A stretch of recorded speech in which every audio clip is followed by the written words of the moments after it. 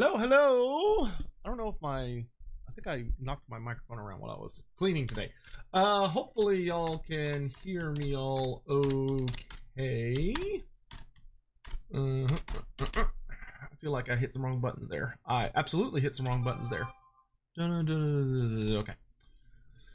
Oh my lordy. I've got to start streaming earlier in the day. I'm so bad about getting up though. Whew. When the sun's out, I just like to sleep. I don't know how to explain it.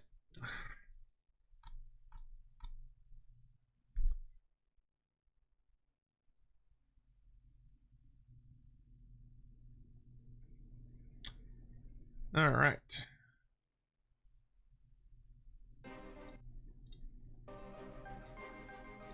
Why? Wait, is it not saving it as... No, it's supposed to be borderless window. How many times do I have to do this before you will fucking save? God. Every time I open the game, it changes it back. It's very annoying. Joins the Red Host. It's Kitten Mittens! Hey, how are you?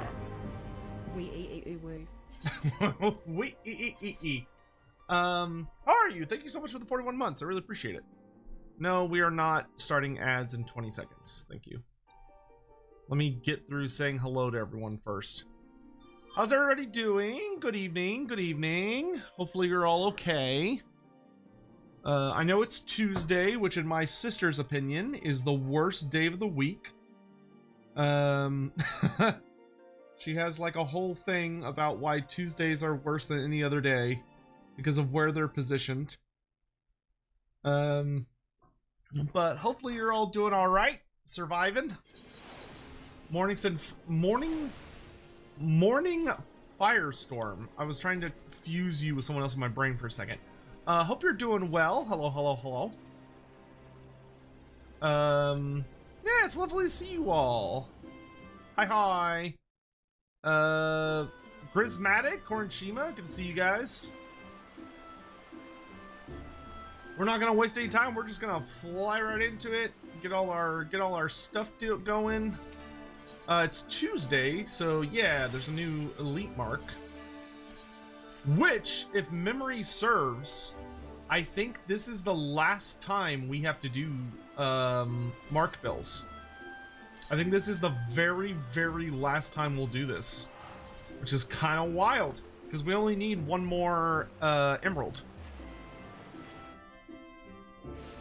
Doing a wrap-up of our Call the Netherdeep campaign? Well, that's exciting. So that's D&D, right? You bring token trinket to give to Throt. Yes, yes. Good, good. I accept your offering for Mulder Clan. For Mulder Clan. Korinshima donated $5 hey, Korinshima. Super Chat. Joking aside, feeling like shit due to family drama that's beyond my ability to do anything. Plus being late, but at least I have you and your streams. Well, first of all, I'm sorry to hear that things are being a pain in the ass for you right now. I hope that your situation improves here soon. You know, the only good thing about shitty things is that eventually they pass, you know? So I hope whatever's going on, it, you know, it becomes something that you can look back at rather than being something you're dealing with sooner rather than later. And sending you good vibes, my dude. I hope you can just kind of take a minute to just sort of chill out and hopefully think about other things while we're here playing some stream. We're gonna do some Hildebrand today. We're gonna see how far we can get in that little storyline. So, you know, we'll be able to be dealing with some absolute dumbass insanity. So hopefully it'll be an okay time.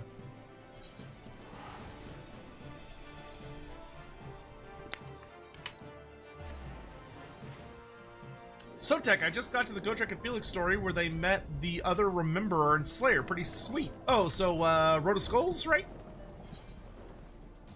I really liked Road of Skulls. In my opinion, it's probably the tied for the I would say it's tied for first place as the best, God damn it. I hate when these dudes are part of, like, public quests. Because then it takes so much longer to kill them.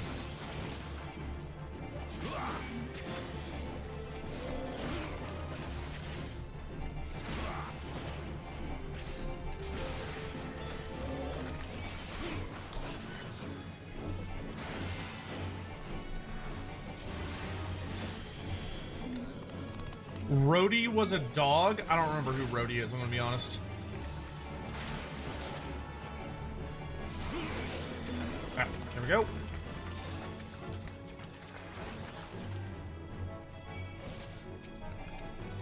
Oh, that's not allowed.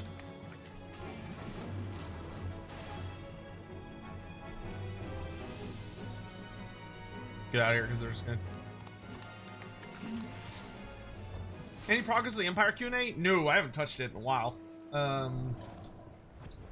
It's, I've got a nice Google Doc for it, but I haven't touched it in a hot minute.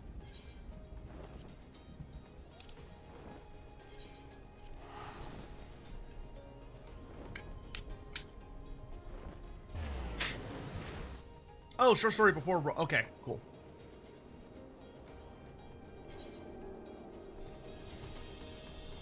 What am I doing here? Bloodshore. Cobalt Pitmans.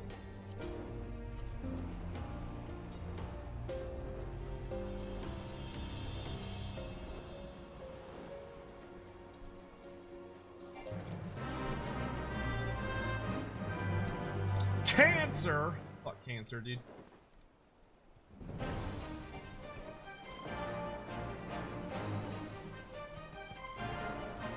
That's not a unique boss, is it?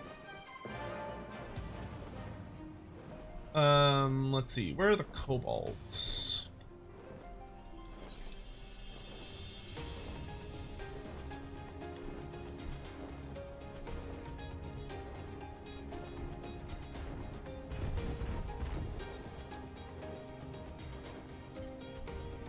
Quick burns.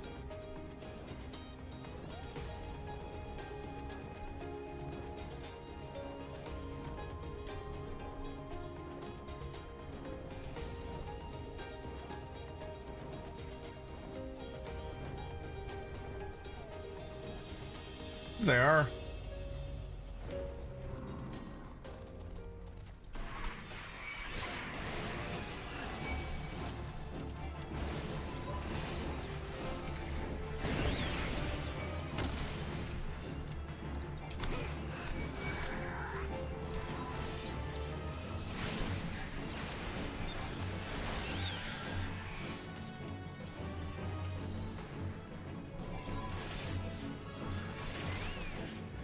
Alright. Oh, I need one more. It should be illegal for them to give you ones you need 4 of, but they only spawn 3 at a time. It should be illegal!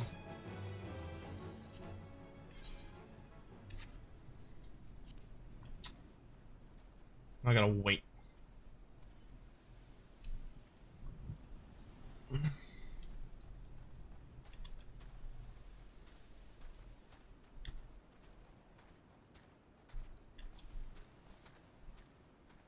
Oh, is the flattener fired up? It is. Yes, it is. Because I was smart and I left it running. Test, test, test, test. Yeah, it's working.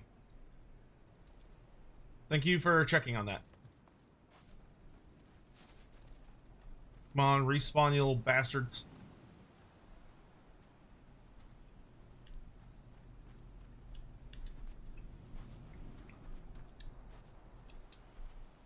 Yes, this indeed working. And it's crazy how little time we have before Offkai. There's only 4 more days. Wait, no. 4 more days until I do something else. No, 9 more days.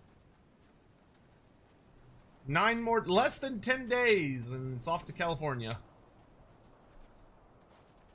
I've never been to California, so I'm hoping it'll be a good time. But San Jose's right on the coast, so it should have, like, super nice weather.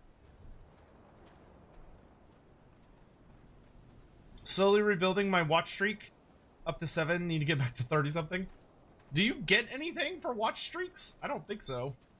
And I feel like they're hard. They're very, very hard to get with me because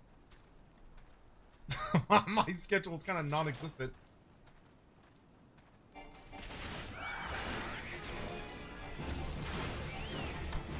All right, there we go.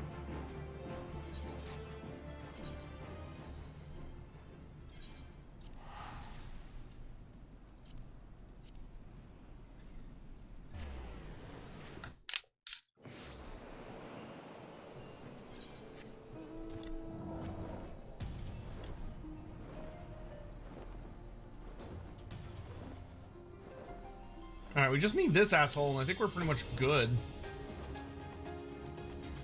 Like, I think it'll still be worth doing these dailies, because allied seals can be used for a surprising amount of stuff. But are there any other good ways to get allied seals? Besides the hunts, daily hunts?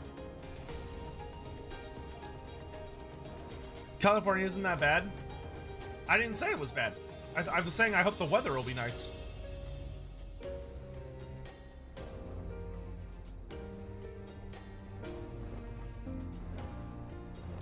And he's right on the coastline, so it should be nice. To my understanding, the whole like one of the best things about California is that their weather tends to not change very dramatically despite the seasons.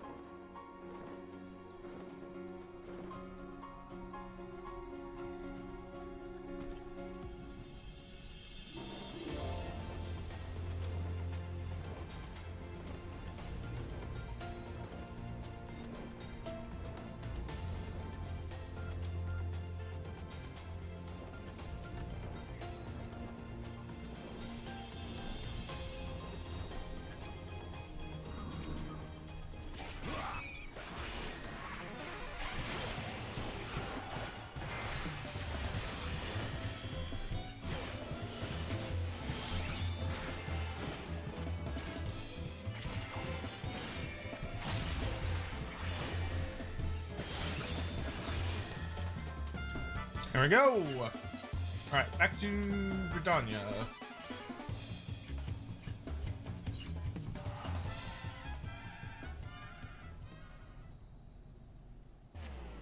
It's always nice there, even when it's not nice. Well, there you go. When do you think they'll add the lore of life to Cathay? I don't know if they ever will. Like we know there's a specific place. Okay, so we know that in Grand Cathay there is technically places where all 8 of the Winds of Magic are learned, right? Because there's the whole thing of oh my god, I have 50 pieces of Alexandrite! It felt impossible, but we finally did it. Holy shit. Oh my god, that took 1,000 years. What was I gonna say? Oh, so we know that in order to learn the lores of yin and yang, you have to master the 8 winds, right? It's kind of like learning high magic.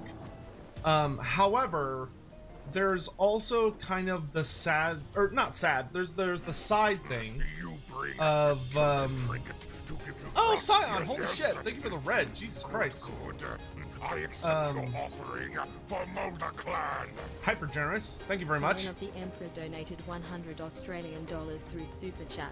Thank you, my dude. For Alm retold is great, but I really hope we get more DLCs in future. I feel like the Aztecs and a Mesopotamian faction like the Sumerians, Babylonians, or Assyrians are needed at a bare minimum.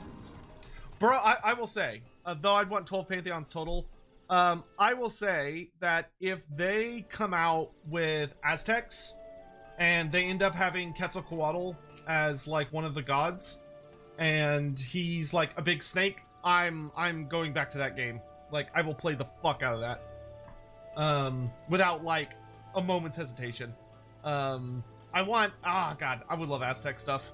It's sad it doesn't get nearly as much love as it should. But anyway, so thank you again, Cyan. I really appreciate that. At some point we'll need to get caught up with that. But hopefully they're going to keep doing more DLCs for that. So what I was going to say is, for the Lords of Yin and Yang, you have to master the 8 winds, right? But after you have mastered the 8 winds, you go on that. The problem is that something that they've established with Cathayan lore is that you're dealing with... Hang on, that just a little bit better. There we go. One of the things that they've kind of talked about is that you can only have... or the Wind of Heavens is the only wind that is legally allowed, right? It's the only wind that's permitted over all of Cathay by the Celestial Dragon Emperor. Now, there is one notable exception that is existing outside specific schools of learning for humans to use, which are the alchemists. And the alchemists are technically illegal, but there are individuals that are willing to use them and willing to permit their illegal activities because of the gain they get from it, even though it goes against the decrees of the Celestial Dragon Emperor. And because they are a part of a major faction, being Zhao Ming, and over in Shenyang, where the alchemists are allowed by Zhao Ming, who's deliberately disobeying the orders of his brother and therefore his father, they're just kind of part of the roster. I don't think they're ever really gonna add the other lores of magic, because no human would be allowed to practice them. So then it would only have to be like Shukenguns, and it would basically be introducing Shukenguns that like specialize in one lore of magic, which I don't think is something CA would be particularly interested in pursuing. Like, you already have the ability where the Shukenguns can take, a specific spell from the lore of life. And you got like Miao Ying, who has a mixed lore, but I don't see them adding like 8 more variants of Shukenguns. It's not impossible, it's something you could ask for on the forums for CA to maybe consider in the future, would be Shukengun that specialize in all 8 lores. That way they have access to 10 lores of magic, instead of just the 2. I would be surprised to see Creative Assembly allow that, but it doesn't mean it's impossible. But I don't see that being something that they would really want to commit time to. That being said, though, it's not impossible that we might see more wizards. It's possible that when the Monkey King comes to the game, there could be a special type of wizard among the monkey people that maybe is like a beast wizard. So maybe there are beast wizards that serve the Monkey King that themselves are monkeys, and it gives you access to lore beasts. Or maybe one day we'll see like casters that represent different parts of Cathayan culture. The answer is we just don't know. Because there is a lot more that CA is intending to add to Grand Cathay in the distant future. I have no idea what it is, because we are far beyond the point of like things that Sotek can easily guess. Outside of like, I could guess special characters, because we pretty much, I think, know all the special characters they'd ever be interested in using, with the Monkey King, the 3 remaining Dragon Children, the blind Master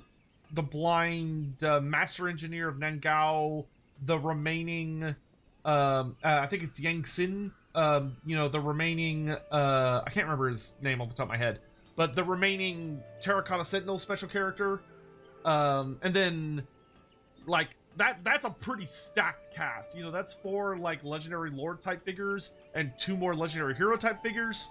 But like unit wise, besides like monkey warriors, which is very vague, we also don't know if there are different kinds of monkey warriors. Is there one kind of monkey warrior? Are there multiple kinds of monkey warriors? We have no idea.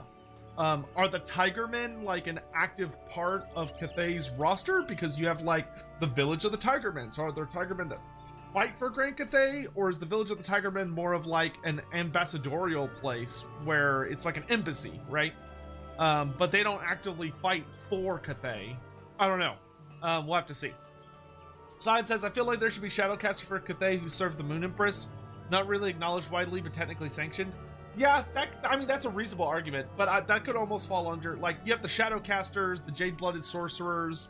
Like I said, there is a group dedicated to each of the 8 winds somewhere in Grand Cathay, but at what extent they are like, oh, these are guys that would be battle wizards that would show up and fight on battlefields, versus, no, these are people that, like, are more involved in, like, the background, but are not active fighters, is hard to say, right?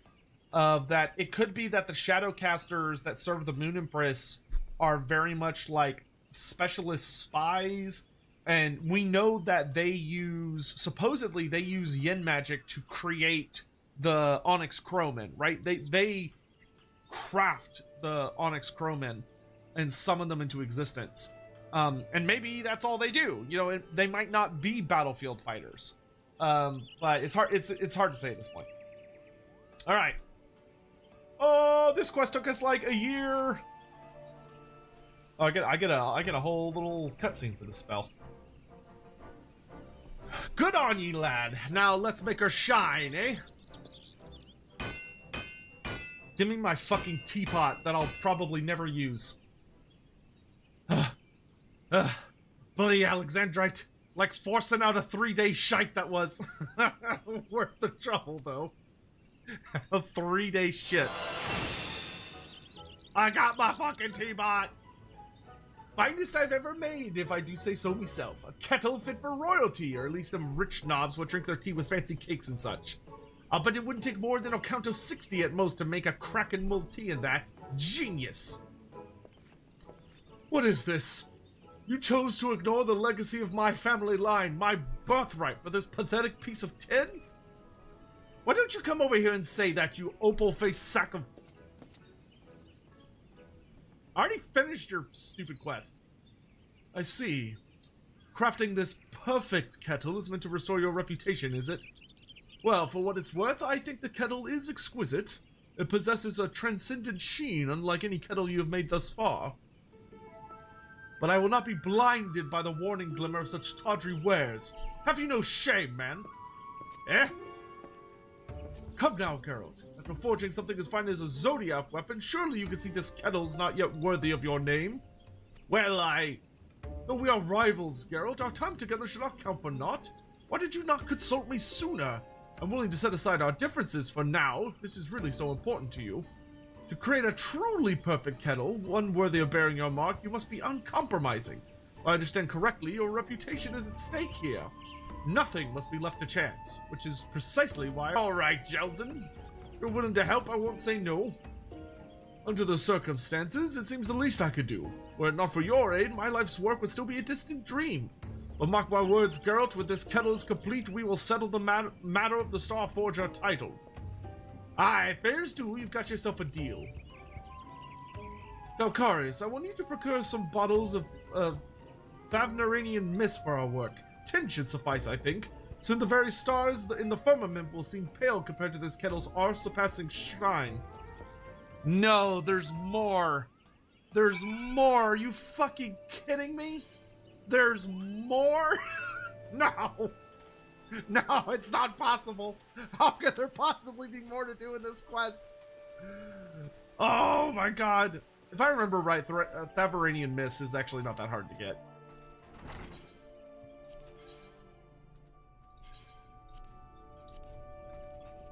I just have to remember where you even get that. Relic quest? Yeah, I did everything for the weapon, and then they were like, do you want this stupid teapot? And it's like, well, I guess. I cannot believe this quest keeps going. Do you get Thavnaranian mist from Redania, or do you get it from Mordona?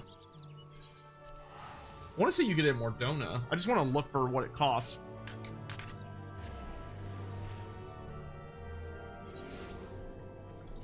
Because I gotta deal with this shit while I'm also dealing with the new quest line.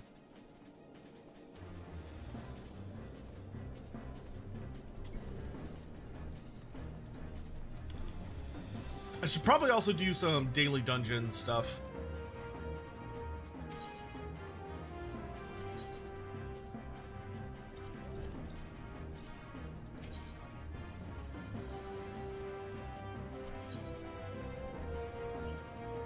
Never-Ending Mist. Oh, yeah, no, this is super cheap. I can actually do it right now.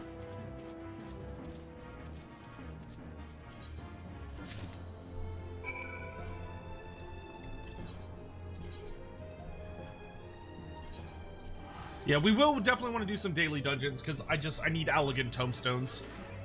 And that'll also help me get my journal done for the week.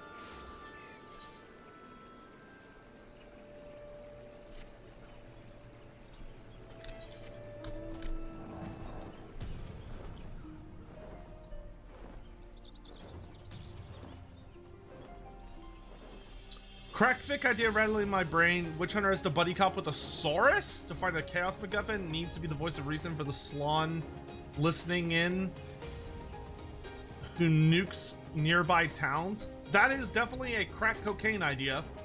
That is definitely a crack idea.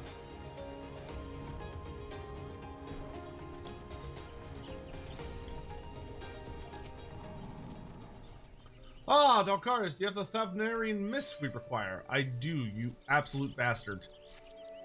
Let this be the end of it.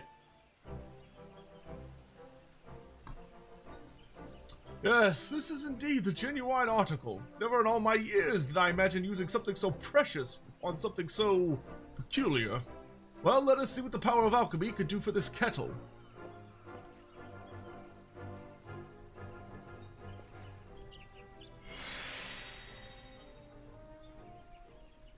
Hey, USUE, how you doing? Now that, that, my good sir, is how you make a kettle. Behold, the rich glow of finely wrought pottery.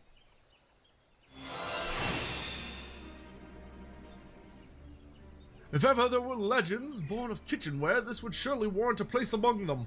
The choicest fruit of the realm's most masterful blacksmith and her most accomplished alchemist. I give you Ultimate Kettle Zenith!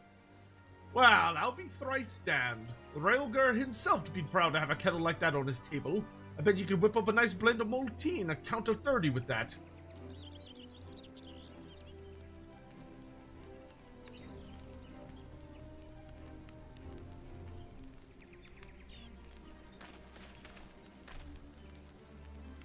Excuse me, Master Geralt, I hate to interrupt, but it's about the kettles for our client at the Rosewood Stalls. I thought you should know I've taken care of their order. It should arrive in Gridania within the day. The thing is, they insisted that the goods be delivered early, and I was forced to forego quality for the sake of crafting the requisite number in time. Terribly sorry. I tested one with mulled tea to gauge its boiling speed, and regrettably, it took a full count of 20 to prepare. I pray they will be merciful in their appraisal, knowing it was but a lowly apprentice and not your masterful hand that accommodated their request. His only took 20. This one takes 30. That's actually very funny. Next, I believe, is an arms order from the House of Splendors. It's been ages since they last requested our services. I only hope the quality of my work will not discourage future business. Ah, forgive me. I did not mean to sour the mood with talking my shortcomings. Mayhap your coming masterpiece will serve to inspire me. I very much look forward to seeing it when it is finished.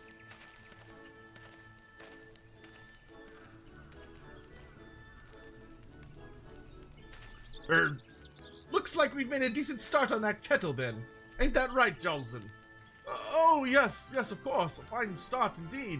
At last, we can begin our work in earnest. Something wrong, Dalkarius? You didn't think we was finished, did ye? Far from it. Turns out that was just the, rough and out stage, see? Now's the part where we turn it into a real kettle.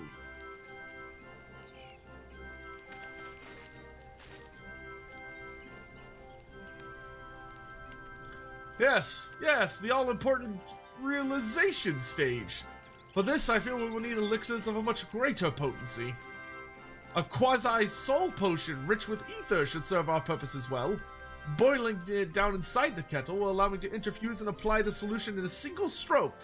Its boiling point is incredibly high. We would need flames with the bowels of an inferno, the fiercest of gales to fan them, and the stoutest earth to contain them. Quite from what such ingredients might take, I cannot say, but I must ask that you find them nonetheless. Sounds like what we're looking for are fragments from primals, namely Ifrit, Garuda, and Titan. They may very well suffice, yes. If you would be so good as to procure them, we will make a kettle for the ages. Bro, it's just a joke quest. This whole fucking thing is literally just a joke quest. Complete extreme versions of all of the... Oh, great. Okay, sure. Why not? Holy fuck. Okay. Alright, so... let's go do... the... what do you call it? The Sylph quest. If you're doing roulette, do it with Conjurer to get a start on White Mage leveling. That's a good idea. I mean, I gotta do my journal, so we need to do high level and low level stuff.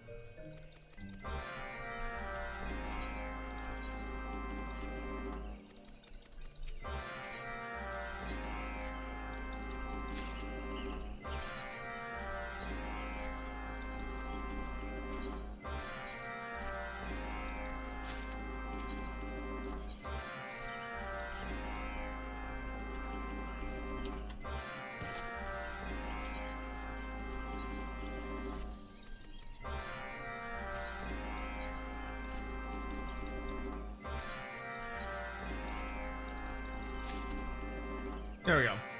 Is there lore beers this Wednesday? I don't know yet.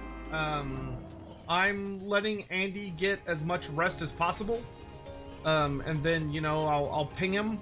I will ping him tomorrow morning to see how he's doing.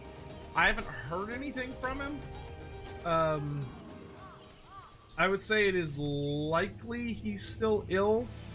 As much as I don't want that to be the case.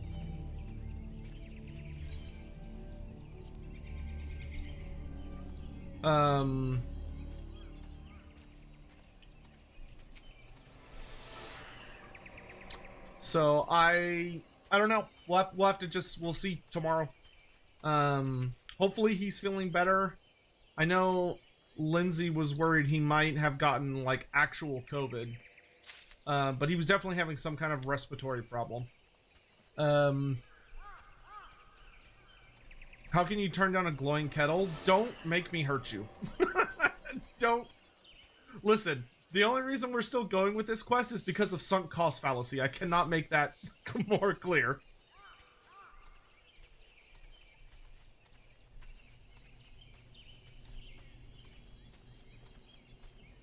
Where is the other relic?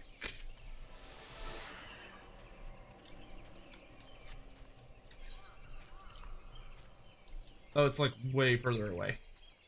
Oh, it's over there. Okay.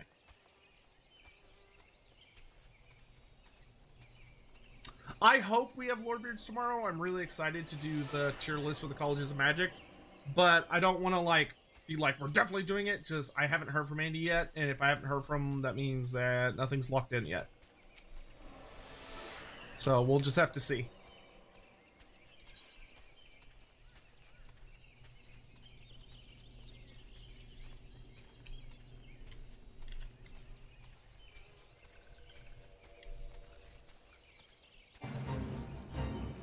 That's a big marble.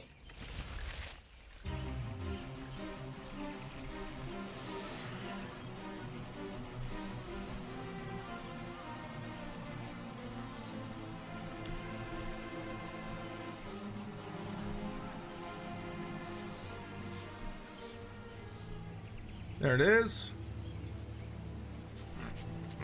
You bring a token trinket to give to Throt. Yes, yes. Good, good. I accept your offering for Molder Clan.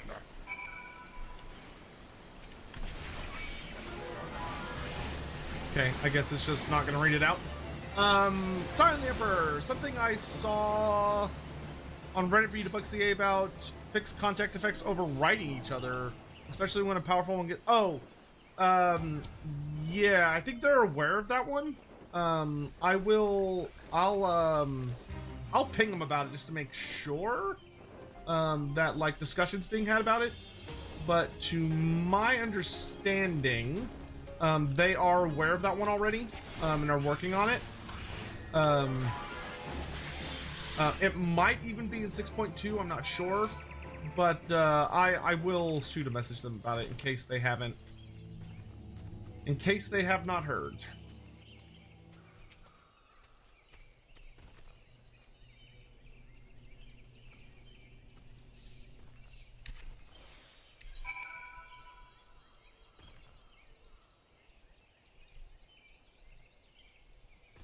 Hairless pumpkins, I gotta go all the way over there. Okay.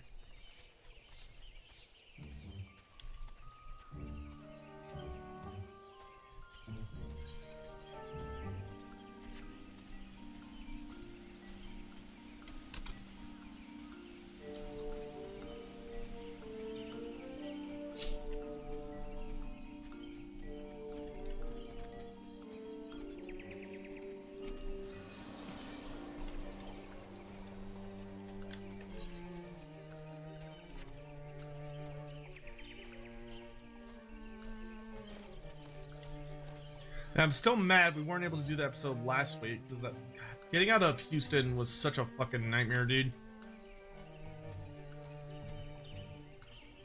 That drive is miserable.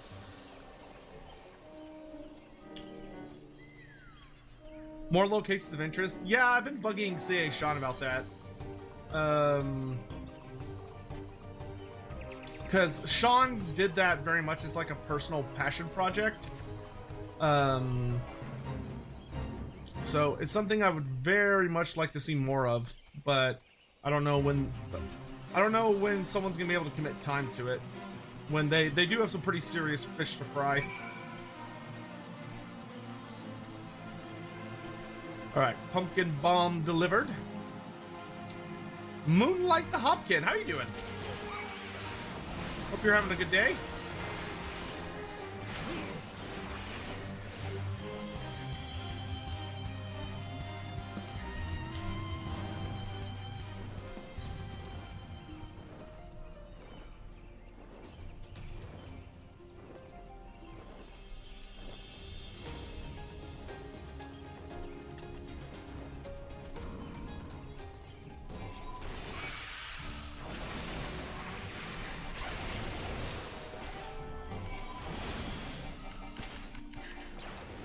We're just enjoying some Final Fantasy. Gonna be knocking out our dailies, and then we're gonna be doing Hildebrand today, which should be fun. Hildebrand is always very stupid, but in the best way.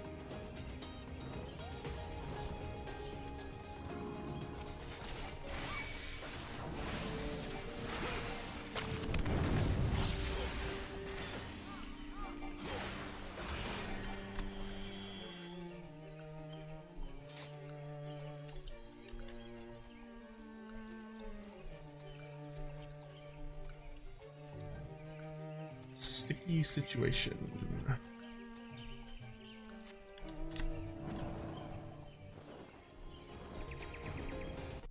Oop. Ah, come on, get off.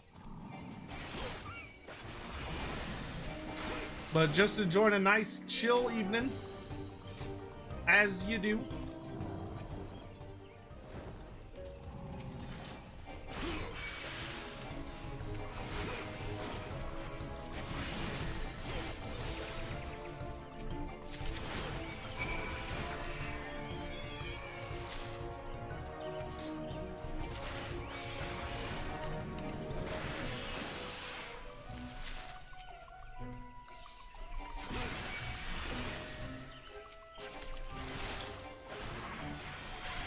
Especially because we're really just enjoying some time before, To give to Throt, yes, yes.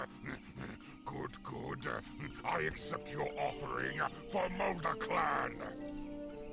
Sign of the Emperor donated 10 there it Australian ran off. dollars through Super Chat. I also really want a Sword Arcane and Nemesis Crown equivalent added for the Far East eventually. Maybe armor or a talisman to allow you to have all three at once. that would be super duper nice. It's probably gonna have to wait until, like, we get the next major Cathay expansion. Because that would probably be the most realistic time that's gonna show up.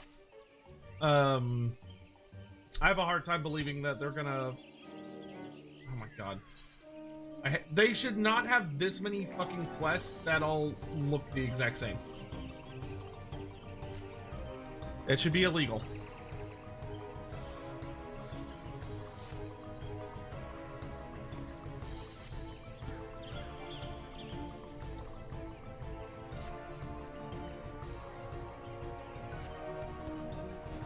There we go, Jesus. Because they all use the exact same item. So it's like... Oh, Lord.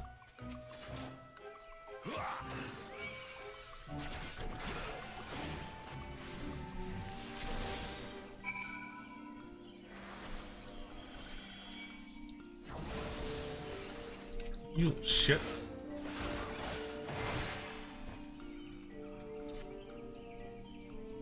Hey, Gingivius, what's up? True or false? This is a dumb baby game for babies? True. It's true.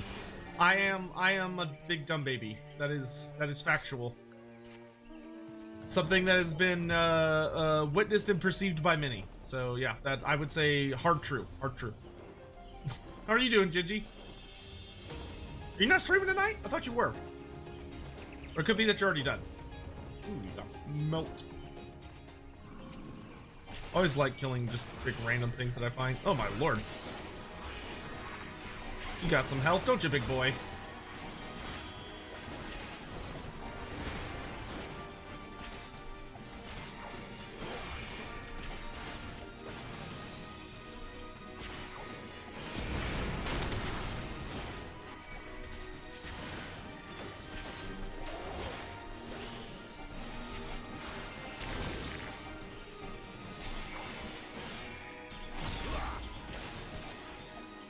Yeah, he just inflicts paralysis, I swear.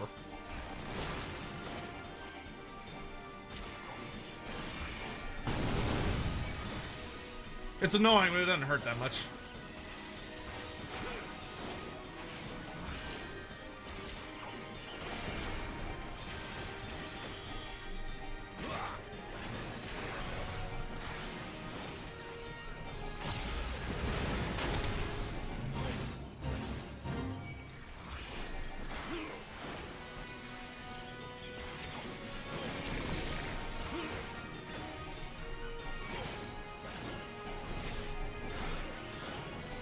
In related big dumb baby news, I bought the cookbook. Oh, nice.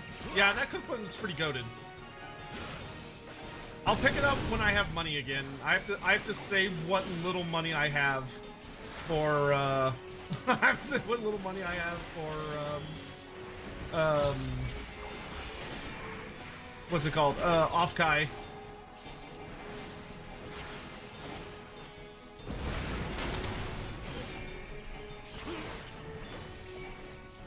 I might be able to get it a little later, but I can't get it right now.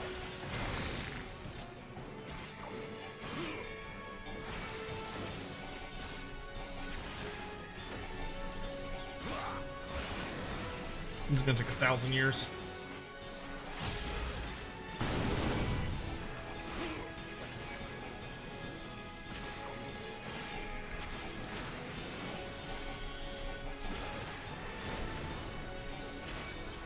But I know I'll get a bunch of allied seals out of it.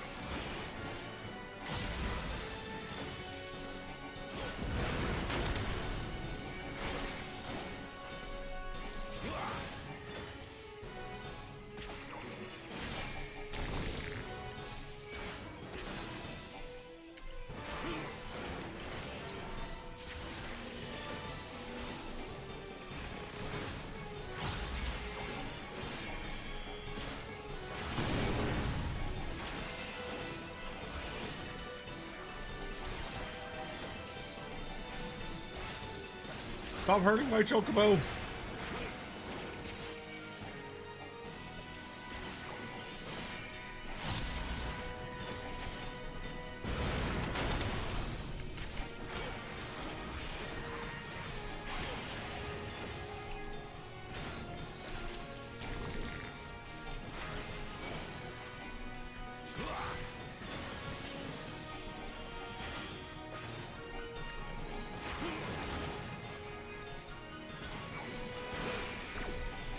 Yeah, I get interrupted, you big bitch.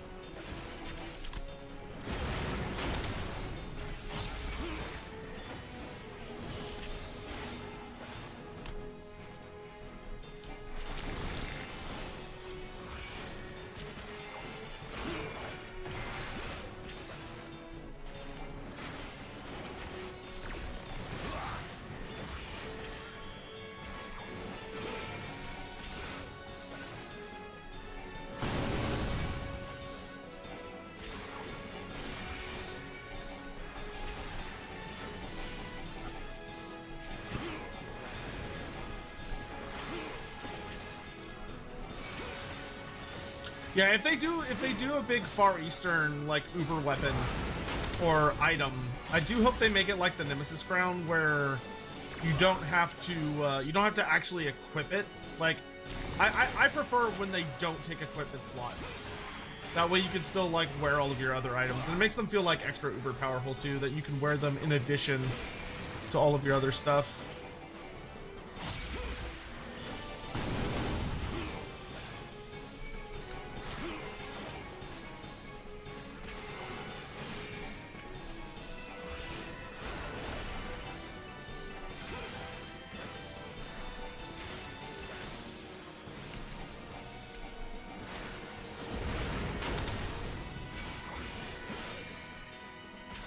If you could just hurry up and die, that'd be super cool. You bring a token trinket to give to Throt. Yes, yes. Good, good. I accept your offering for Molder Clan.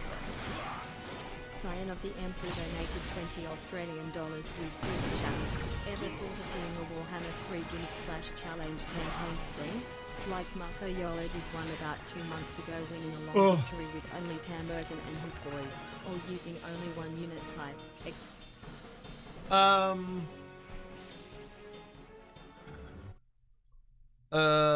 Thank you, Scion. Thank you very, very much. Ever thought of doing Warhammer 3 gimmick/challenge campaign stream like Marco Yolo did one about 2 months ago, winning a long victory with only Tarmakon and his boys, or only using one type of unit?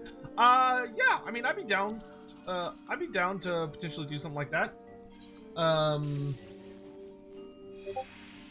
I think that could be... potentially be a good time. Shameful display! Listen, we killed the giant eyeball thing. It took forever, but we did get there. I think we could absolutely do that. Oops.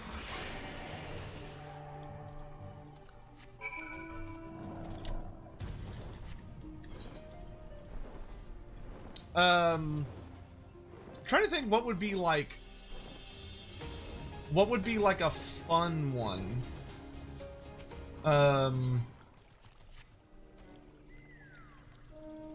Yeah, I think some like challenge campaigns could be a really good time. Though I do still need to finish a few achievements ones as well. Link me the video on Discord. All right, awesome. I'll check that out.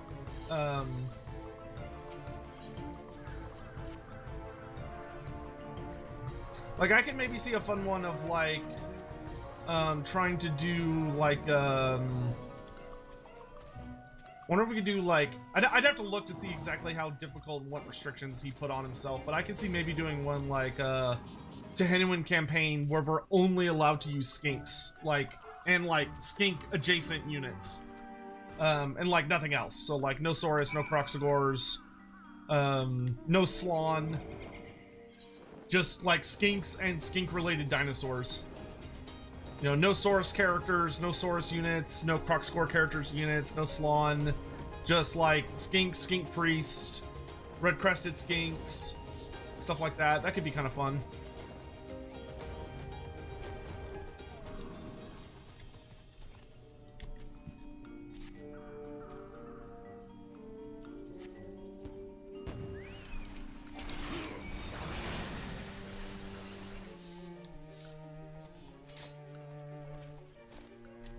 He does buff the skinks like crazy? Yes, he does.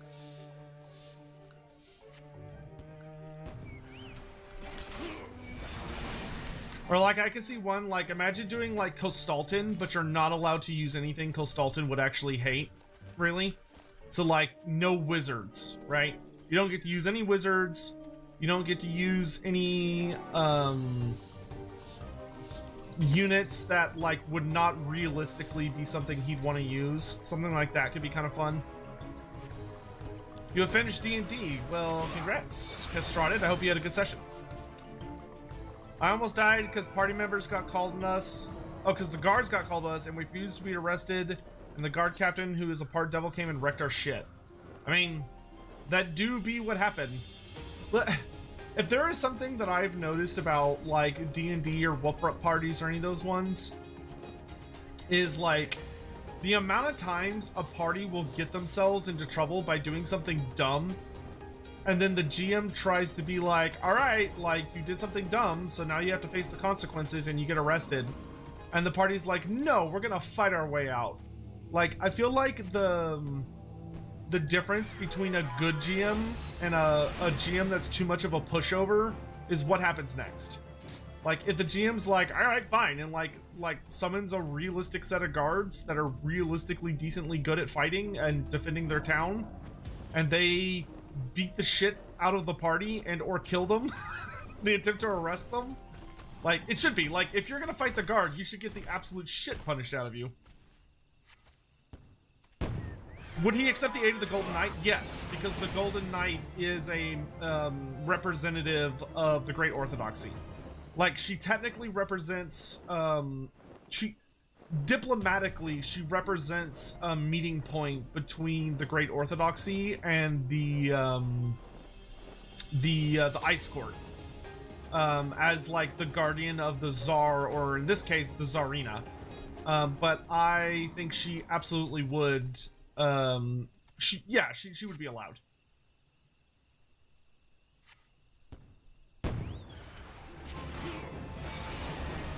A party member threatened a toy maker to get a toy from him for a present. Why didn't they just buy the toy?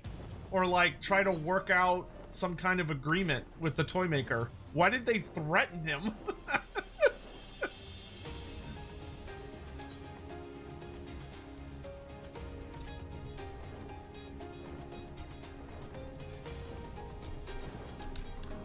If that had been my party member, I would have been like, hey man, you do the crime, you do the time. I'm not going to jail for your ass.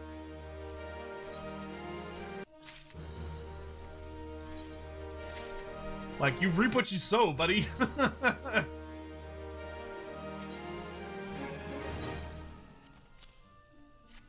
Dude, we had such a nice dinner tonight. We had like baked chicken and steamed vegetables, but the vegetables were like perfect. It was crazy how good they were.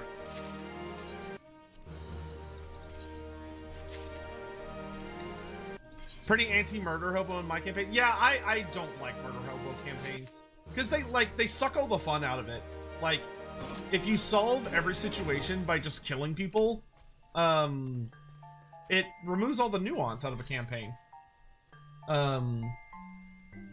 Granted, I have to say this very diplomatically. I have been in campaigns with people that are really, really bad about not taking no for an answer. And if someone tries to tell them no, they just get like, they're just the worst about it.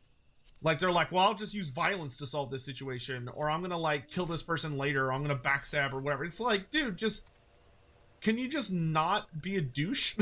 Like, is that an available option? Can we just not be assholes? I feel like it's not that hard, my dude. I feel like that is totally a viable way we can solve this scenario. What about Akshina? Akshina, I think Akshina and Kislevite warriors would be totally fine. Because the Akshina represent, even though like in the campaign or in the DLC video, obviously the Akshina you deal with are sympathetic towards Mother Ostankia. Not all of them would be. The Akshina are basically like the rural police force. So they are the secret police, they are spies, they are people that like watch the wilds and keep an eye on things and yada yada yada yada. You know, they watch out for what goes bump in the night. So I do think Akshina would be fine in a Kostalton campaign.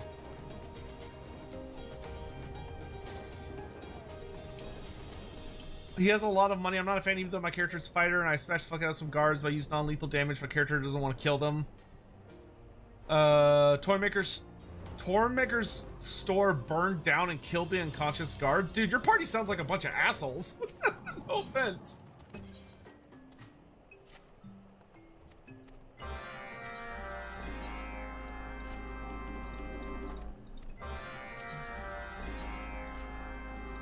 Especially if, like, he could have afforded it.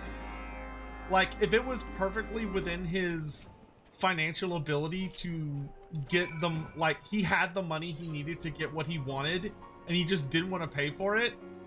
Like, I don't know. I feel like at that point, you gotta, like...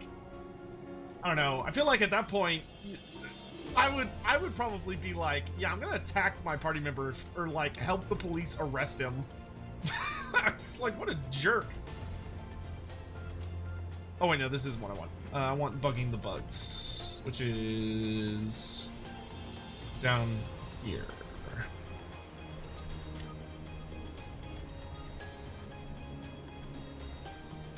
Yeah, I think that always sucks when you have like someone that comes into a party and they just can't.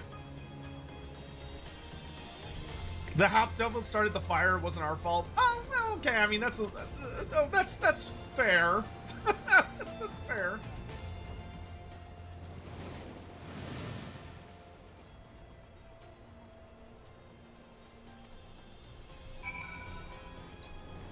This quest always cracks me up because you just like gas the shit out of this guy first. Gas the shit out of this guy. He's like, can you come spray my plants? And you end up just like gassing the shit out of him. This is so funny. He's like, oh, I can't breathe, my eyes are burning. And you're like, well, sorry, dude, I'm just doing what you asked. What do you want from me?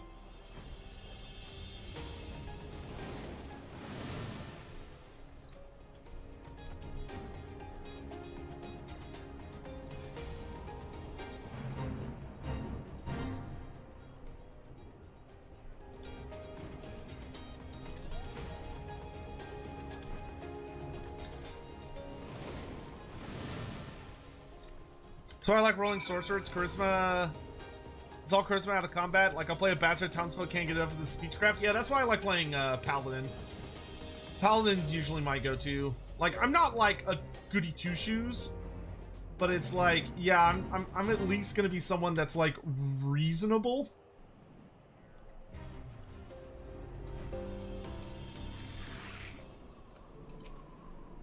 And has like a vague moral compass.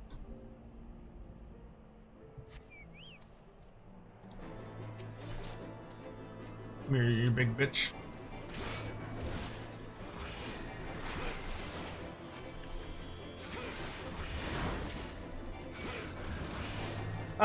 So, dearest chat, did any of y'all watch any of the other reveal shows this week? Like, did any of y'all watch like the Xbox show or the PlayStation show or any of the other ones? Because I'm curious if anything like really interesting came up. Because I didn't realize there was more than one show, and I definitely only watched one of them. You feel like you watched all of them? Anything good show up?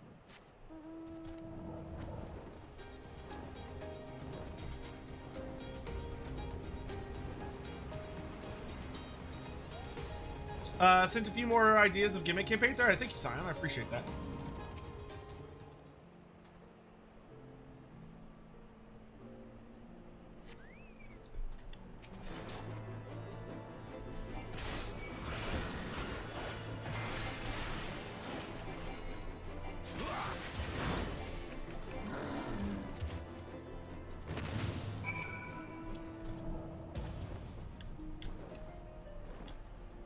I think there's one. Yeah, one more. It's way down south.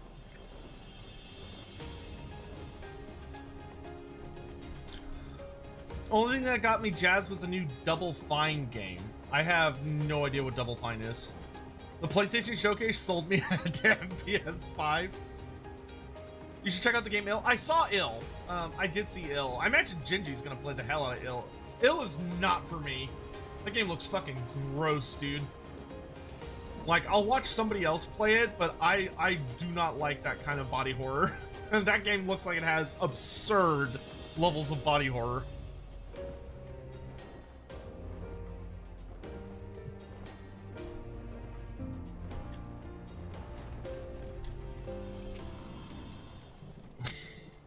Tim Schafer Studio? That sounds familiar. You've signed up to be an Ill brand ambassador? Yeah, that would make sense. They'd be a fool not to hire you.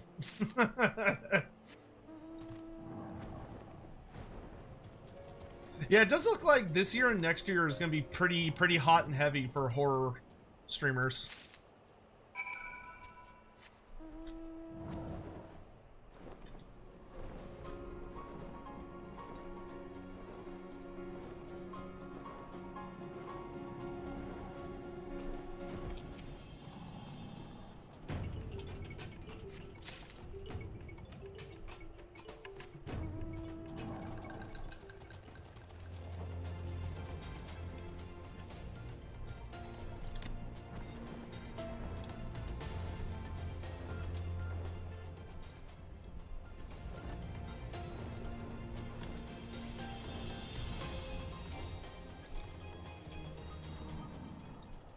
Death Stranding 2, Metal Gear, Silent Hill F.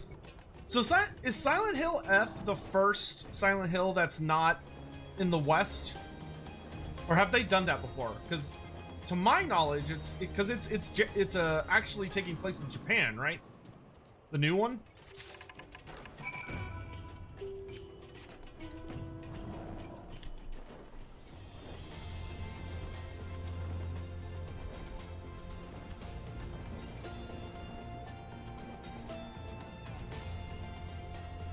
Yeah, 1970s Japan. Which is gonna be interesting, because that means no guns, right?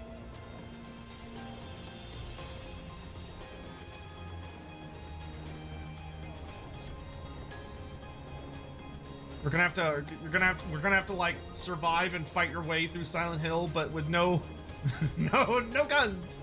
You just have to like punch and stab your way through everything.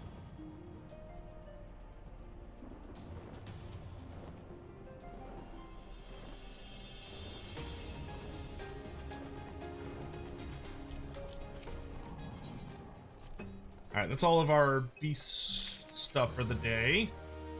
Oh, you actually get some nice Pelican tombstones for these.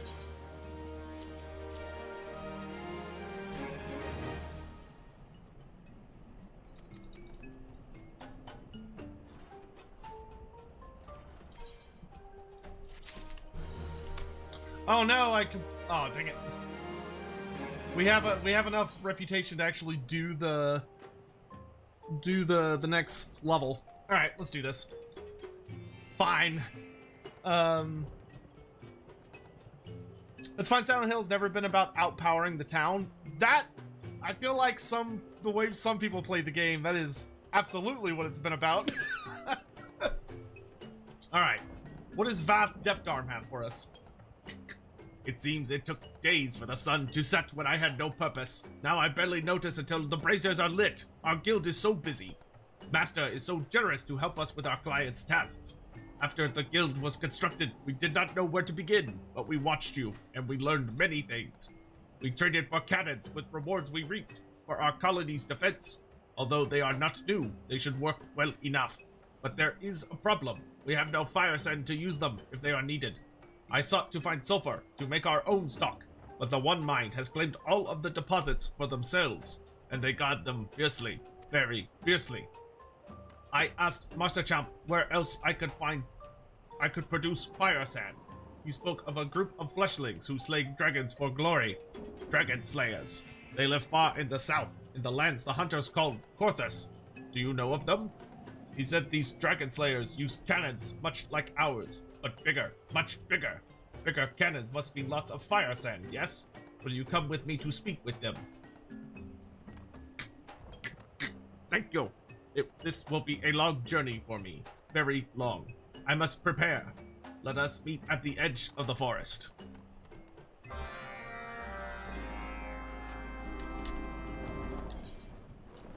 I didn't realize we had advanced that far with the Vath, where we already are to the next reputation level with them. Ah, sure enough.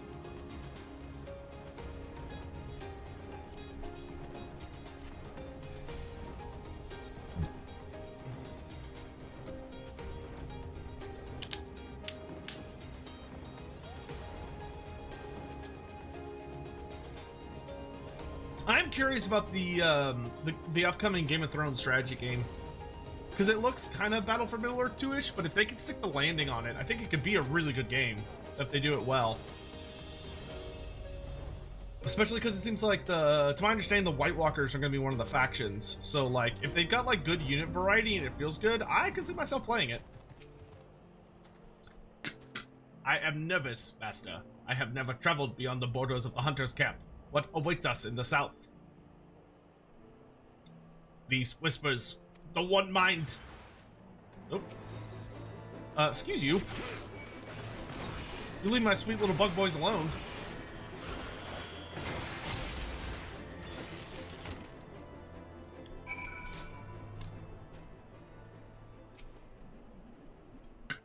Forgive me, Master. Their voices, they frighten me. My head aches. They drown out my own thoughts. I lose the will to move. No, it is no excuse. All adventurers face many trials. This is my own to overcome. We must press on to Korthus. Bring a token trinket to give to Throt. Yes, yes. Good, good. I accept your offering for Mulder Clan. Scion of the Emperor donated $20 Australian through Oh, thank you, Super Chat. Scion. Other suggestions: Ungrim and Slayers only, Skulltaker, That one's and actually not that Bloodletters hard. only, Throg, and Trolls only, Kimler, and Spirits only, Cetra, and Chariots only, Astrogoth and Bulls. I feel like if I was gonna do Kimmler, I would do Kimmler and skeletons only. So he's allowed to use skeletons and he's allowed to use whites, but nothing else. Cetra and Chariots would be pretty baller. Astrogoth and Bulls. Greases with Noblars? What? what makes Greases the Noblar character? Though that would be pretty challenging. I really like some of those. Skulltaker and Bloodletters only would be pretty strong. A lot of those would be really fun. Racist. Yeah, I think Throg and Trolls only, I think, will be really exciting to potentially do, depending on what his mechanics look like with Tides of Torment. What a beautiful land! Everything looks so clean, but my body shivers, as if I had fallen in a river. To feel cold all of the time. What an unpleasant feeling. Yes, most unpleasant. Let us hurry, find the leader of these dragon slayers.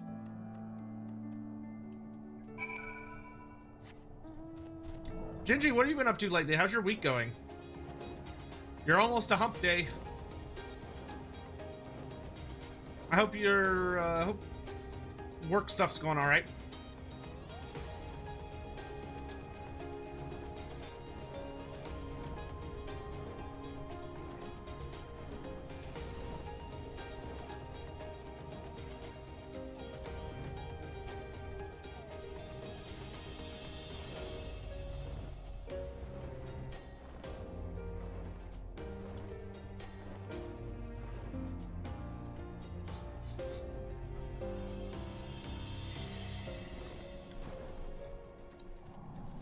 Just started playing Clair Obscure. It's wonderful. I've heard that game is like god tier. I want to start playing it. I just have like a lot of other things I need to finish first. But I have heard nothing but like, I haven't heard good things. I've heard like amazing things about it from people that are like very picky too. It's free on Game Pass? You don't say. Oh, I have 2 quests with this guy. What? Oh, okay, that's actually quite funny. All right, cool. We can advance several quests here. Only a few hours in, it's a banger. Damn, dude. All right.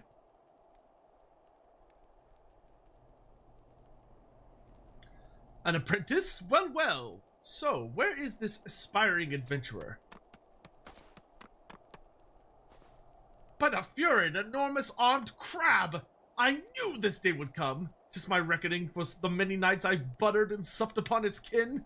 No matter, I have no regrets. What a strange greeting. I am the vast depth arm, an adventurer who will perform any task you require, but I request fire sand as my reward. I must be dreaming. A talking crab, and one requesting fire sand at that. You speak as if we have aught to spare. Yet if this is a waking dream, then I might as well entertain this crab's offer. Slay the lesser dragons which plague our camp at present, and fire sand you shall have. There's little glory for us in slaying such frail fiends. Yet you, as a greenhorn, might find it a suitable challenge. Good, good. I accept your offering for Mulder Clan. Scion of the Emperor donated 20 Australian dollars through Super Chat. The big thing I and others have with that game is that it shouldn't be a Game of Thrones game. It should be a Song of Ice and Fire game, not restricted by the scope of the show or tainted by its legacy. Yeah, I mean, I understand that. I feel like any company, though, that has a marketing team is gonna say, no, you have to call the game Game of Thrones. Like, you have to. Because that's the brand that the vast majority of people will recognize. Like, if you say that something, if you go like, oh, this is a Song of Ice and Fire video game, a significant amount of like fairly normie-ish people are not gonna understand what that is. Like, they'll just they won't get it. It'll have to be like spelled out for them really obviously. I think calling it a Game of Thrones video game, I doubt that's really going to restrict the scope of it that much. It might restrict like the initial release scope. So like the initial release is more about what happens in the show, as far as like, you know, they kind of advertise it as, oh, you get to play through the story of the campaign of the show, but you get to change what happens based on like what faction you're playing and stuff. Kind of like they did for the Battle of Middle-earth 2 games, where you could play as the good guys or the bad guys, and it would like change what happens technically. And like as the Witch King, you get to play through the Fall of Arnor campaign. But then I heavily suspect that if the game does well, they'll continue to expand outside of that scope. And like do more and more stuff that just has nothing to do with the show. But we'll have to see. Like, I feel like it's going to be really hard for any company that gets the funding to make like a good sized game. I feel like for them, it's going to be really hard for them to not call it Game of Thrones, because from like a marketing perspective, that's probably what it's going to be like. That's what the people upstairs are going to be telling them they have to call it, so that people will recognize what it is, and it helps it like spread. Because I think in nerd communities,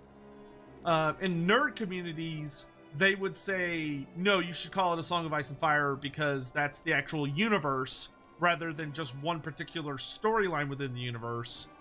And we also, you know, can get away from the shitty ending of the show.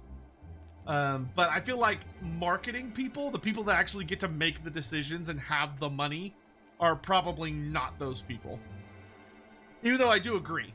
Though, to be fair, you know, the show was good for a long time. It wasn't like the show was always shit. It just, the last, like, 1 or 2 seasons were shit. But, like, there was a lot of good that came out of it.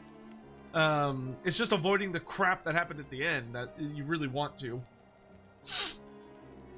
But I have never killed a dragon before. Even a small one.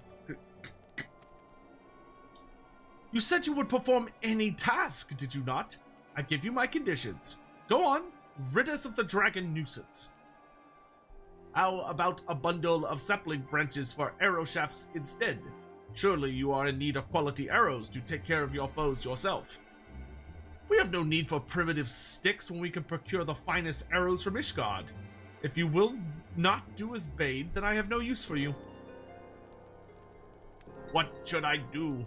I cannot kill a dragon. I could not even face the One Mind. Perhaps I cannot be useful after all. Stop being dramatic. Get your shit together. But he asked an impossible task.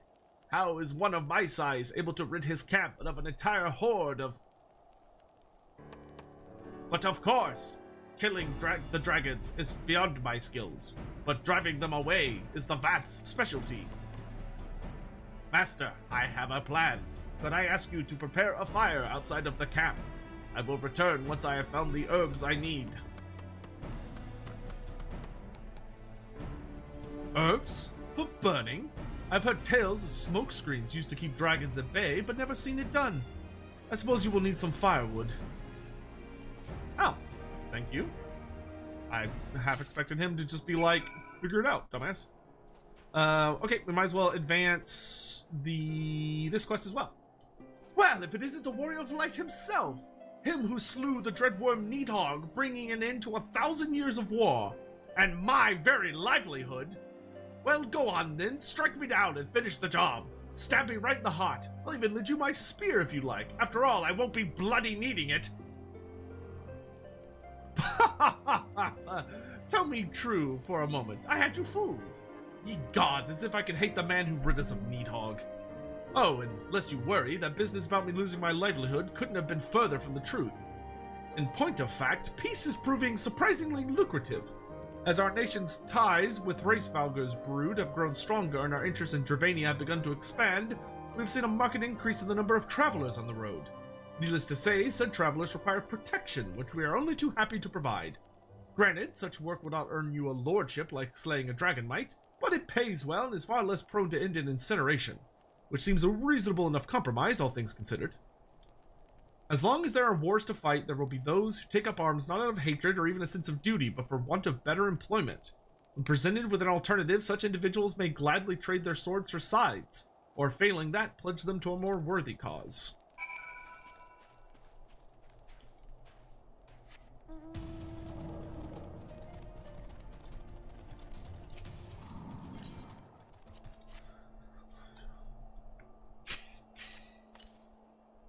Oh, trust me, yeah, I do intend to stream Clair Obscure 33 at some point.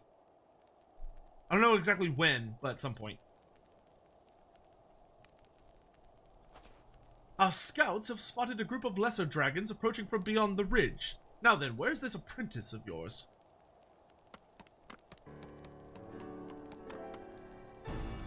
I found them. I found them. I mean, technically, as an insect creature, he probably should breathe out of his lungs. He should probably breathe through his skin, so I don't think he would pant, but anyway, whatever. Set these withered herbs ablaze. It will create a thick smoke that offends the senses of dragons nearby. They will have no choice but to retreat. This had better work. If I find you wasted my time, I shall be most displeased. See for yourself.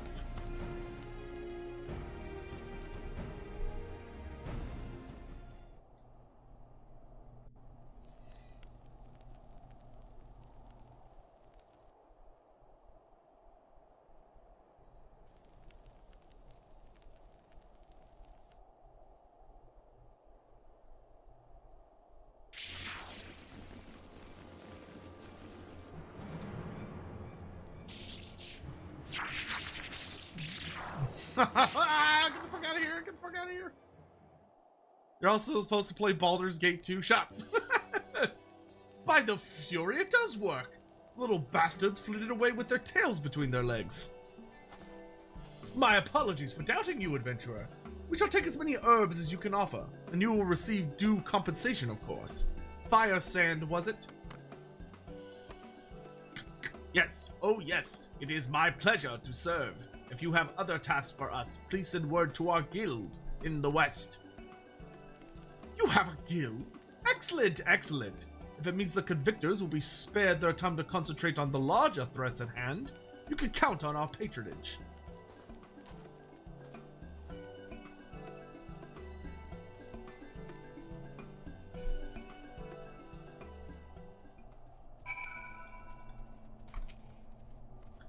I am glad I did not give up. Although it felt like slaying dragons would be less work, My legs grew so cold in the snow, I feared they might freeze and snap. Let us return home. I must speak with the storyteller about our new client. I really like the Nath. The Nath are probably one of my favorite beast tribes. What? Ah, dang it. Oh well.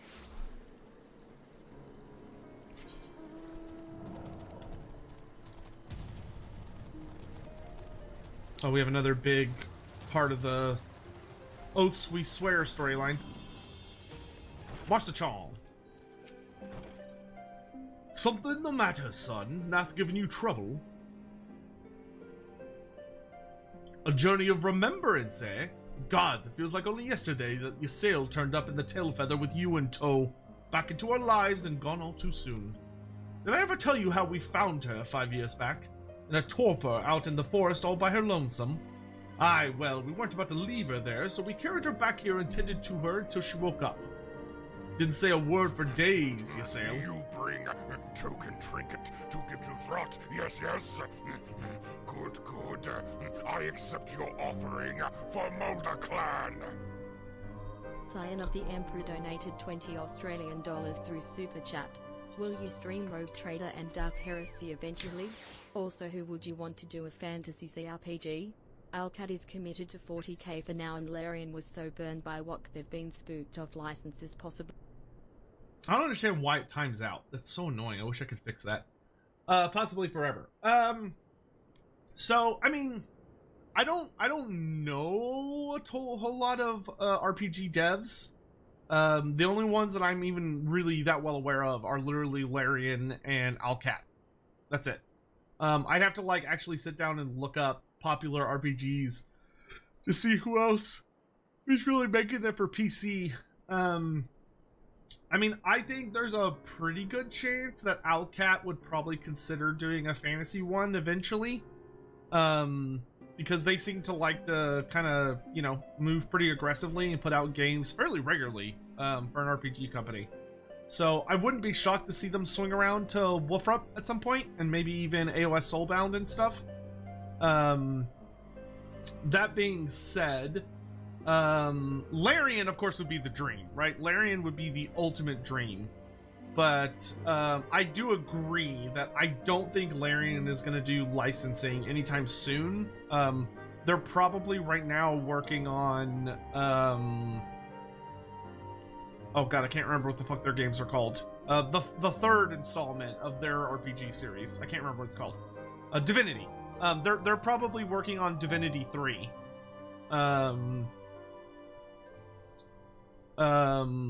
Oh, Obsidian is another company, isn't it? Yeah, I don't recall what games Obsidian has made off the top of my head. But I definitely, like, Obsidian could be good. I have high hopes for Alcat. And, you know, maybe one day Larian will consider. Games Workshop is probably much better to work with than... No.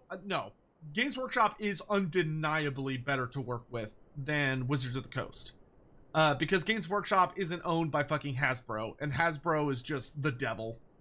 GW, like, for all I bitch about them, whenever I've had the pleasure to speak with licensees that have worked with GW, generally they have positive things to say. Like, even in private conversation, when, like, it's in, like, a small pub and stuff, and not just Creative Assembly, but other companies as well.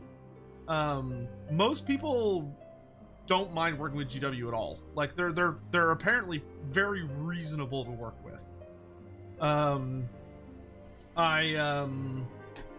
So maybe one day that could happen, but definitely not anytime super soon.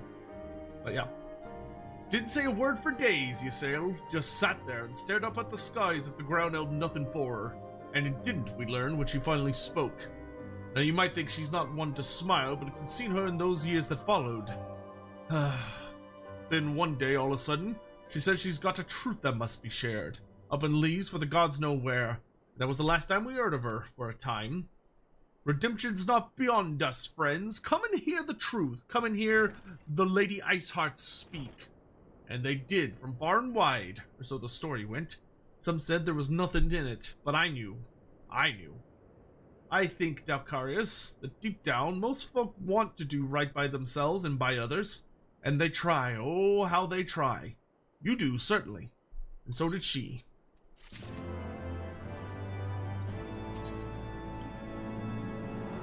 The legacies we leave.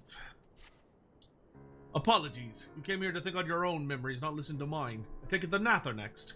Right then, if we're to do this properly, you'll need to gather up your incentives, same as before. In case you've forgotten, that's a basket of fresh Kalum tree fruit, a good-sized jar of landtrap nectar, and a dirty great cartload of young Nunca flesh.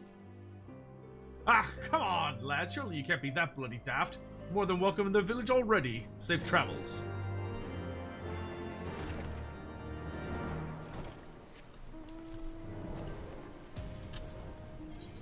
My hair is slightly transparent. Sometimes it do be that way. Yeah, I haven't quite perfected my green screen lighting. It's something I've actually been working on. I've got a new light set up here, but I have to fuck with it a bunch because there's this super annoying thing where, like, a lot of the lights they make nowadays piss me off because they require Wi-Fi stuff, but my PC doesn't have Wi-Fi because my PC is rigged straight into my to outlets and stuff. So I don't use Wi-Fi on my PC, but I can't control these lights without it. So it's a whole fucking annoying thing.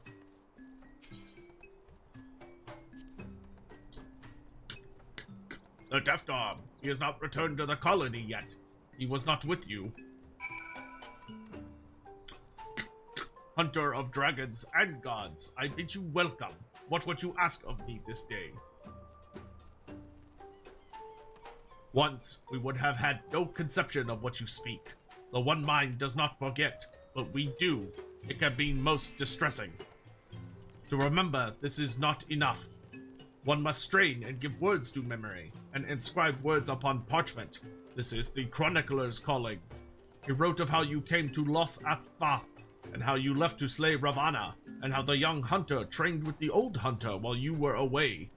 We shall treasure these memories, this history you have given us, and when Nuvath join us, we shall share it with them as well.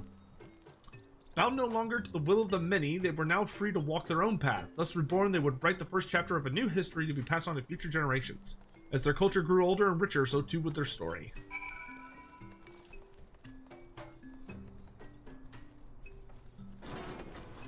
Why are you standing outside, dude?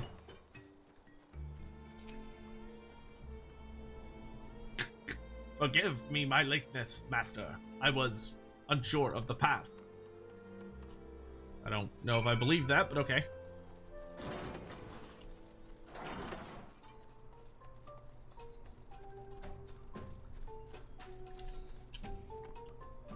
We have secured much fire sand for our cannons. Much fire sand. The colony's defense will be guaranteed as long as we maintain relations with the Dragon Slayers. How vast this world is. I am hungry to see more of it. But for now, the guild needs tending. Our clients have many tasks for us. Until next time, Master. Society quest complete! And their base upgrades! Woohoo! Wow, they got some serious cannons. Okay.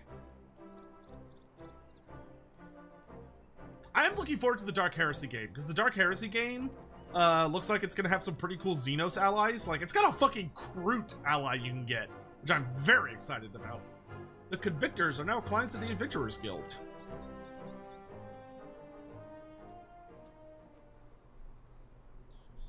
Reputation up. We're now trusted. Woohoo!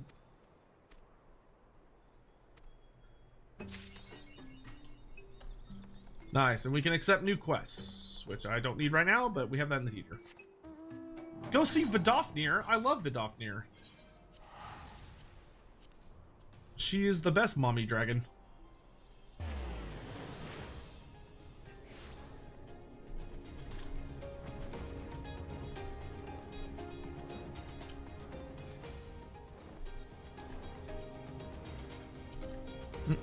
Wrong one.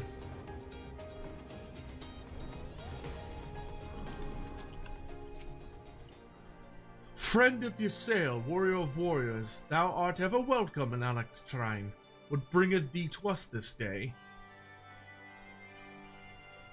There is much to be gained from looking to the past, to walk half-remembered paths, to mark anew their twists and turns. We too do this, though not through pilgrimage, nor less the written word, beloved of thy historians. In song do we preserve the deeds of our lost and chronicle the passing of the ages. Naught hath greater power to stir our hearts. 'Twas a dirge of profoundest sadness that roused Needhog's brood to action, a dirge which soundeth no more. Now a new song rideth to fill the void, one of hope rekindled, of war's end and peace's rebirth. I shall sing of thee in Ysael ever after, that all may know and remember. In the chorus the fallen could rise once more, for none are dead whose names yet echo in the heavens, and the song would not end until the last voice falls silent. Heroes and villains, sinners and saints, all would live again. Next is Mogholm, huh?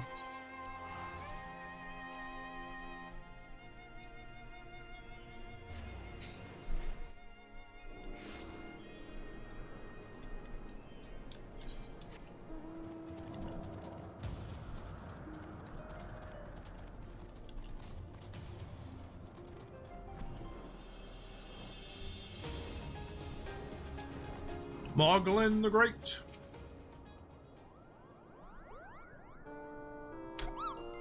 Well, yank my palm and call me a mole bat. I certainly wasn't expecting to see you today. Still calling yourself Dalcarius. Not that there's anything wrong with that, Kupo. Anyway, what are you doing here? Thank heavens for that. I was sure you were going to ask for help with yet another one of your exciting quests. But by all means, we'd love to pass the time reminiscing about the good old days. And when better than now, Kupo? With your friends visiting and all? Wait here and I'll fetch them.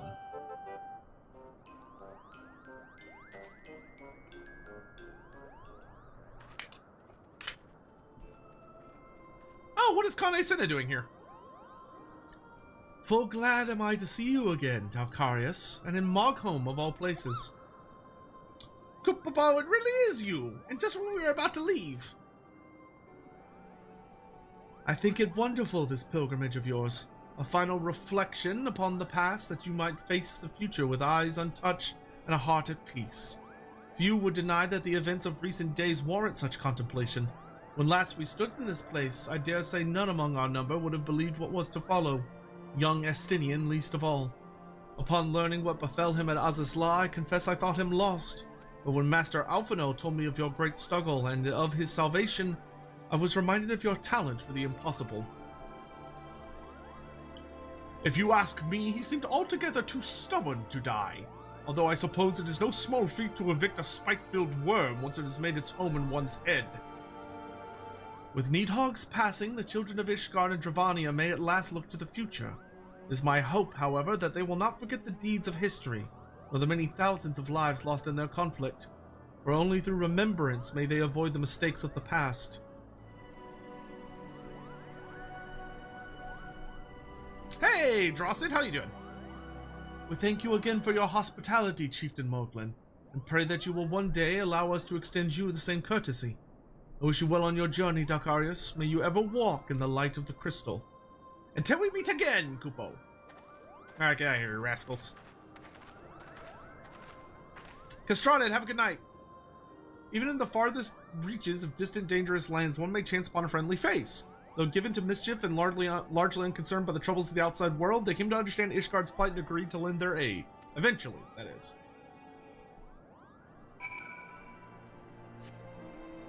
Make camp in the ruins southeast of the Zenith. Alright.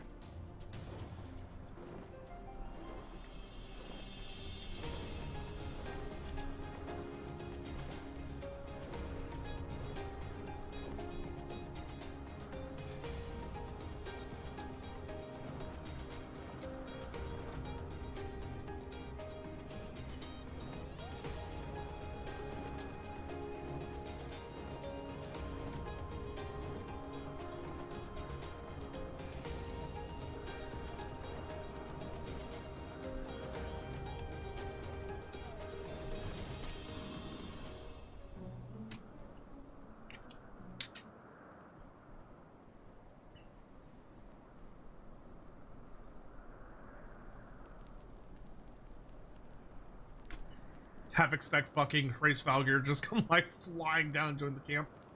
The crackling warmth of Alphino's campfire, the savory waft of Ysael's bubbling stew, the soft snoring of Mogan asleep on the grass. A cold wind blew that night as well, and on the morrow they mounted the steps and blew the horn. But having climbed to the summit with hope in their hearts, they descended dejected, weighed down by truths too grim to contemplate.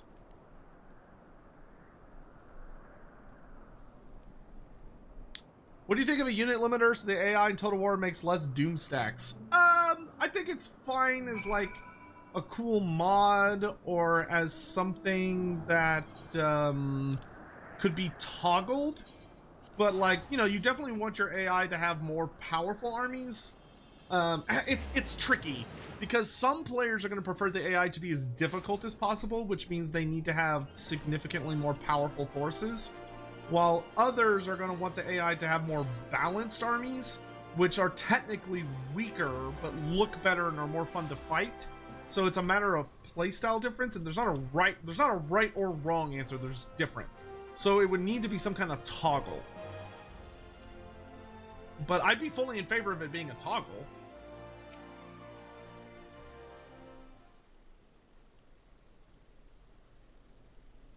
Someone going to meet me out here, or is it just me? You there! Over here, quickly!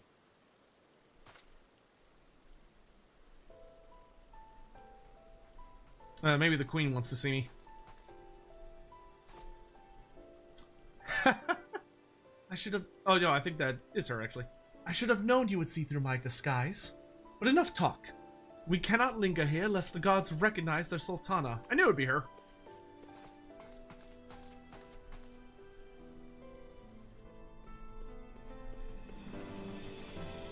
You know there's royal guards having a fucking heart attack right now. As you may have deduced, I was taking the air outside the palace when I saw you standing there, staring off into space. Have you something on your mind? I understand completely. So much has happened. So much has changed. And all in so short a space of time. Even now I struggle to make sense of it all. But one thing at least is abundant and clear. I owe you an immense debt of gratitude for all you have done on my behalf, and on behalf of those whom I hold dear.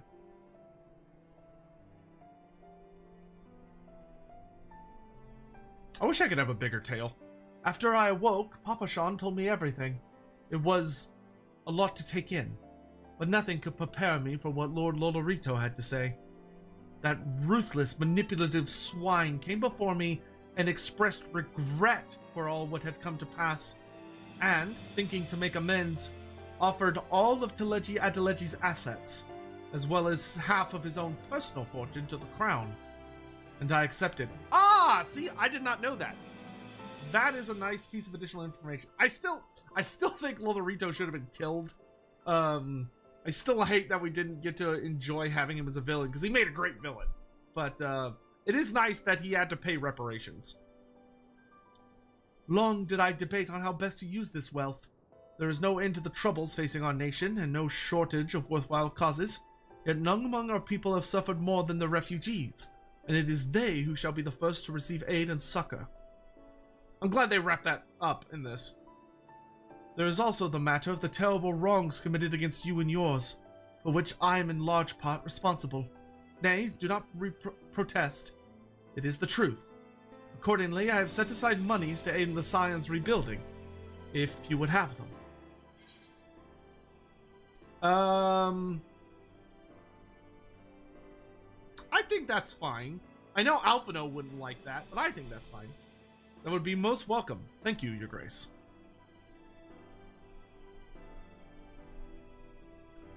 Pray do not thank me, not after all you have suffered. And I know that I do not think to atone for my mistakes with money. It is but a tool with which I would see put to good use. Oh, listen to me. So much for enjoying a moment's respite outside the palace walls. It rather seems as if I brought my responsibilities with me. I suppose I should return.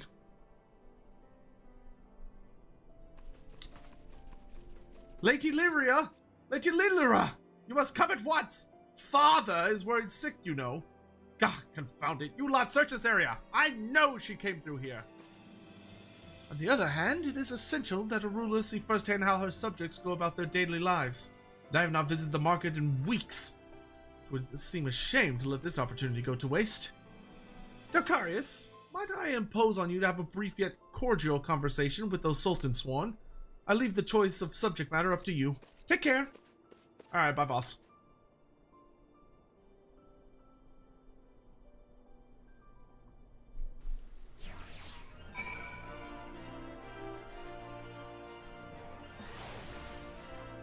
Oh, I actually have to talk to them. That's actually kind of funny. Where is the queen? Ah, I beg your pardon, sir, but did you perchance to see a young Lalafellan noblewoman pass this way? No. Are you certain? Oh dear, oh dear. Master Papashan said this might happen, but I never truly believed he was serious. Oh, wait, I know you. You're Delcarius! Delcarius Adracia! What a stroke of luck! I can think of none better qualified to help us. You see, it was no mere mobile woman that we seek. Ah, but Master Papashan was most explicit about the need for secrecy. Pray forget I mentioned it. We will find the lady on our own. What a cruel fate, to lose her father as a child and to be compelled to rule in his stead. Now the years have tempered her dreams and taught her, sometimes brutally, the price of naivete. Though outwardly unscathed by her ordeal, it was wiser and more wary Nanamo who reclaimed... It was a wiser and more wary Nanamo who reclaimed the throne. Indeed, indeed.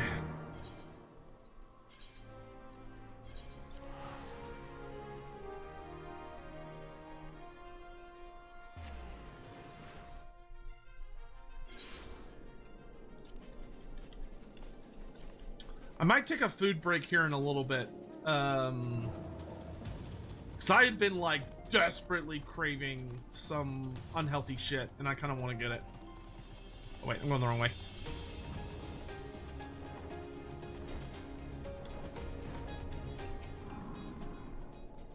There you are, Delcarius. Higiri told me of your pilgrimage. I knew it was only a matter of time before you sought me out. I, too, have been reflecting on the choices which shaped my path. When I took to the road with my grandfather, when I joined the Crystal Braves, when I tried and failed to warn you before the banquet. I had my suspicions about Wilred's death. It was the work of a Garlean spy within our ranks. I could not be sure who was involved, hence my desire to speak with you in private. I thought long and hard about how to approach you without arousing suspicion. Mayhap too long. Eventually, I decided to arrange a meeting through Mistress Momodi. Little did I know that bastard Laurentius had been seeing me do it. Shortly thereafter, the fourth summon received urgent summons. Needless to say, I had no choice but to answer. Soon found myself at the mercy of Captain Hildebrand's band of traitors. They confined me to the Rising Stones, along with others still loyal to the Scions. Riol, FME, Artemis. Quite what they planned to do with us, I couldn't say. Mayhap they thought we would turn given time. The fools. Lieutenant Yu Yuhasa bid the Third keep us under constant guard, but when Captain Hildebrand moved to carry out General Raban's execution, they were forced to withdraw all but a token force, which we took by surprise one night, and then it was over. One might argue that it turned out better than it had any right to, all things considered. Still, there are nights when I lie awake wondering, if I'd done things differently, if I'd been more careful and more decisive, what then? There is naught to be gained from thinking thus. We must count our blessings, must we not? We are still here, and most of what was broken can be rebuilt. We'll see, Delcarius. We'll see. Hear, hear. For the freedom of all, it had begun with an oath and ended with a betrayal as the conspirators turned on their comrades for coin and country. The good and true were beaten and imprisoned, or else butchered where they stood, but even in their darkest moments they never stopped believing that the dawn's light would shine again.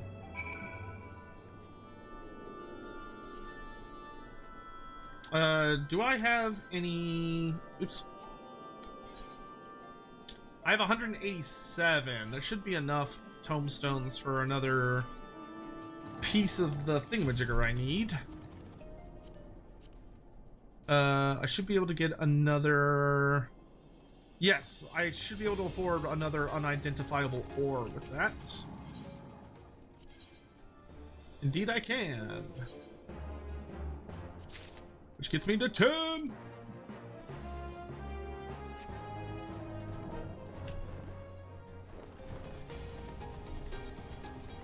And then we talk to the chick under the stairs.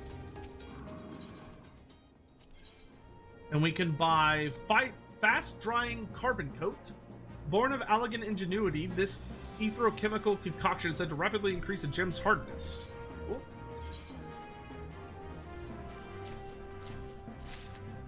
And then divine water. Water believed to be blessed by the 12, used to exorcise powerful demons from worldly items.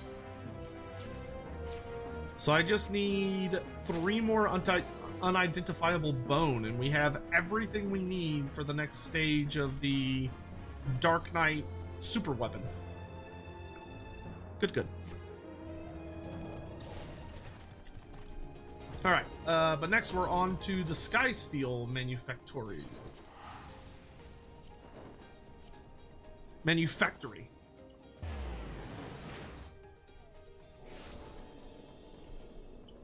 Honestly, this quest was worth it alone just to get that bit of closure about the Lolorito storyline.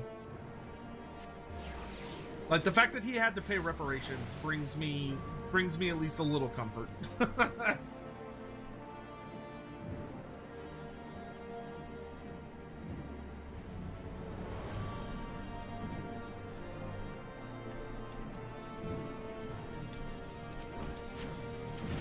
Imagine Sid's gonna show up. Or one of the boys. Oh, Wedge, yeah. Why, hello there, Dacarius. Fancy meeting you here. Oh, it's both of them. Noisy as fucking here. Reminiscing about the glory days, eh? Aye, we spent many a sleepless night hammering away in that corner of ours. How's your mana color holding up, by the way? Yeah, it's pretty good. Even though I never use it. Ha! That's good to hear. Not that I had any doubts. Like our craftsmanship's second to none. Quite right. It'll take more than swirling winds and raging dragons to bring her down. And that, my friend, is an ironworks guarantee. Speaking of which, on the back of the field test success, we've gone ahead and licensed the design for mass production. Soon the Sky Steel Manufactory will be churning out mana cutters by the dozen. Which is why we're here today, as a matter of fact, to make sure their machinists don't bugger anything up. Apparently, adventurers have been queuing up to place an order, and even some sky pirates. Ah, just imagining the sea of clouds teeming with our creations fills me with a father's pride. Right then, there's enough patting ourselves on the back. We've got to make sure the cutters are up to snuff, or Jesse will never let us hear the end of it.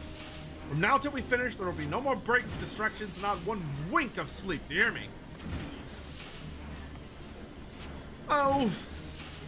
fucking chart Chocobo.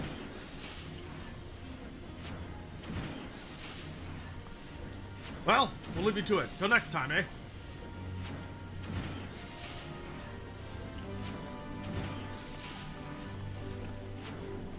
Despite the many hardships they had endured, perhaps because of them, they greeted every new challenge with a smile. Their workshop, their battlefield, their tools, their weapons, they invariably rose to the occasion, delivering ingenious solutions to seemingly insoluble problems.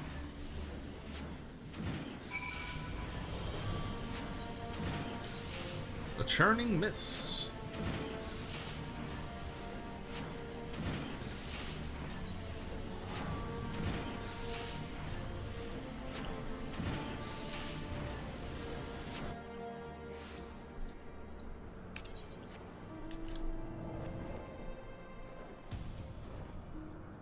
Up towards good old Needhog's house.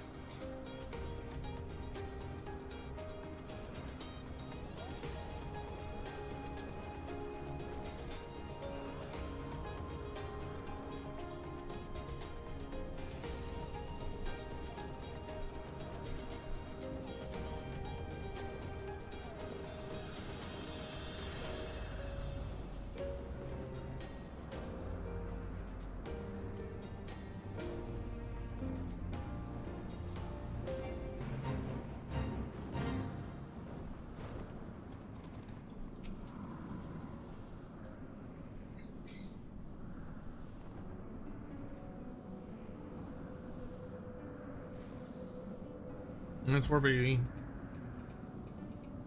lot of shit went down, actually. Through tempestuous winds, they carved a path, reaching the Dreadworm's sanctum, and where they did put him to the sword. Yet in the wake of hard-fought victory were secrets laid bare in a vision dark and disturbing. The legacy of the fathers, bequeathed to their sons and passed down through the generations. Old blood enduring in the new, the mark of original sin. We're almost to the Oz's Law part of the story.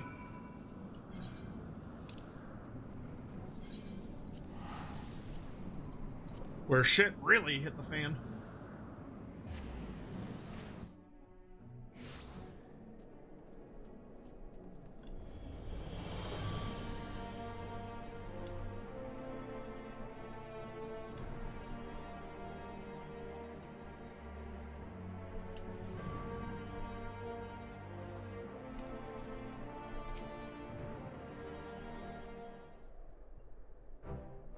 And there he is at last. Hildebrand said you were wandering all over, reminiscing about days gone by. Seems a bit soon, if you ask me. Though like I don't understand, though. Some days I'll be walking through the broom, same as normal, and it'll hit me all of a sudden just how much has changed for us. Though I know it's a bit different from what you've been through. Puts me in mind of the time I saw him and his friends up in the Aetherite being shown around by that House Forton man. Oh, you never told me you met before.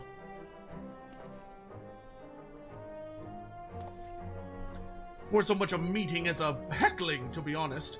When I heard their guide warning them off paying a visit to the broom, it stuck in my craw. You've got to admit that Master's Alphino's the spitting image of a snotty little lordling. A little lordling that went on to fight 2 Knights of the Heavens War with Dalcaris here in a trial by combat. Not to mention helping retake the vault for the True Brothers. Fury have mercy. Feels like a bleeding lifetime ago, don't it? 'Cause it was! What we've got now's nothing like what came before. It's a bleeding rebirth is what it is. Cold comfort to the folk who died getting us here. Still, this peace is ours, and we owe it to ourselves to make the most of it. Meaning we've got to work twice as hard to make the broom a better place. Ain't no more harassing blue bloods either.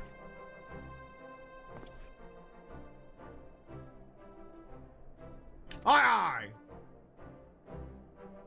World apart from the opulence of the pillars, they had toiled shrouded in the haze of the brooms. Since to a life of hardship by birth, they dreamed of revolution as... Oh, Undying King, thank you so much for the Prime sub. Welcome. How you doing? How's your night? They dreamed of revolution as children dream of fairies. Then one came and went, and they suddenly found themselves with a seat at the table.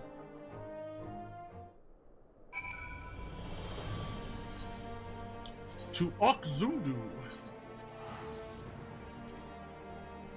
Thank you again very much for the Prime. Really appreciate the support. Hope you're welcome to the Red Host, all that jazz. Hope you're having a lovely evening. Consider popping by the Discord. We're just having you know, Final Fantasy night, so it's chill. It's just nice, casual.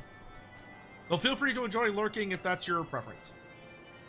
Oh, clouds part and let shine brilliant upon Lonu Vanu. Great Netherling warrior returns to Okzundu. And on a pilgrimage of remembrance. Well, well. Know that we will always be grateful to you for your victory over the ravenous White.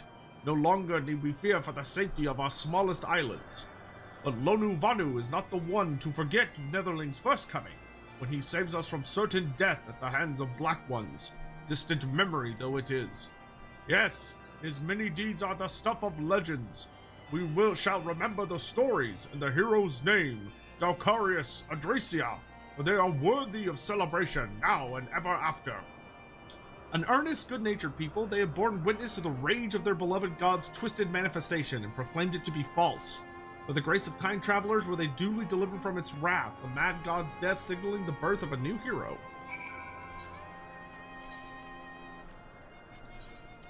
Oh my gosh, all the way back to New Gridania, Jesus.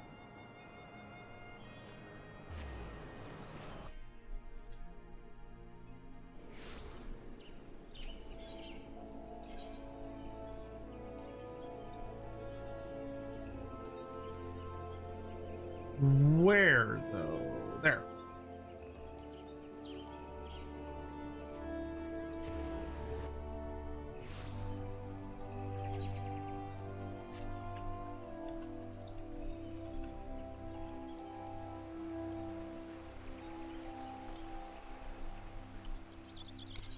I do think we're going to take a brief food break here in a little bit, because I don't know about y'all, I've been horribly craving some McDonald's. Because I saw some stupid meme about it, and my head was like, McDonald's sounds really fucking good right now, and I haven't been able to fucking get it out of my head. Oh, right, this is when we found Y'shtola and her sister helped. Well met, Zalcarius. What brings you here this day? I'm trying to remember why we came here. Indeed, though it seems like an age, it was not all that long ago that we rescued Y'shtola from the live stream. How quickly we began to forget even those memories most precious to us. In my defense, I might add that I have rarely missed an opportunity to make new memories with my sister since the days of her return. Our conversations are largely on matters of scientific and professional concern. Ancient Allegan technologies, primals, Asians, and so forth. She has an insatiable thirst for knowledge, as you know. Yet while I understand her desire not to burden those around her with her troubles, and to carry on as she did before, I do worry that her willingness to manipulate her own ether to compensate for the loss of her sight may have dire repercussions. She never told you then, but of course, she'd rather have defeated the purpose.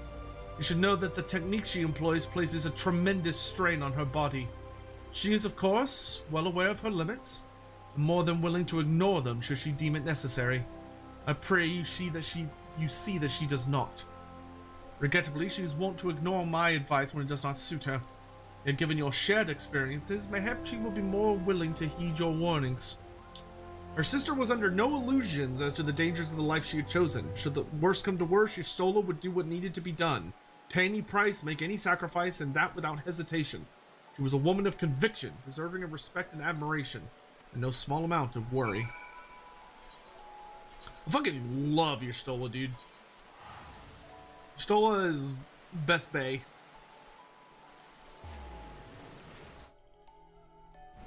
You missed the chicken select? I've always been more of a nuggets man myself. Slow fix! How's it going, buddy?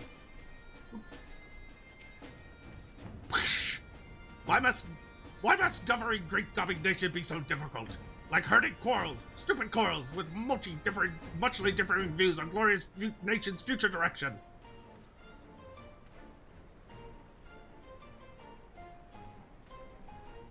Yes, Slowfix knows he is letting emotions run wild. Uplander is welcome voice of reason. Not like when Uplanders first returned to Idleshire, yes? So much venom in that one's tongue flaps, calling Gobbingflock thieves. With Slowfix saw a way to mutual understanding. Citizenship and society, first step in strengthening communal ties. Gives all vested in interest in continued prosperity of egalitarian utopia. Dude, Slowfix, we can use you in the US right now, my dude. Oh, interesting. For the final objective of this quest, you will receive no guidance from the journal or the duty list. You will need to read the text carefully and decipher the clues to determine your next course of action. Oh, but we get a Harshaphon thing? I'm sad now. And now, Slowfix builds Uplander fulfill civic duty as citizen of Idleshire with handling of great support. In caves south of settlement lives Old Crone, wielder of powerful magics used to make frogmen that chase away curious guppies. Uplander has made many busy deals with Old Crone, yes? Then Uplander can appeal to Crone's better nature and make her call off frogman harriers. This is fun.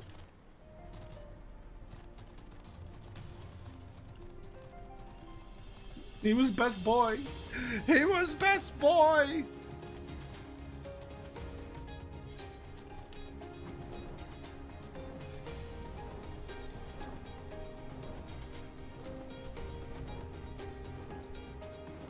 Do I seriously have like 1,000 quests I need to turn in here? Or was it just saying what quests are available there? I think it might have just been saying what quests are available.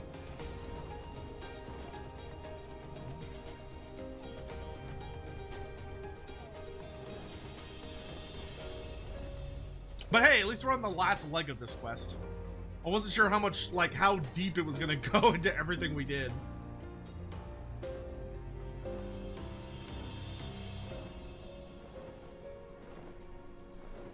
And then after that, we'll basically just kind of work on some, like, daily dungeon stuff and, because I want to get my journal done, my Wondrous Trials. So we'll do some of that stuff, and then we'll do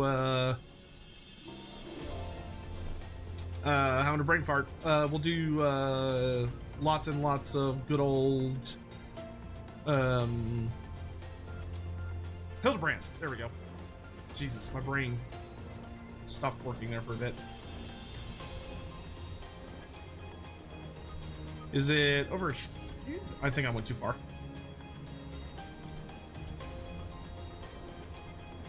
Yes, I did.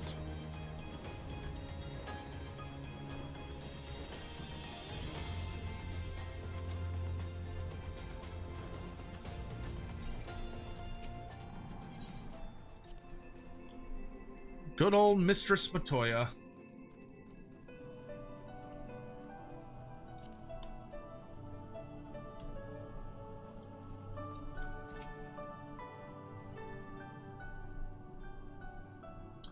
Well, this is a pleasant surprise. I'm well aware that you're only here because you want something, but at least you didn't bring your little friends. So, out with it.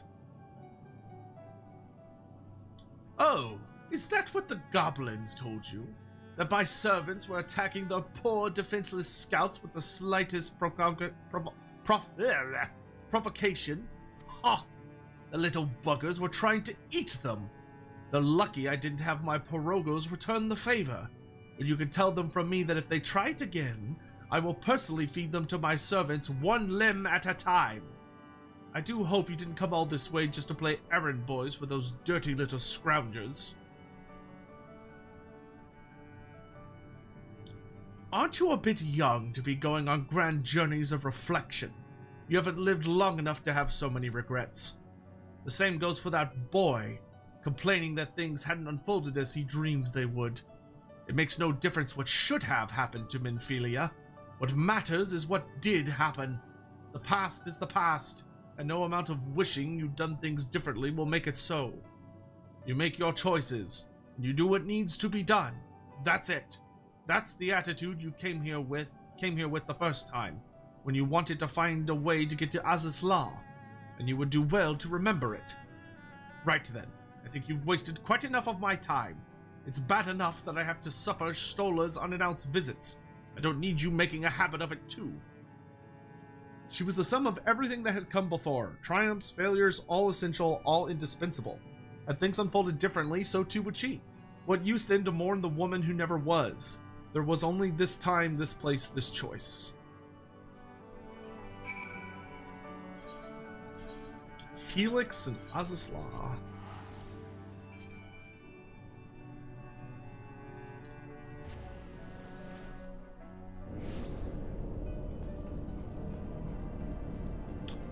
Thank you for the super chat. Before you end stream today, you should react to at least the first 5 minutes of the Marco YOLO video. It's hilarious. I suppose we can make time for that.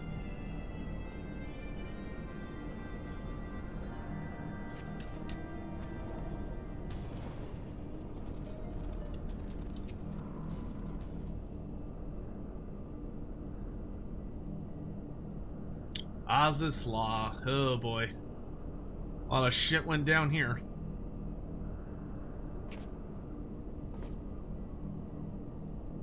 You spy something on the ground at the landing's edge. A blue bouquet. Blue bouquet. Strange.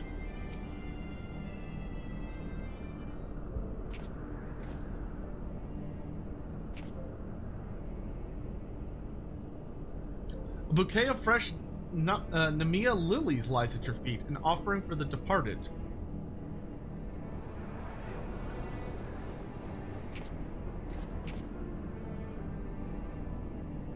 A thousand fires blossomed around her as she fell towards the battleship. A crimson star shower amidst the impassive clouds.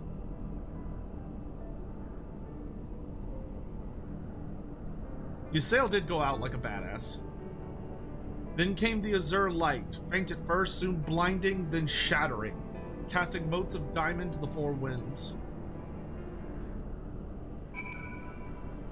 Visit Tiamat. Oh, jeez. Okay.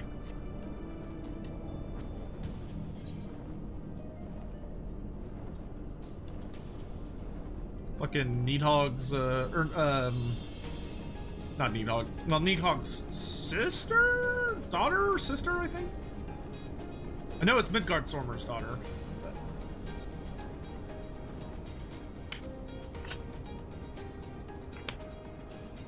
I wish she'd let us put her out of her misery, poor thing.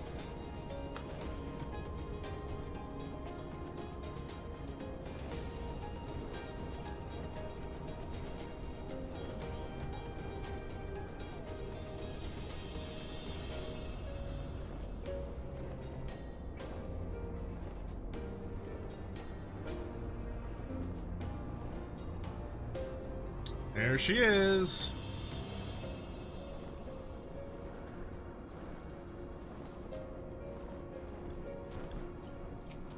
She reminds me of the alligator from Hook. If anyone's ever seen that movie. Child of man, chosen of Heidelin, naught remaineth for thee here save the delusions of the condemned. In my madness did I spy my departed brood brother in yonder skies, though I know it cannot be so. Yeah, let me get you caught up on everything. What sayest thou? My senses are yet mine own. Then he whom I saw was but my dead brother's rancor clad in mortal flesh. And thou didst deliver him unto death's cold embrace. I bear thee no ill will, child, 'tis beyond me. All my hatreds are bound up in moments ephemeral and eternal, my beloved's passing, and his resurrection. I am no better than Needhog. Consumed by love, twisted by rage, I too sought vengeance without end. Oh, hey, Pops! Yet thou hadst renounced it, hadst thou not? Through millennia I have watched as time did that which I could not, as the men of Allag perished and their works fell to ruin, leaving me to think on mine own sins in solitude. What folly to despise man his base desires, when hatred's hand so effortlessly drove me to take Ascian reed.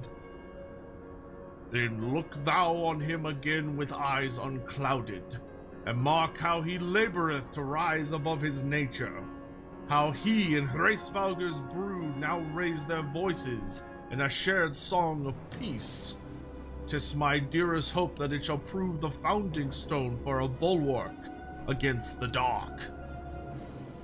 As time delivered on Allag unto its reward, so too will it prove this peace true or fleeting, as I remain here, apart, and watch.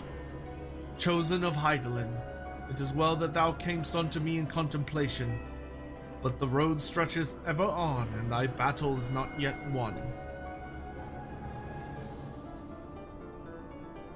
Perhaps there was hope for them, perhaps this time they would learn and remember, but her part in the tale had ended long ago. Within this monument to hubris which he remained until the end of days, beyond redemption. Tiamat's so sad, dude. I feel like Tiamat has earned eternal rest, but I guess not. I guess they're like, no, she's part of the environment, it's too difficult to remove. Poor thing.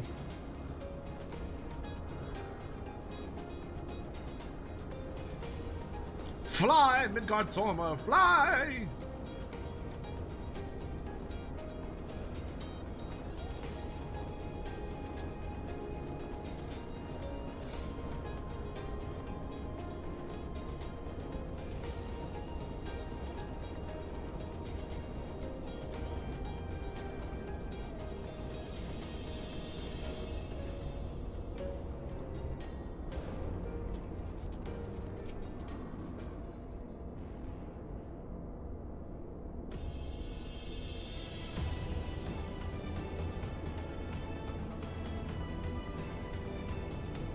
Oh, they're playing a banger.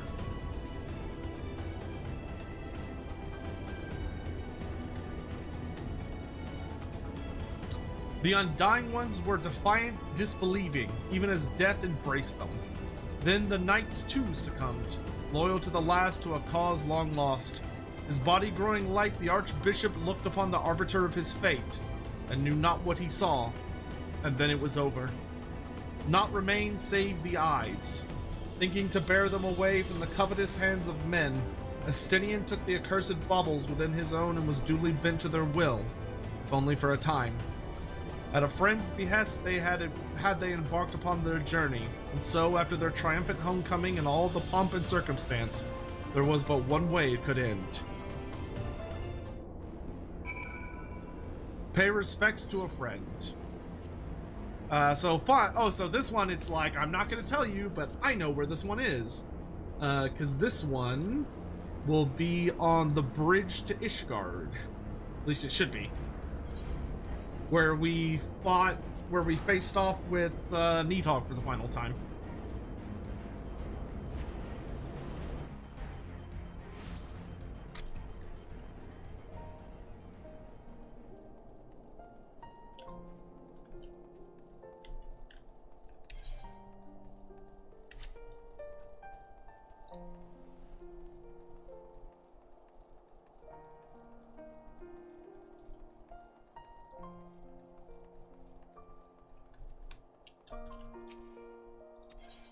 Yes.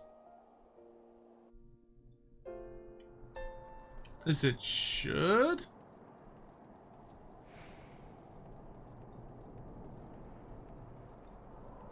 Oh, I can't actually go to the bridge, can I?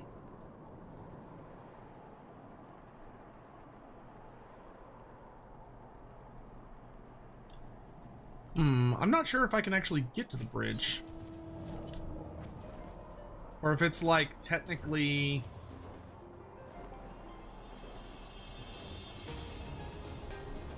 it might technically be a separate area.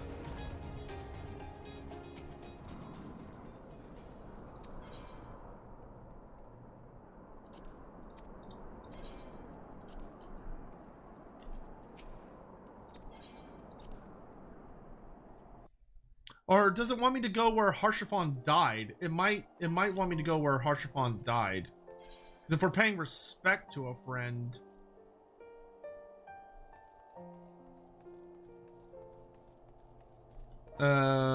might be outside Harshaphon Manor. Or up at the cathedral.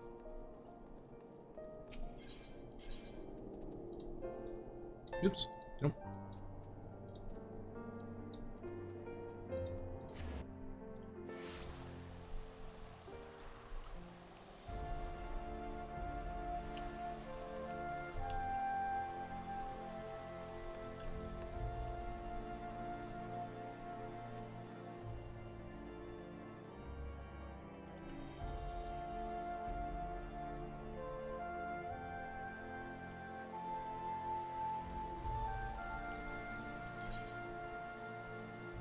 Because that's the cathedral.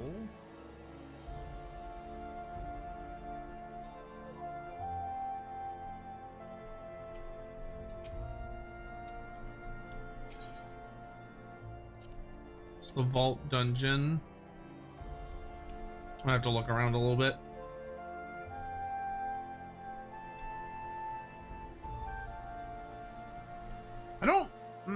I don't remember if they buried Harshaphon. I don't remember where we buried him. Because the picture is like from somewhere outside the city looking in.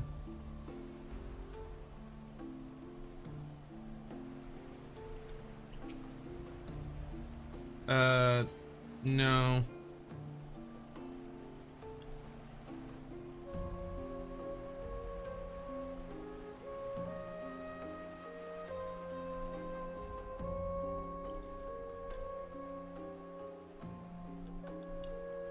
Oh, Artuaro's out here.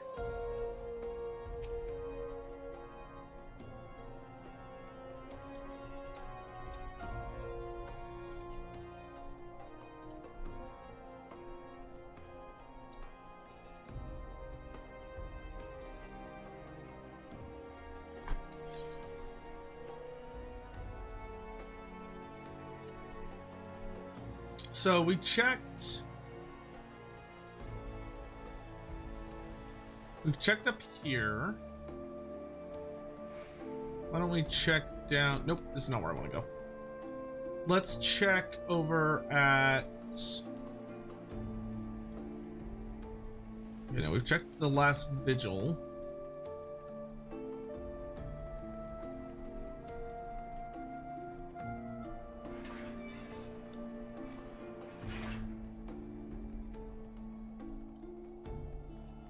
I can't go in the manor without triggering a cutscene, or the main story quest, so I don't think I want to go in there.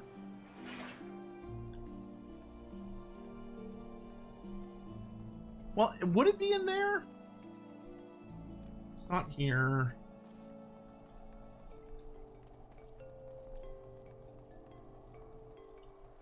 I feel like it's supposed to be inside the cathedral.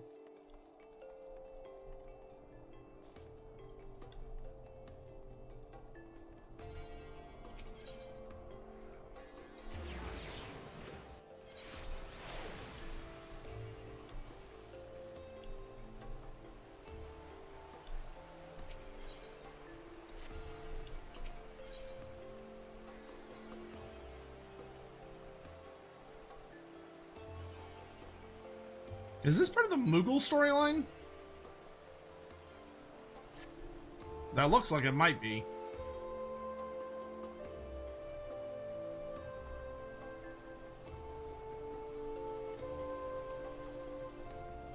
Chat, y'all can tell me if it's in the manor. If it's not in the manor, then let me figure it out. But if it's inside the manor and I just need to go in there, you can tell me that. Okay, so we know it's not up there. It's not... Maybe it's down...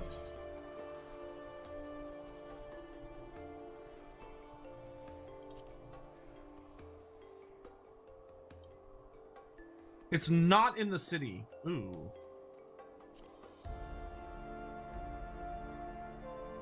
Oh, it might be at the old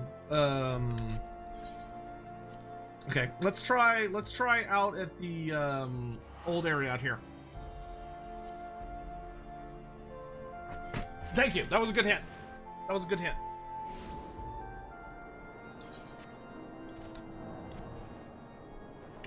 Let's try up here at Providence Point.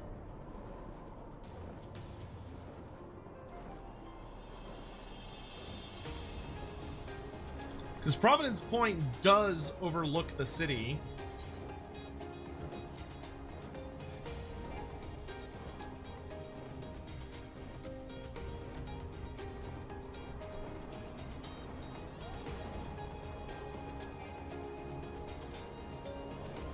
Ah, there it is.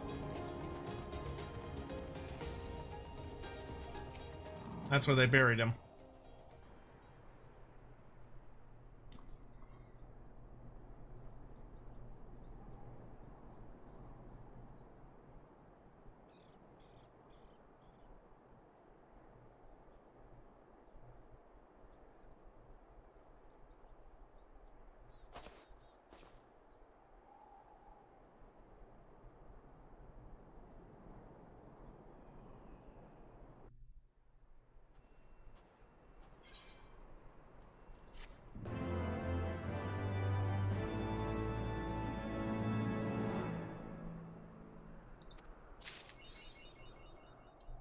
Doesn't get any easier, does it? I really like that. I actually really like that it ends without any text. It's just silent. That was nice.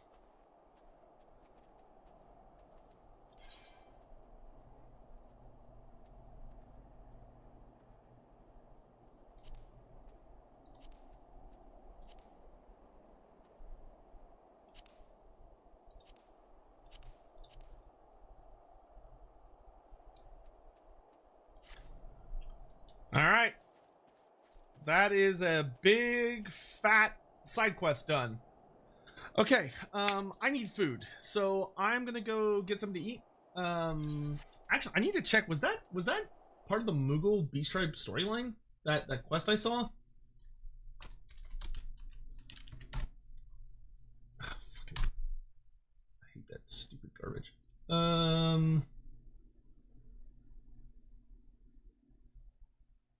It's Into the Mist and Bitter as the Night. Okay, no, I have it. Okay, I have it. So no, that's just completely unrelated. Weird. All right. So, I am gonna take a break to go drive over to McDonald's real fast, and grab some food. Assuming they're still open. Then, oh, hold on, let me see if they're open. If they're closed, then there would be no point in that, now would there? Because it is past midnight. Though I intend on streaming for a hot while yet, because I'm actually feeling pretty good.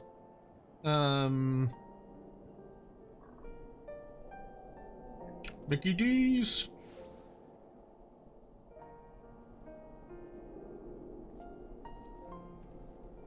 Oh, they close at midnight? Lame?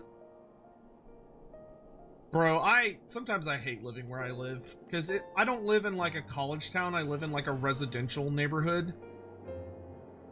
So it like everything closes very early, because it's like a bunch of my area is mostly old people and like children. Okay, there is an open one that's close by though. It's just over in Louisville. Give you an Oreo shake? Yeah, sure. Everybody in chat put their order in. Okay, it's 6 minutes to get there, so I'll be a little over 10 minutes. So I'll just leave the game running. Hawk, with your mod powers, if you would actually just spam run ads while I'm gone, if you know how to do that using the quick actions system, we could just like run ads the entire time I'm gone. That way there will be significantly less of them. I know there's a way to do it as a mod. I don't know if you know how to do it, and if not, I don't know, maybe you can figure it out while I'm gone. Okay, so I'm gonna put up the cover. Nope, not that one. Be right back. There we go. All right, I will be back in just a little bit. I'm gonna try and run ads while I'm gone. And I'll see you all in just a little bit.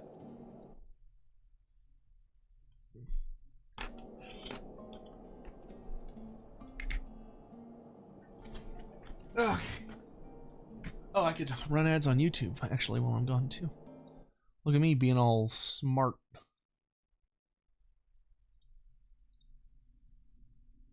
Sometimes you gotta think with your brain.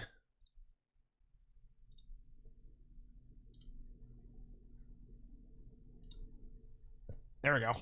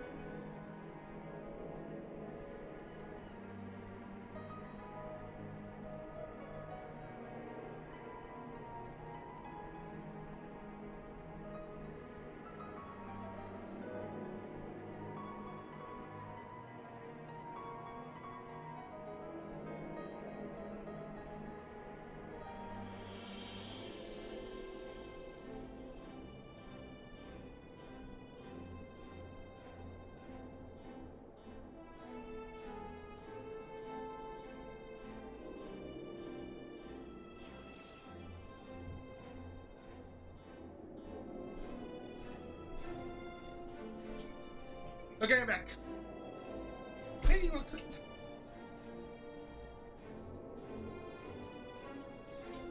oh.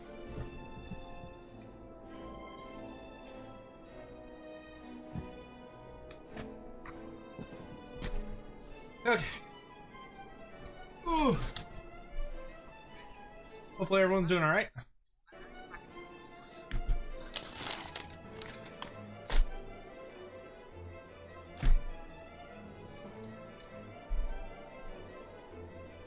Let's see.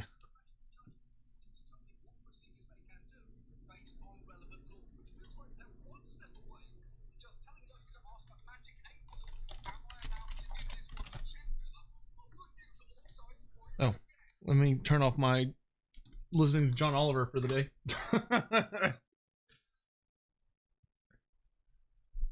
Okay.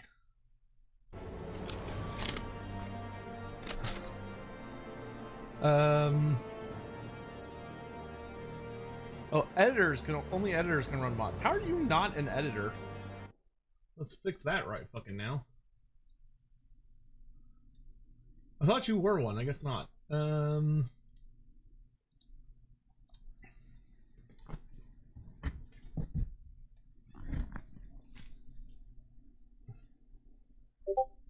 Where are you? Oh, there you are. Boop. All right, you're an editor now.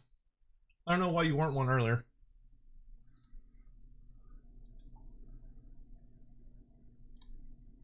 Let me take that down. What did I get from Mickey D's? Macca's, whatever the fuck you call it. I just got some fries and nuggets. You can't go wrong, it's classic. And I'm gonna eat here. We're just gonna chill and chat for a little bit. Yeah, the next thing we're gonna do is I think we're gonna start Hildebrand. Well, do y'all think we should do Hildebrand? Do you think we should do the we still have to do the Moogle quest line, though we're on the last leg of it. We still have the Moogle Beast Tribe, and we could also do some main story quest. And I'm kind of down for any of them. Like, we could do main story quest. We could do Hildebrand, because Hildebrand's gonna be super fucking long. So, like, it'd be good to get it started.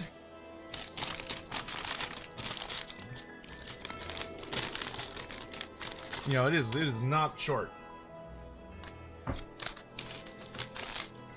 Do you think there will be another DLC for Kislev? I think that is very likely. I don't think it's going to be for a long time, but I think it's certainly possible.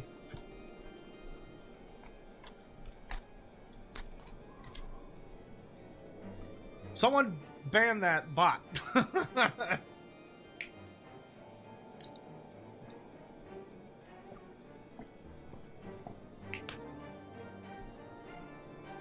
Hawk, would you test if the you're able to do ads now? You got the slaves. You got the Slaves to Darkness 4th edition book. Nice. I think I picked that book up. I haven't read it yet, but I have picked it up.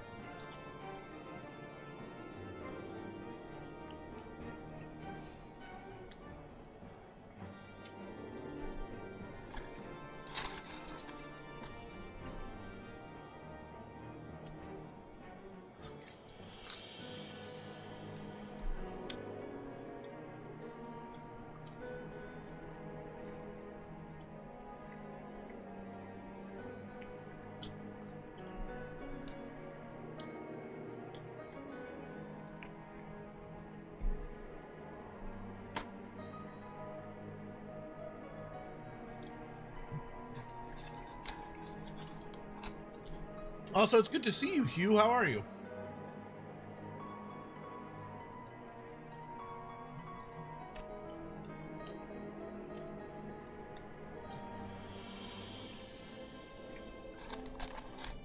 God, these fries are so goddamn delicious.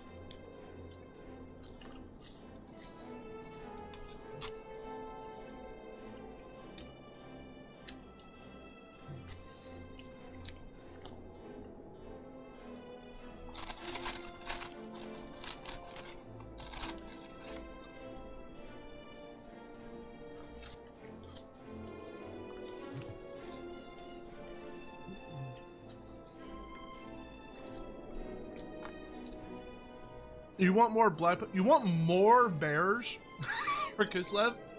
Why would you want more bears?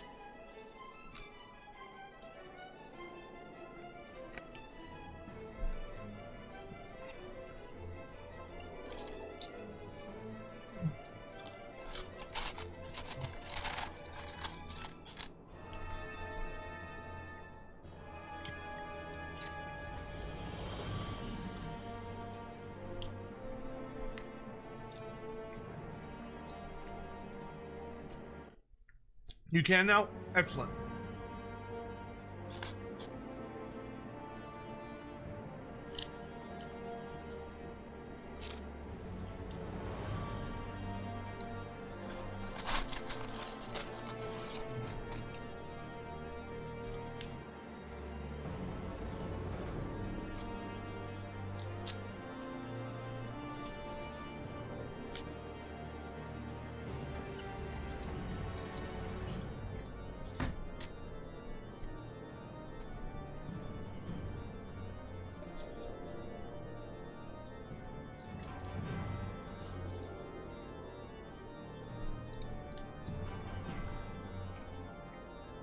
There's a question for each of y'all.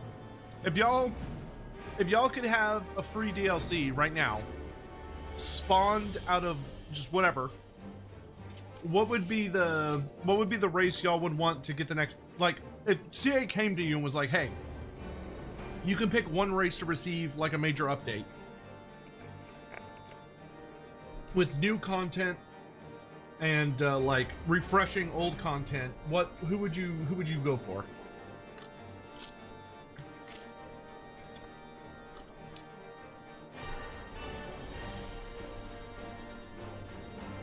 What are the odds of us getting all 8 incarnate elementals? I would say super small. Like super duper duper duper duper duper small. I think you are very, very likely to get the incarnate elemental of fire and the incarnate elemental of death because they're like super easy to do and have like supported minis and everything. You know, it's very... No one has to create anything new. The hard ones would be the incarnate elemental of metal. We have no idea what that thing looks like. The incarnate elemental of light is also like a big fucking mystery. I mean, all of them actually. Like shadow, light, heavens, and metal would be very, very difficult.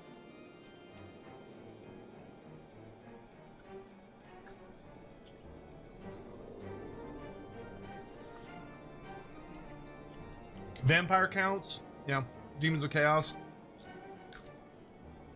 Bretonnia, fair. Yeah, I think for me personally, it would be... Like, if it was a rework and a DLC, for me it would be Bretonnia.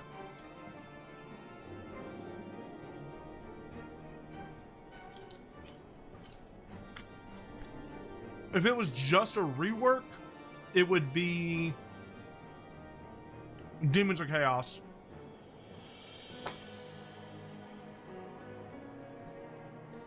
Yeah.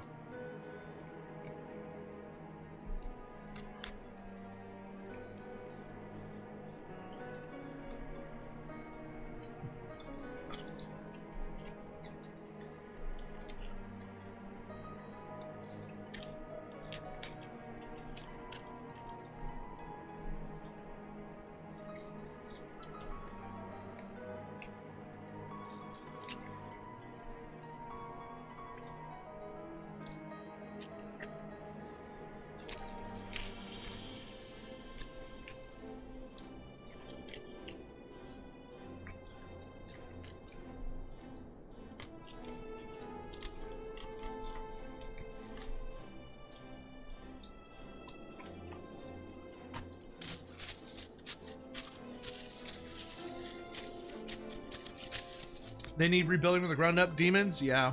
Which, unfortunately, is going to be really hard to justify unless they get some kind of paid content.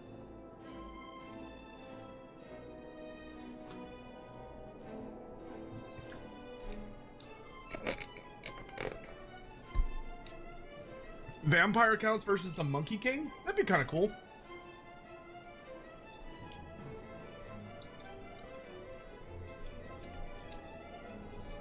I mean, it'd probably have to be...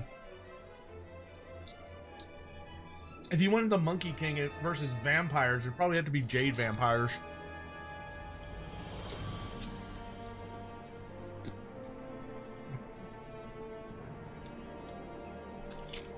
He's a little far out of the way for any of the other factions.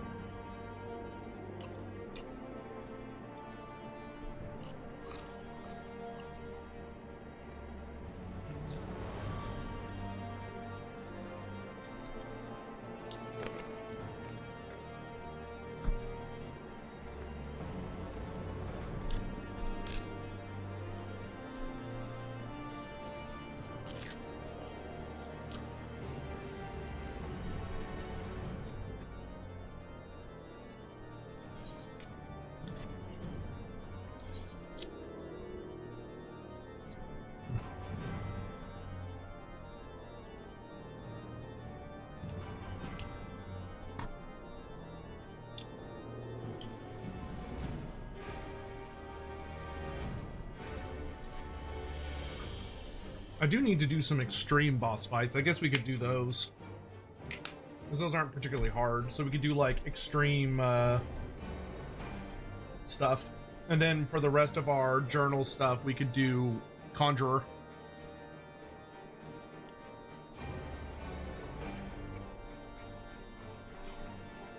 Pollock, yeah, I did.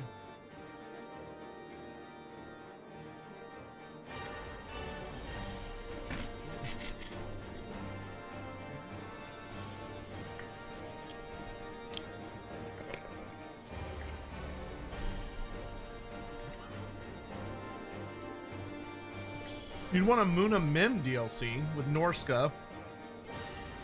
Or Ogre. Yeah, Ogres would be fun with Gark Ironskin. Gark Ironskin would be super cool.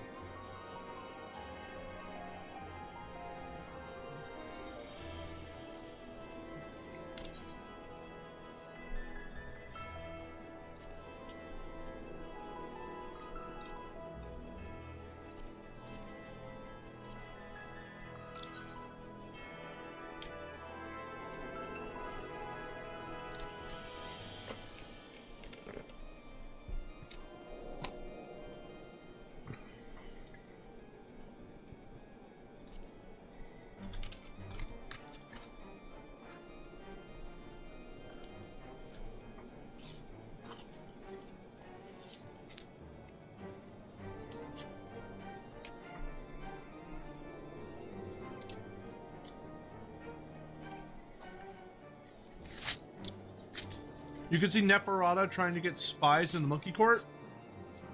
I suppose. It's a bit of a stretch.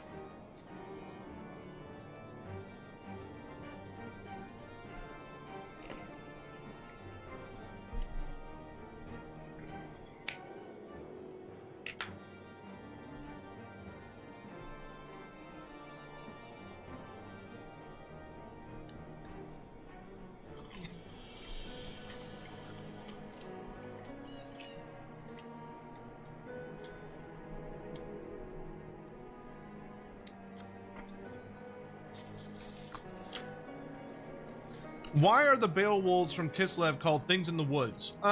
If you want to get super technical,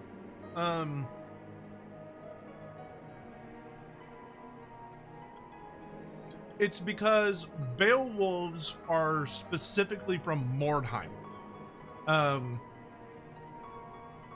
So the Beowulfs only exist in Mordheim, and like spread out from there.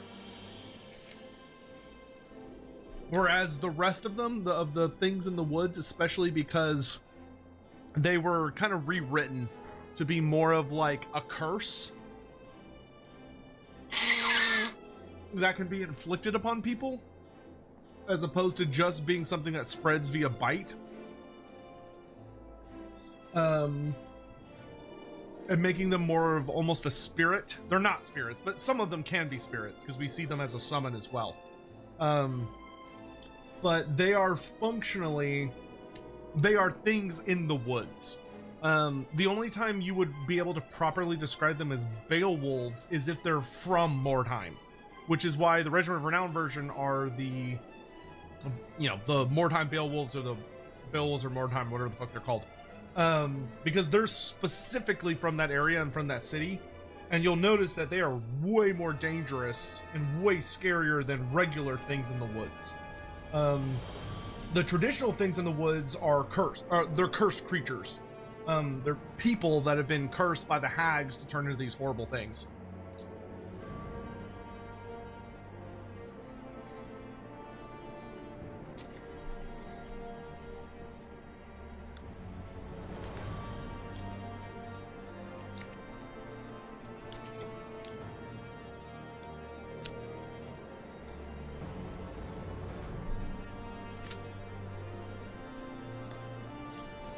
Oh my god, it's a 30-minute wait for Howling Night Extreme. Jesus. Alright, well, it's fine. Means we can do other stuff in the meantime. I think we'll do Hildebrand. That sounds good to me. I'm trying to remember where... I think he's in the pillar? I know he's around here somewhere.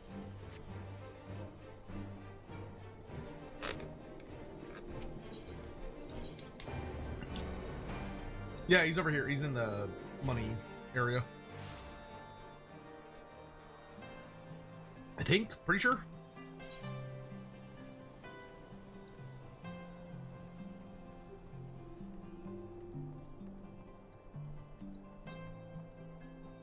Yes, gentleman falls rather than flies. Yep, that's it. Nashu! Alright, we'll deal with this thing. Nashu reminds me of a friend of mine, IRL. A lot. What would you add in Vampire Coast? Would leech worms make a good new monster? Yes, actually they would. 100%. Yeah, the leech worm would definitely be an excellent addition to the roster. I mean, anything from Dreadfleet would make a good addition to the roster. Leech worms would be kick-ass.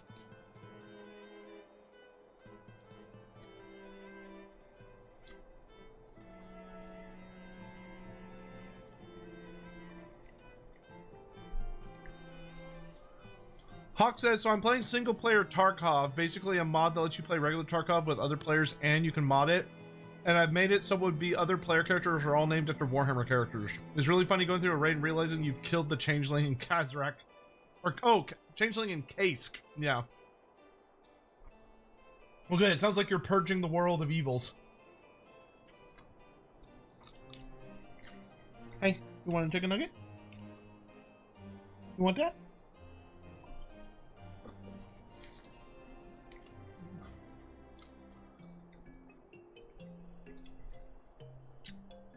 Hopefully they get an undead merworm with tides. I could... I would not be surprised if... I would not be surprised if... the Vampire Coast does not immediately get an undead merworm. It might take a bit. Because it would require different assets. You know, they can't just make it look undead. You know, somebody has to go in and, like, change the textures on the model and everything. So I can see it might take a bit. I'm hoping we'll get one for the Dark Elves right away.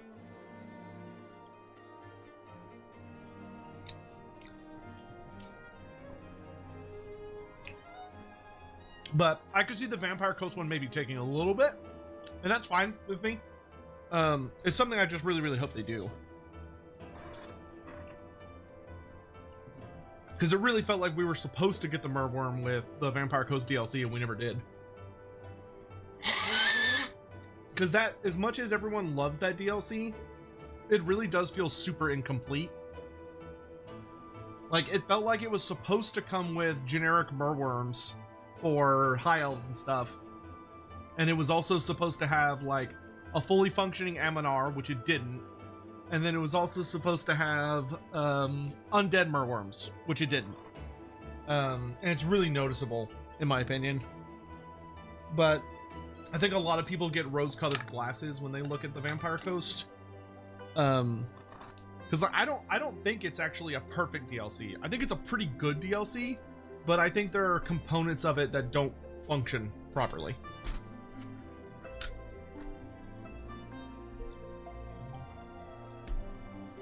I just want the Vampire Ghost against the giant sea creature. We kill... Yeah, Aminar? Yeah. Yeah, it'd be nice if Aminar was made into a Regiment of Renown, and you just got like a really big single entity Merworm for winning. Like, it doesn't have to be as big as Aminar is, but it should be pretty big.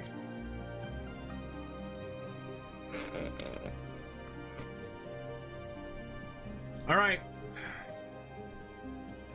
Chat, it's time for shenanigans. Well, I'll be Dacarius Adracia in the flesh. A pleasure to see you again. Wait, is this what they call serendipity? It is, isn't it? That settles it. You've got to help me find the inspector. Cor, I was hoping you would silently agree. Silently. He goes, no, silently agree. So I've been trying to calculate the trajectory the inspector took when he was catapulted into the sky again. I've triple-checked my figures and concluded he must have landed somewhere here in Ishgard. Unfortunately, the investigation hasn't been proceeding as smoothly as I'd hoped. But now that you're here, we're sure to make some progress. Come, let's speak with the merchants to see if anyone hasn't had dealings with a gentlemanly Highlander.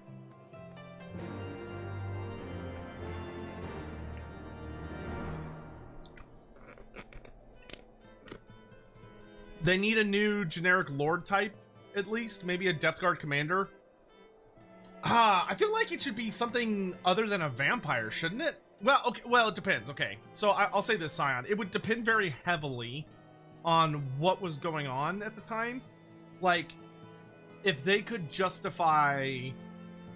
If the Vampire Coast got an expansion, I know some people don't like this, but I am fully of the opinion that the Jade Vampires should be used as a Vampire Coast expansion, to give them like a really, really cool Eastern pirate faction, and explore the Jade-blooded vampire through that,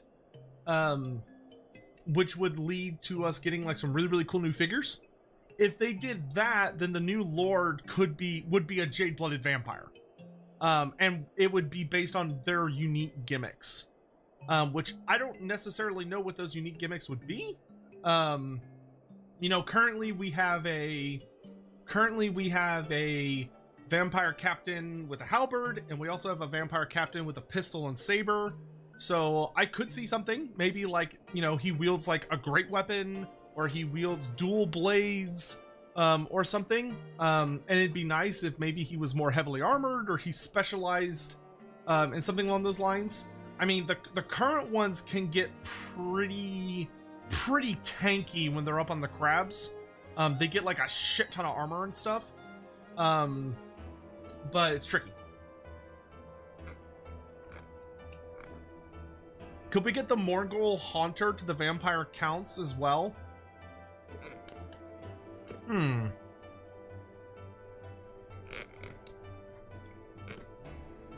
Possibly. I think he might require a little bit more massaging, but I think that could be done. I don't think he has any skills that buff units. I think all of his skills just buff him, or it. So it should be relatively easy. The biggest thing they'd have to do for the Morgul Haunter is basically just make one that has different, you know, it pulls from the Vampire Count trait list instead of its normal trait list. That could feasibly be done. I can ask about that. A gentlemanly Highlander, you say? My apologies, but I cannot say I've had dealings with the man as you describe.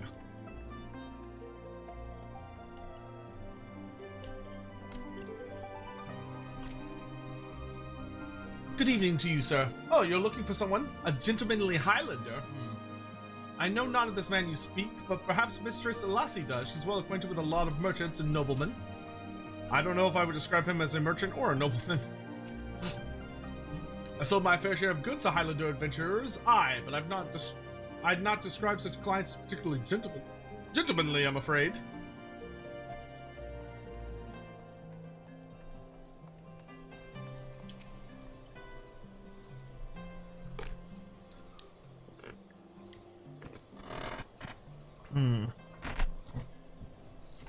As ever, a warm welcome to you, sir. How may I be of service? I'm looking for a really weird dude. Like, he's nice, but he's weird. A gentlemanly Highlander, you say? Now that I think of it, I have heard tale of a foreigner who may be the man whom you seek. Begging your pardons, miss. But did you say you know Inspector Hildebrand? An acquaintance of yours, I presume? I do not know his name, only that he is here by invitation of Lord Edmond, or so it is rumored. Surely, as a ward of House Forton, it would be a trifling matter to go and ask him after him at the manor.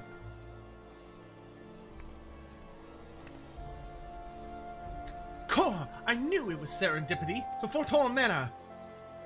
I don't know how she's not freezing to death just basically wearing a pair of tights.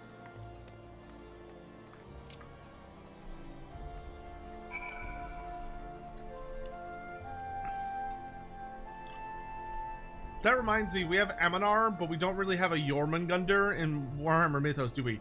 I believe if you... So, there is not a character named Jormungandr, but the High Elves do have a myth about the World Serpent. And the High Elves talk about the World Serpent, and the World Serpent is extremely important to not only their mythology, but also their history.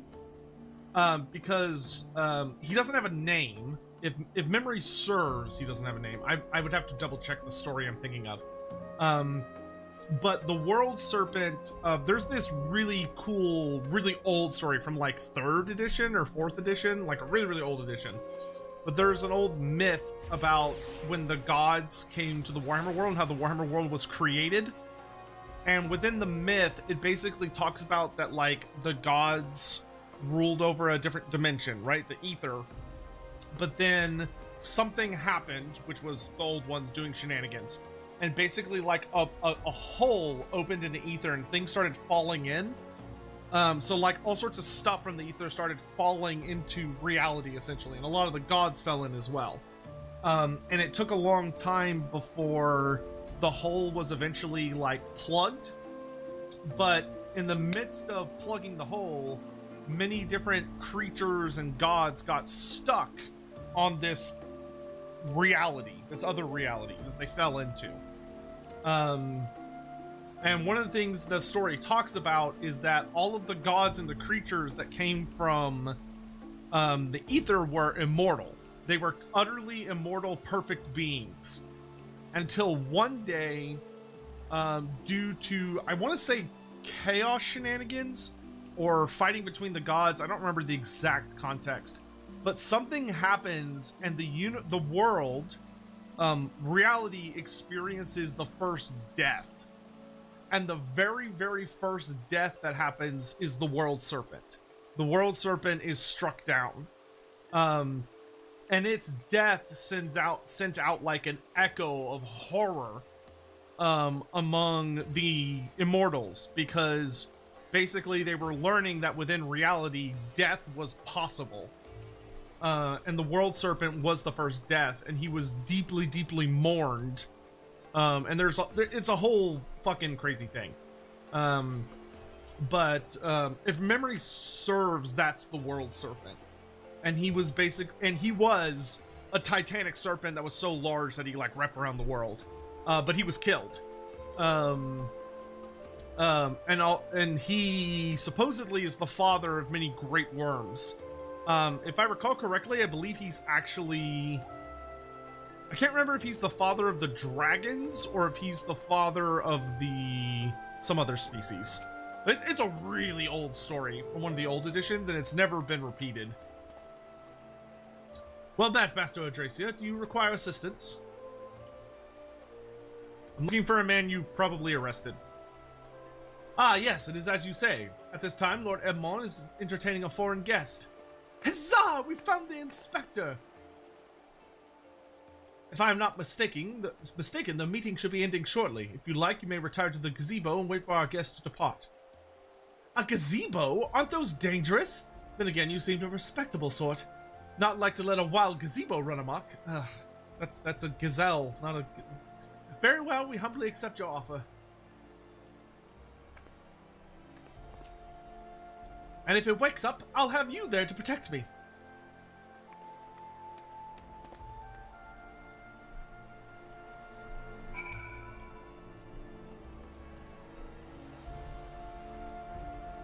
Where did she go? Oh, this is indeed a gazebo. I really hope vampires get Conrad von Karstein. Yeah, me too. We need Conrad.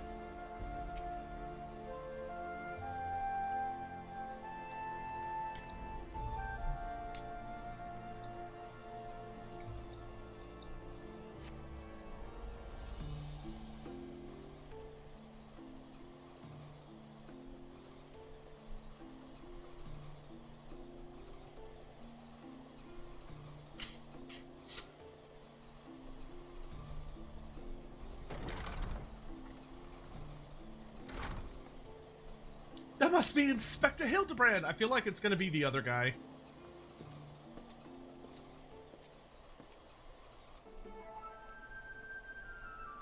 I cannot well imagine how arduous your journey must have been.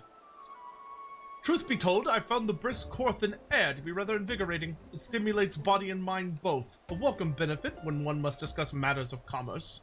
I dare say we would not have accomplished so much otherwise. There you are, Inspector. I've been looking all over for you. Oh, it's his dad.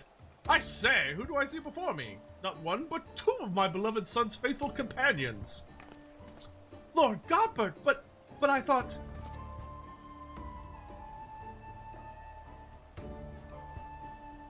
Hildy in Ishgard? This is the first I've heard of it.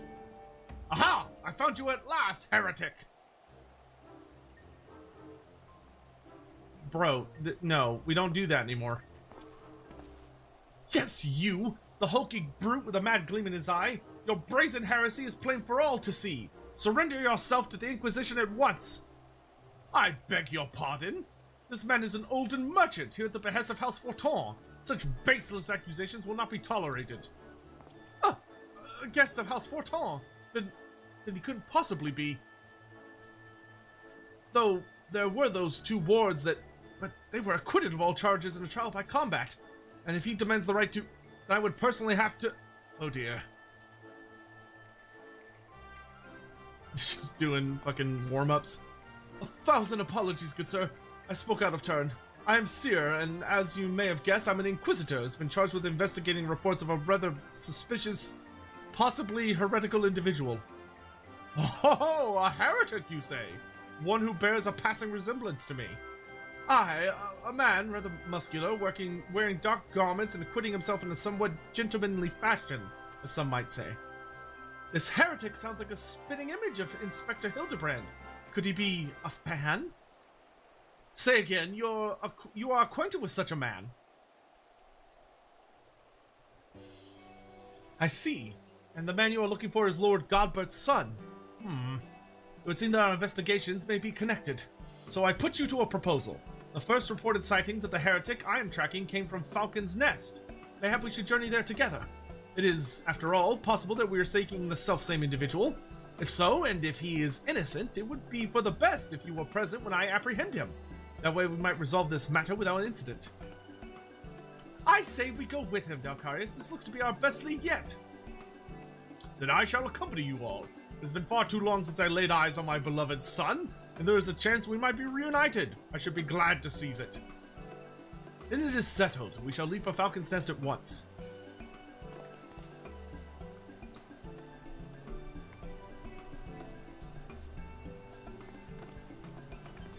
I like how Lord Edmond just makes like a passing cameo.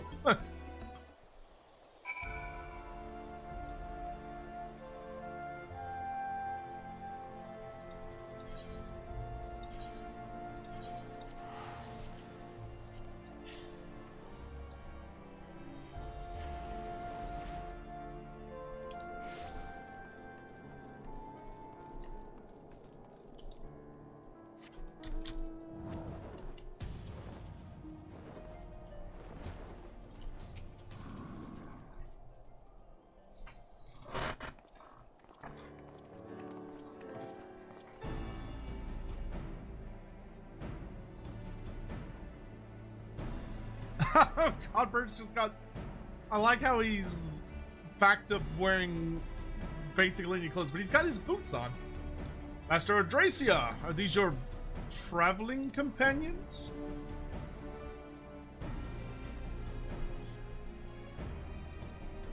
The mysterious muscular vagabond? Ah, yes. The patrol sighted him lurking near the dusk vigil. Thinking he might be a lost traveler, they called out to him, but rather than approach, he fled. Quite frankly, I'm surprised you bothered to come all this way. That sighting barely warranted a mention in my report. Aha! The unmistakable scent of heresy. Bro, what? Ah, terribly sorry. Old habit I picked up from my mentor. I know, I will not rush to judgment as before. Still, as much as I hope to find your missing inspector, I must confess some small desire that we instead unearth a lingering pocket of heresy. Of late, there have been virtually no confirmed instances of heretical misdeeds. It's gotten so bad that some are speculating our funding may be reduced, or worse, the Inquisition's operations might come under review. That is why, Halone as my witness, I will find and bring a heretic to justice, and prove that our order still has value in these uncertain times. I don't think your organization does have value. Yes, I understand you have your reasons. But whether or not this is a vagabond was a heretic remains to be seen. Still, if you are set upon your course, you might begin your search near the Dusk Vigil. An excellent suggestion, Sir Redwald. Should we succeed in our endeavor, rest assured you will share in the glory. He's like, would there even be heresy anymore? I imagine there'd still be, like, I mean, there's still the faith of Halone, right? So, and like her teachings. So, I imagine there still could be heresy, but it's probably significantly more rare. The hunt continues! Onward to the Dusk Vigil! I'm told that region is especially cold, so do not forget to dress appropriately for the weather. Feel like because he said that, Godbrand's gonna have, like, even less.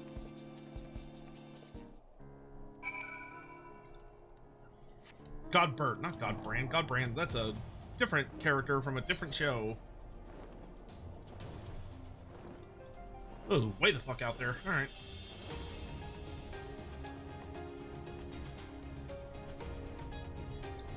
Oh, hello.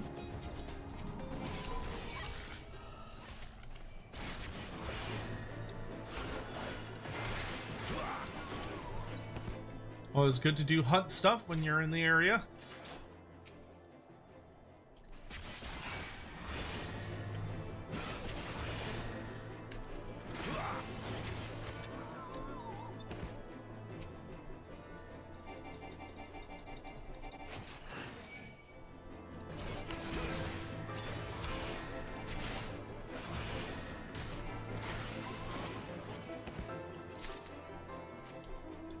I don't even know what I would use Centurio Seals for, but I'm sure it'll be something at some point.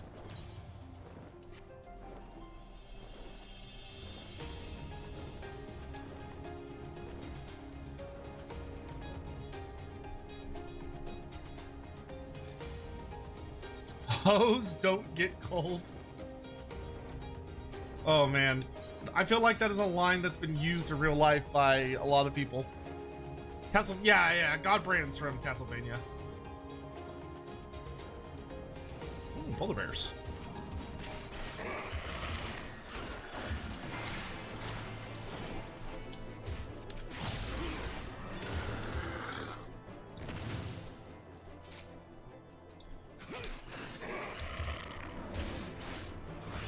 Those are not good bear sounds at all.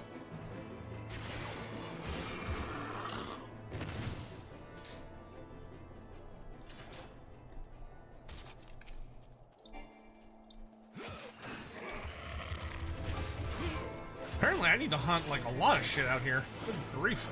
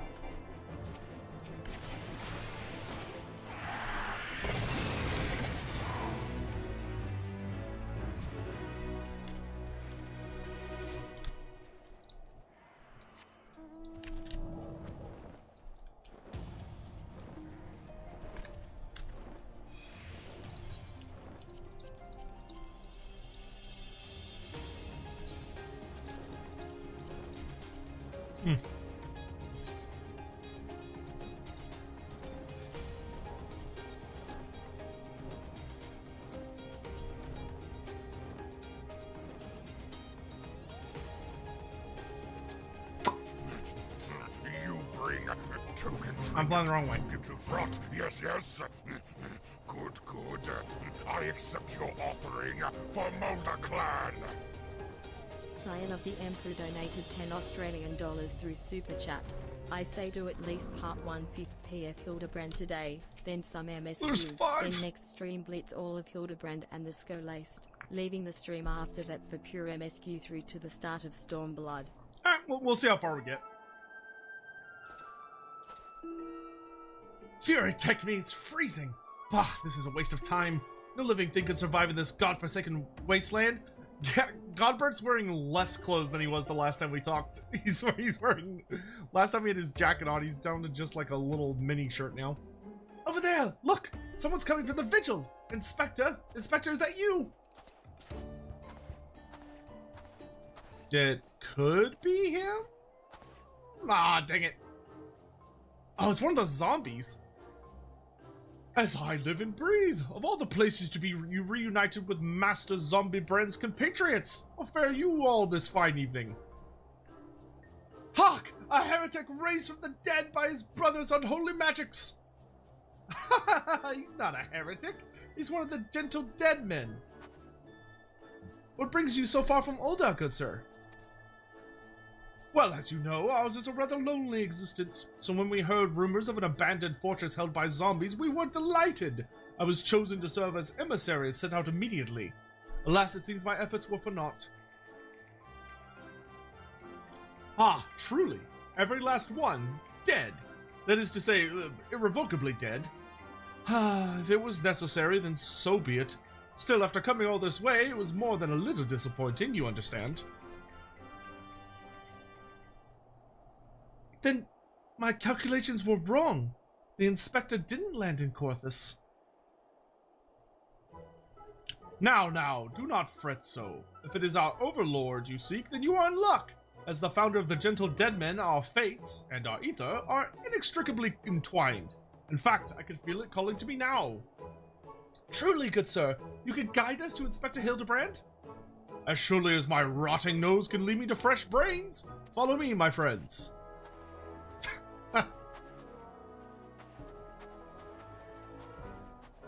Really, he's not helping with the whole heretic conversation. One must remain vigilant for heresy, for it can manifest in myriad ways. This vile insidious sickness which must needs be burned out ere the infection takes hold. Surely zombification would qualify, yes? Confound it, they left us behind!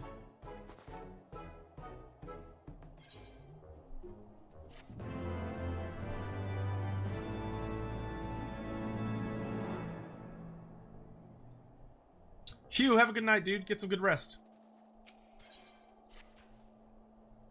Who do they think they are, commandeering this investigation and employing a zombie as a bloodhound? It beggars belief. We must regain control of the situation. With me, Dalcarius. Bro, I fucking hate the Inquisition. What are you... Are you for real right now? Fucking, I don't like you guys.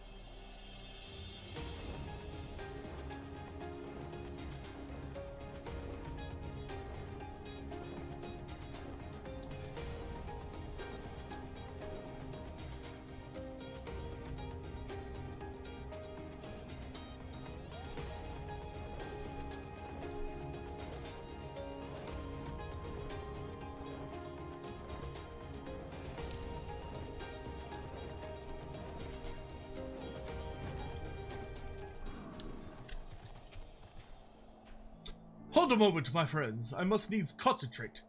Master Zombie Brand is indeed nearby, but there is also something else.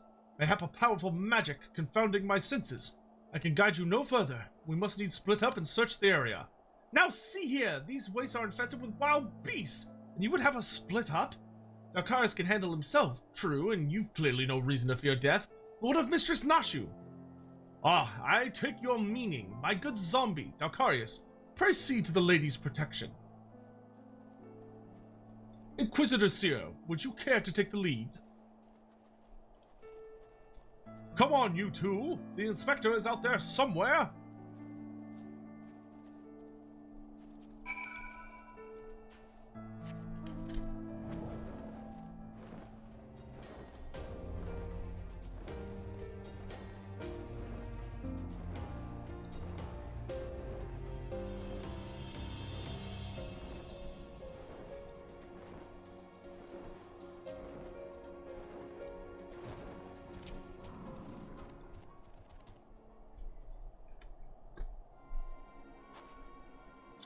Dalcarius, that's got to be the inspector.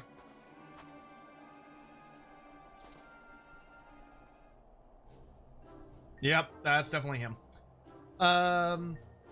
Eighth Wolf, hey, just watch your Adepticon reaction at the part where they reveal AOS future. There was a gray wing. I'm like 100% sure Malekith Malarian. That'd be nice. We've been predicting him and hoping he's gonna come out for like years, and we've yet to be right. So, but here's hoping. And he's surrounded by giant fluffy mansion gazebos. Nay, my gentle lady, those are not mere gazebos. Not the regal bearing. They are gentlemen gazebos. Fearsome yet fastidious foes who would surely tear me rotting limb from rotting limb. Don't look at me. Only Dalcarius could save Master Zombie Brand now.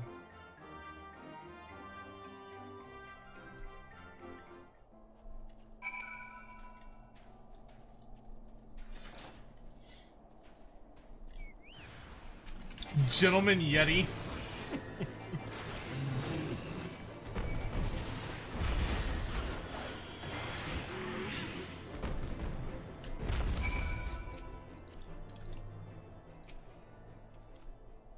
There's Hildebrand. Probably.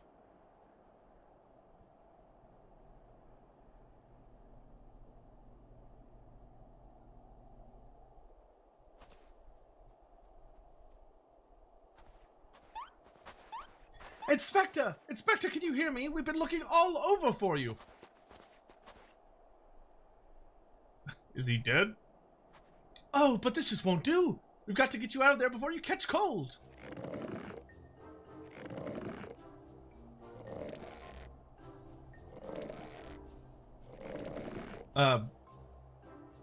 Maybe pull the same direction, guys.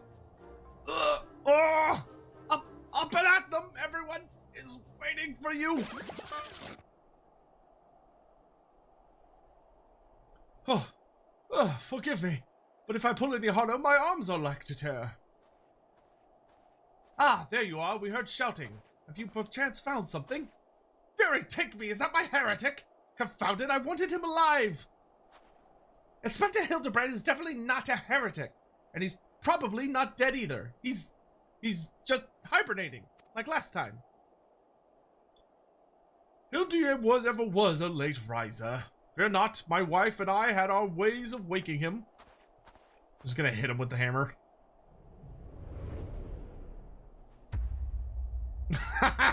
Everyone's just running away.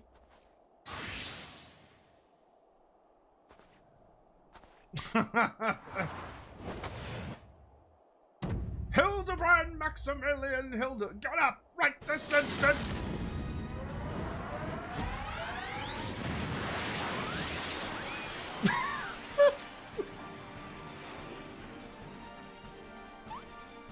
The inspector just gets like destroyed.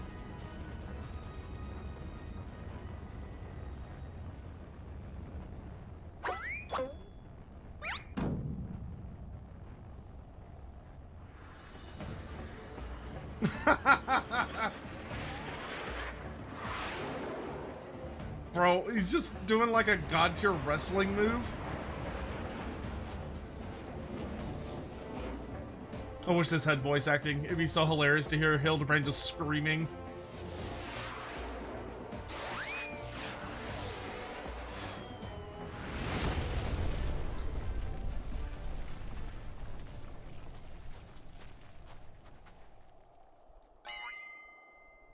It's just way worse than it was before. Was it the Manderville Meteor Strike or the Manderville Meteor Dive? Bah, perhaps Julian was right. Trying to name everything only leads to needless confusion. One more time, then. Out you go! What the heck? What is he holding? Splendidly suplex, Lord Godbert!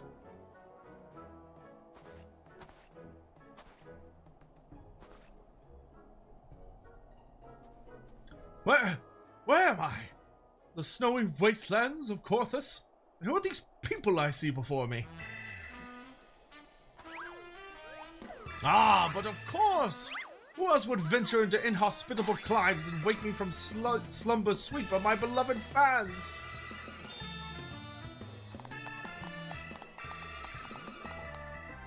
Why do I feel as though I've stepped through a portal into an alternate reality unbound by the laws of logic? You have. You're in hell now, Mr. Inquisitor.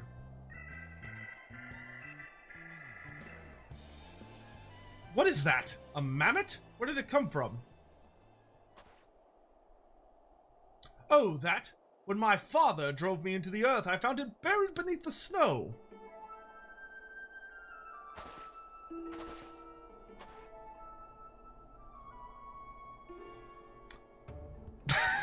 A little Lalafellan girl. How adorable. Nashu, you fucking idiot. Nashu, please. Note the firm, muscular legs, not unlike my own. 'Tis clearly a Lalafellan boy. Now that you mention it, I suppose his features are rather masculine. You two cannot possibly be serious. I am the very soul of seriousness, good sir, especially in matters of deduction. This is undoubtedly a young boy who, much like myself, fell into a deep slumber upon being buried beneath the snow. Now then, let us gently wake him, ascertain his identity. Godbert, please. There, that ought to do it.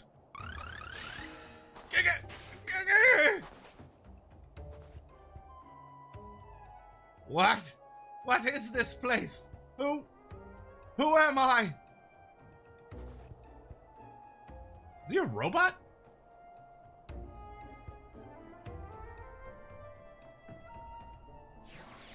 It's Vivi from Final Fantasy IX? That means nothing to me.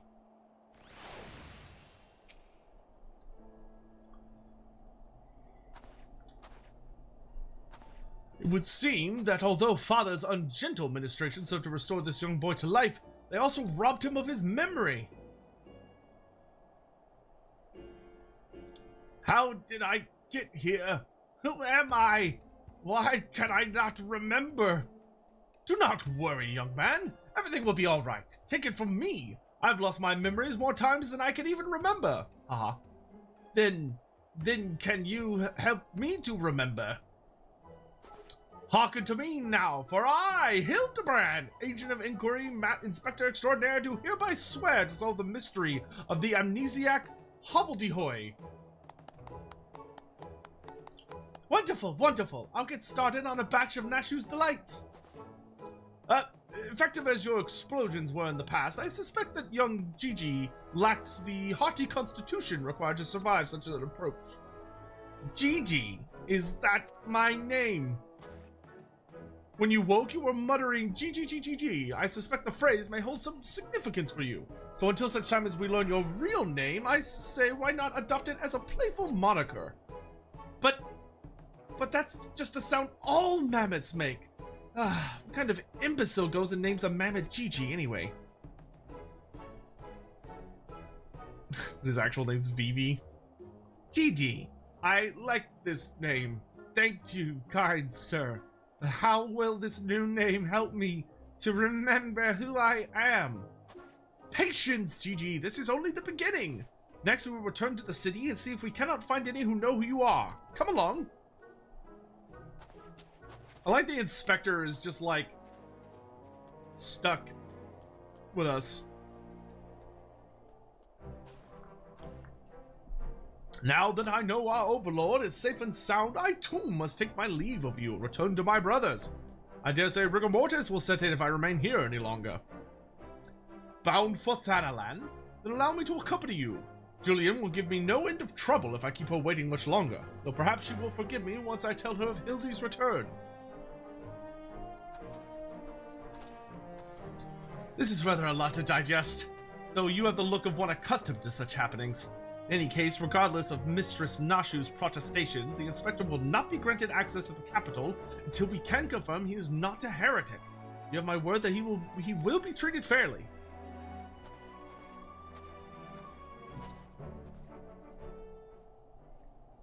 And there he is, the big bad from last time.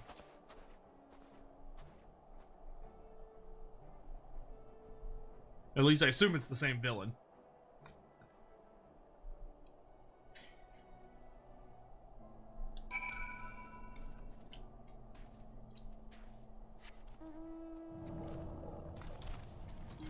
Oh, we're all the way back to the Foundation. Okay.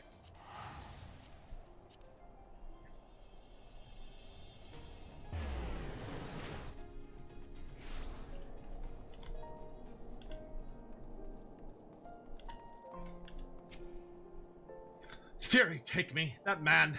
Ah, Darkarius. Well, you've heard the news that Inspector Hildebrand was cleared of all suspicion and judged to be no more than an eccentric curiosity. You're looking for him. Good luck. I wanted to thank him for his cooperation, but as soon as the Temple Knights released him, him and his assistant ran off to God's nowhere with that mammoth in tow. As for my investigation, in spite of all the twists and turns, I managed to salvage a satisfactory result. As far as the Inquisition is concerned, the suspicious vagabond was not more than a zombie which wandered away from the Dusk Vigil. Sickness which has since been purged. So it would seem that all is right with the world once more. But now I have no doubt that the Inspector will turn up again like a bad gil. When he does, trouble is sure to follow.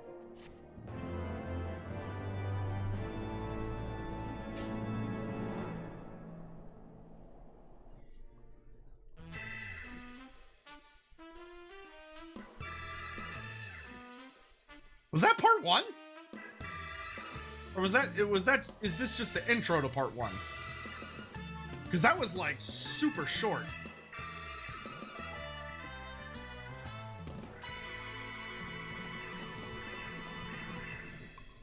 That was really short.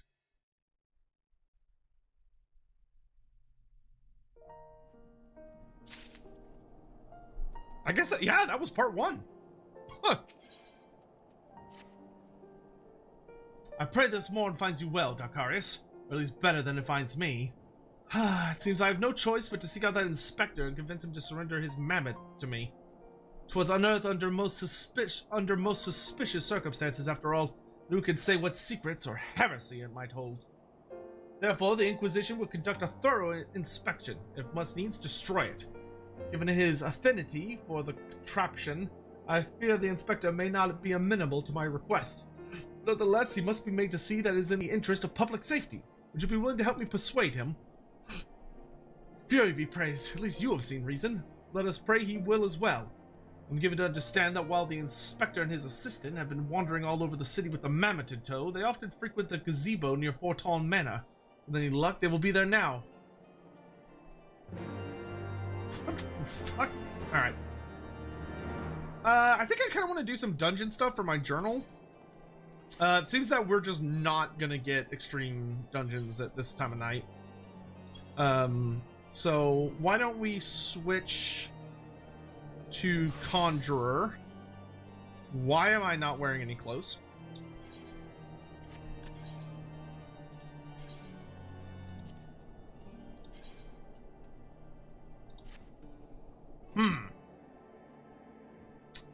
I need to go shopping. It would appear that I am due for a visit to Gridania. Because apparently I have nothing to wear.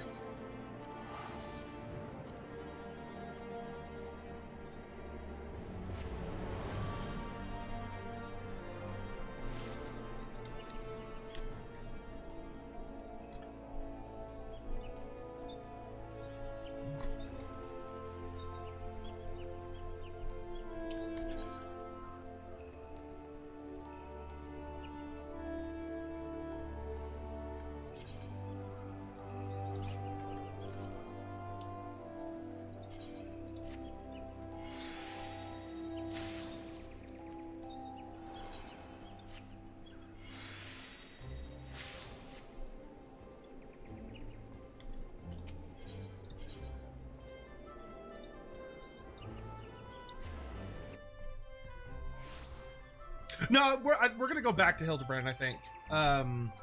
After, I think we're gonna get some clothes, knock out our journals, or at least a little bit of it, because I guess we got a week. We don't have to do it all at once.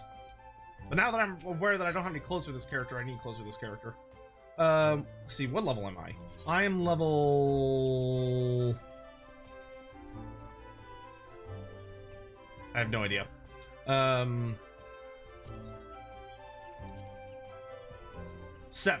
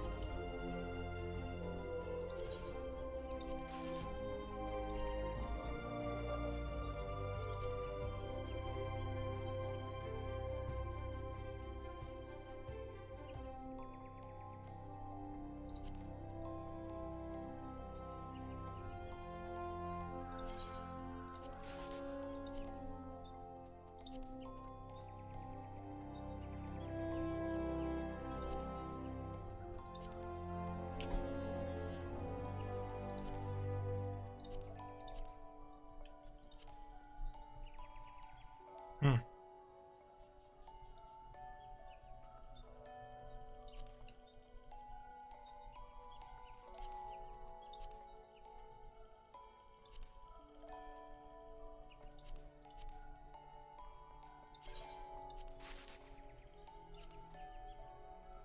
I suppose I could make my own.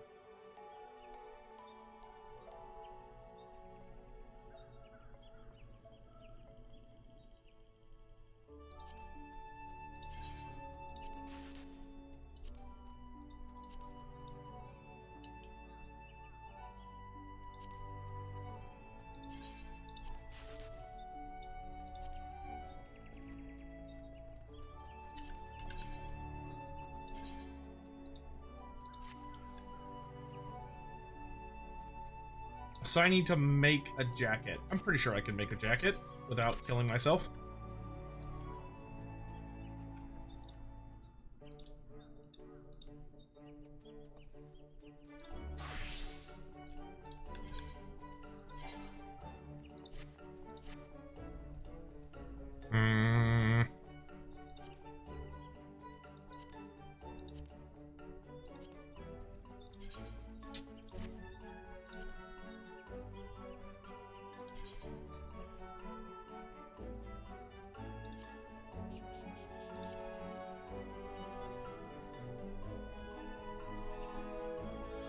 Maybe a leather jacket?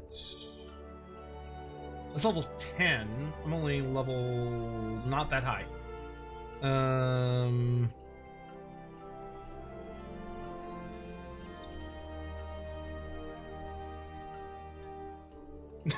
There's no chest piece low enough. Oh dear.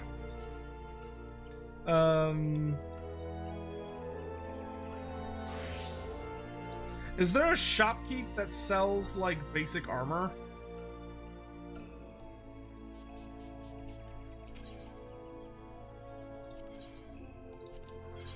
Yes, there is. Okay, cool.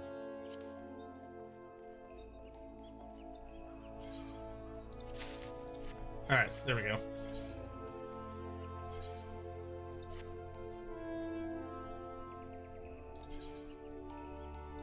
It's not perfect, but it'll do. Oh no, these gloves are terrible. Wait, what? It didn't give me the jacket I wanted. Is that jacket better than the one I just bought?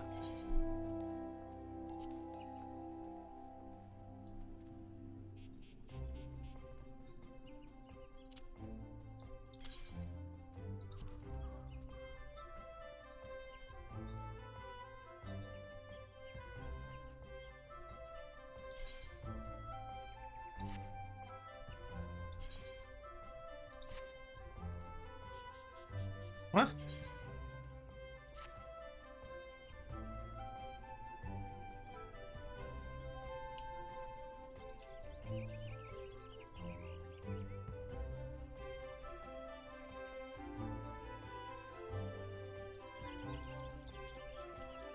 No, I don't even see it.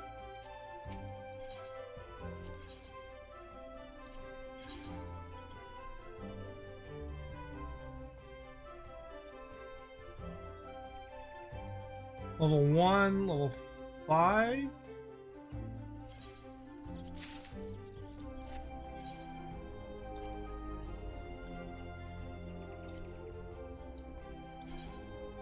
Okay, there we go.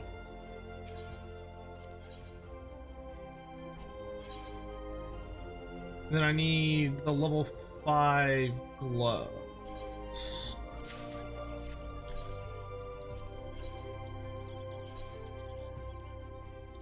It keeps unequipping and re-equipping that ring, which is kind of annoying, but whatever. Alright, there we go.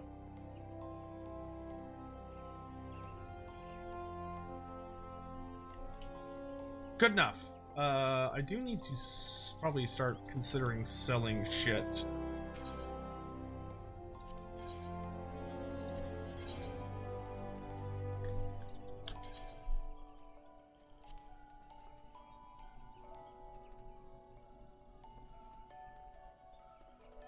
Actually, I need to go put this in chests is what I really need to do.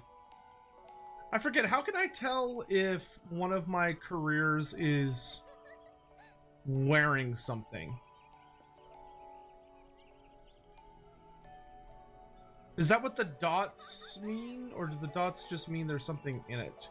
Because I don't want to accidentally sell something that I'm, like, actively wearing. Decisions.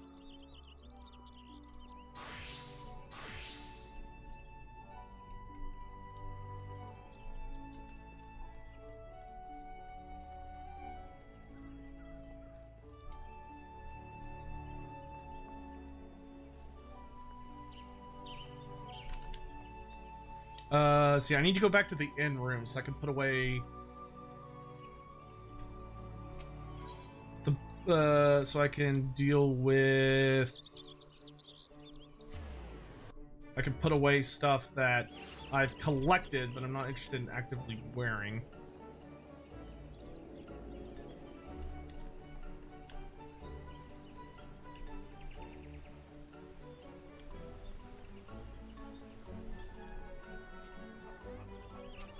Hello, I haven't beaten you at Triple Triad yet. Fight me! Oh wait, no, you're the lead person. Triple Triad?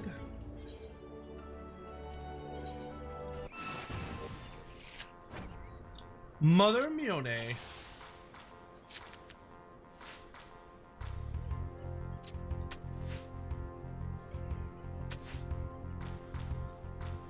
Does your deck suck? I bet it does.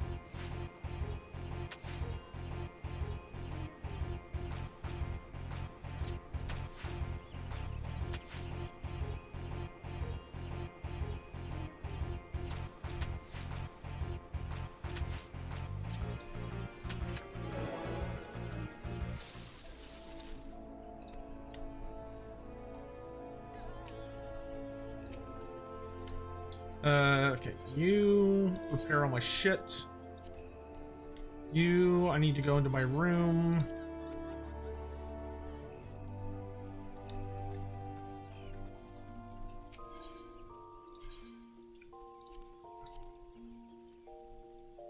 No, I want to keep that.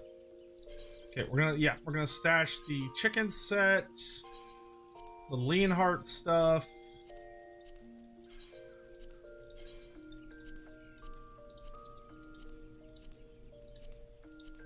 Okay, cool. That gives us a little more space.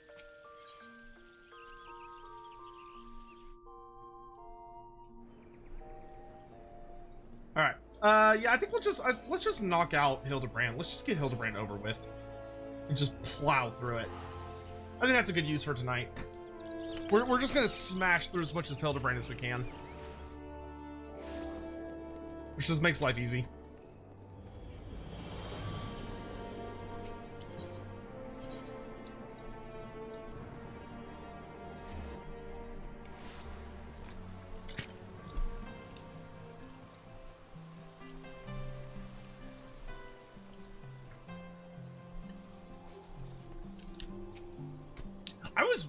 That part 1 of Hildebrand was insanely short. That was only like 3 or 4 quests. Verily shall we scour all creation from the deepest pit of the 7 hells to the very pinnacle of the heavens for the answers we seek. Every day shall be filled with grand adventures, the stuff of fairy tales and legends. Huzzah! A grand adventure in the deepest pit of the 7 hells. Just so. Such is the creed of Hildebrand, agent of inquiry, inspector extraordinaire. Oh god, he's already copying him.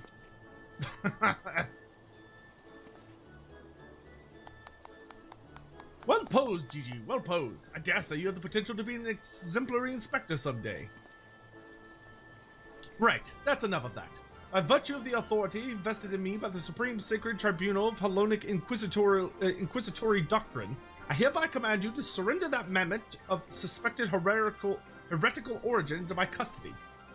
Why, hello there, Dalcarius, and Inquisitor Seer, ever the jester, accusing poor Gigi of being a clockwork heretic, when 'tis plain to see he is merely a precocious young lad. Oh, there you go again, confusing the poor girl, as if those big, beautiful, boxy eyes aren't the soul of femininity. Nashu, please. Were you not witness to the magnificent display of Mandervillian masculinity mere moments ago?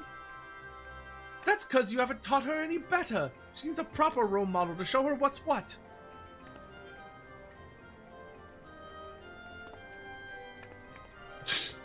Are they having a pose off right now?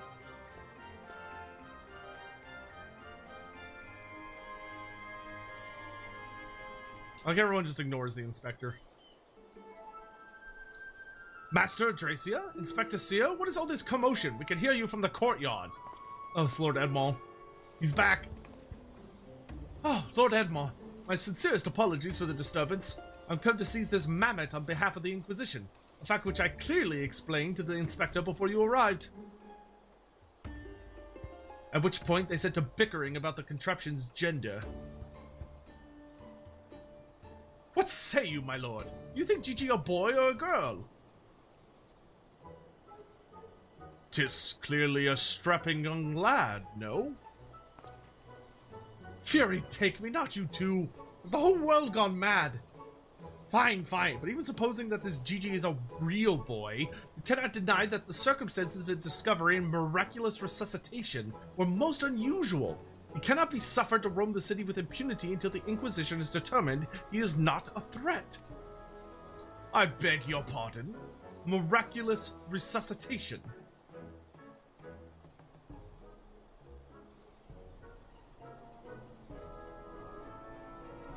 I see.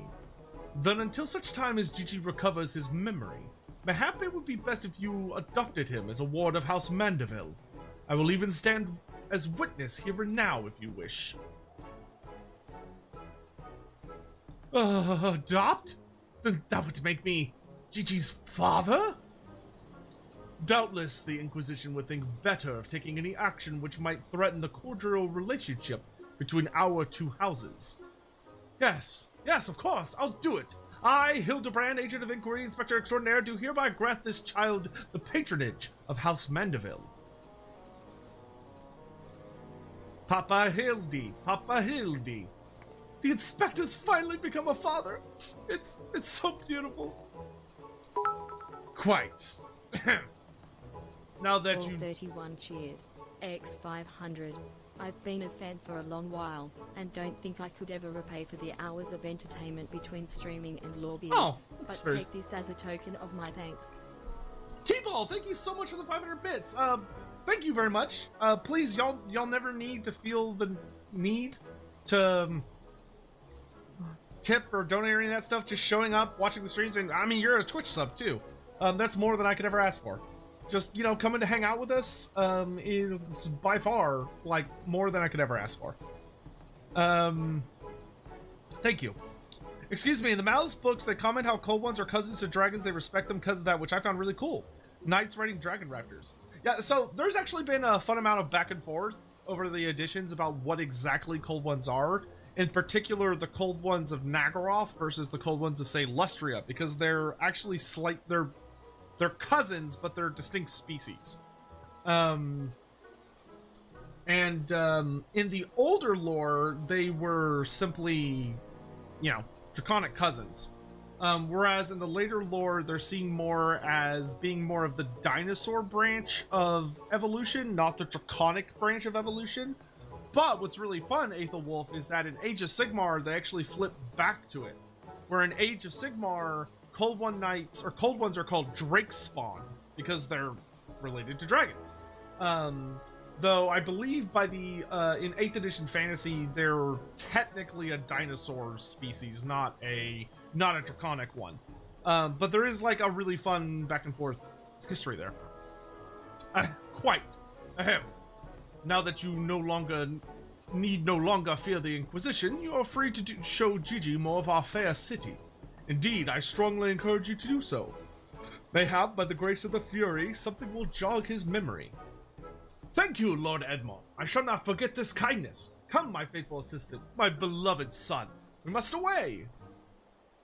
Oh god, they're a family unit now.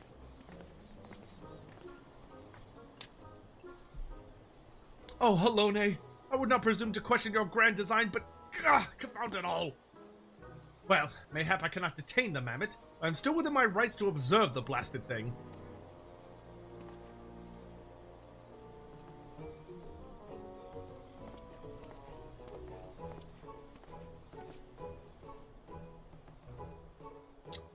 Lord Godbert will be pleased to hear that his son is as hale and healthy as ever.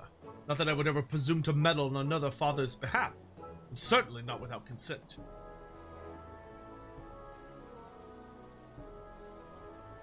Don't worry, he knows. Pretty sure Hildebrand's fucking immortal anyway.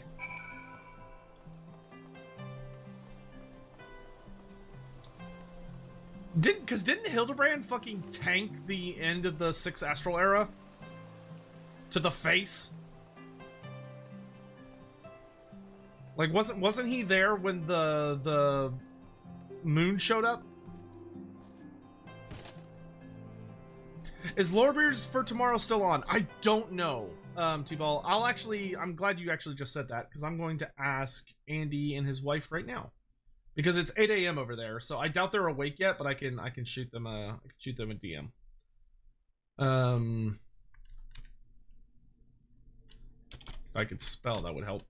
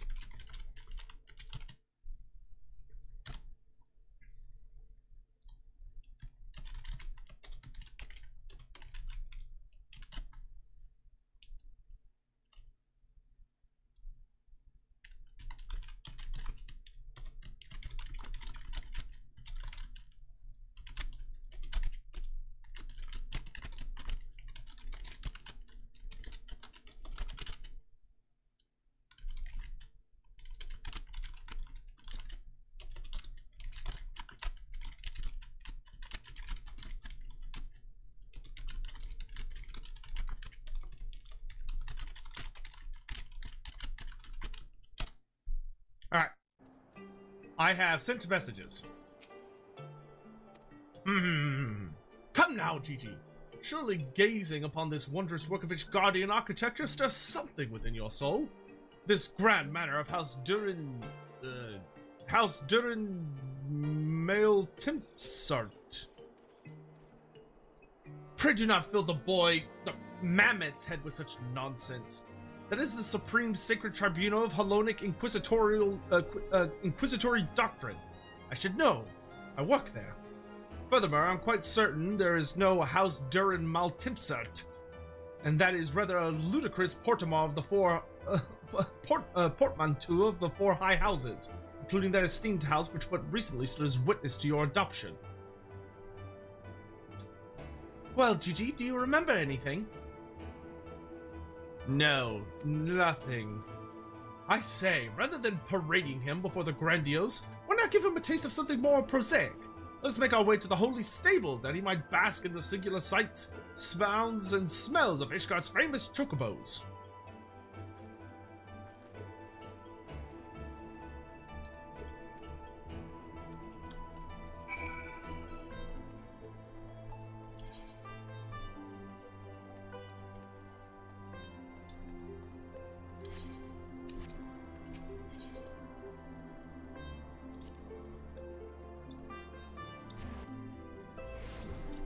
Loyal to the mood regardless.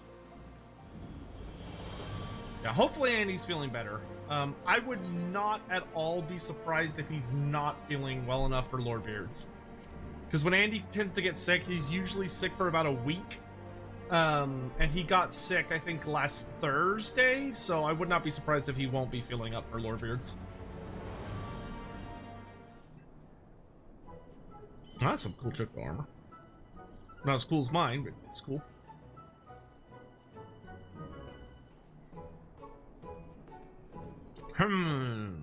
Splendid specimens of horse bird flesh, would you not agree? In the hands of a skilled jockey, any one of them could take first place at the saucer. These chocobos are the pride of the Ishgardian cavalry, and any temple knight who dared exploit them for personal gain would answer to the Fury herself. How about now, Gigi? You remember anything about Ishgard? Be sure to sniff the chocobo. It didn't.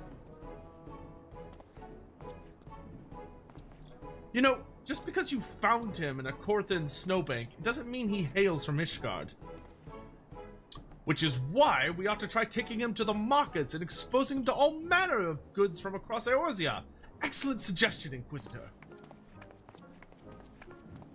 Wait, am I now complicit in this farce?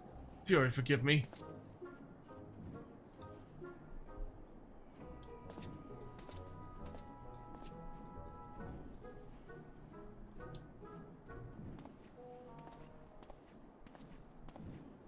But I want one! I want one! Buy me a chocobo, please, father!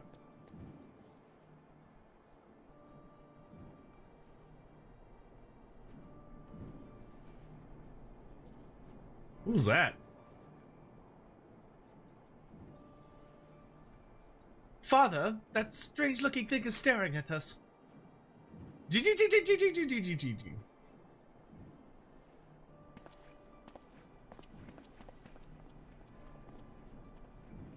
Am I that strange looking? You're just a little robot. Oh, dude, T-Ball, I'm the same way, dude. If Andy was up for it, I would literally do Lordbeards every day. Like, I would have us do gaming content, like podcast episodes, interspersed with gaming content, interspersed with like more community stuff. And we would do that every day. Every day. But that is sadly not possible, especially when he's ill. We are intending on ramping Lordbeards up and doing like a lot more. But that'll come with time. We want year 3, so to speak, of Lordbeards to be even bigger and even better.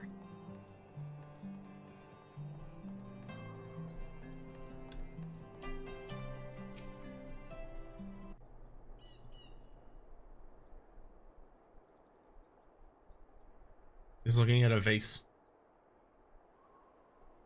Why bother? It's no use. Now, Gigi, you must not give in to despair so easily. Did I not promise you days filled with grand adventures and the eventual discovery of your mislaid memories? Spirits, Gigi, spirits!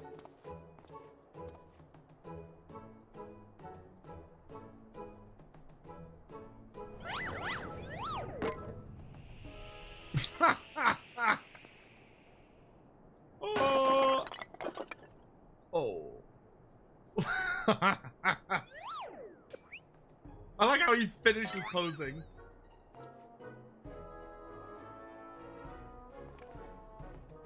My word! A vase flung to the ground with reckless abandon!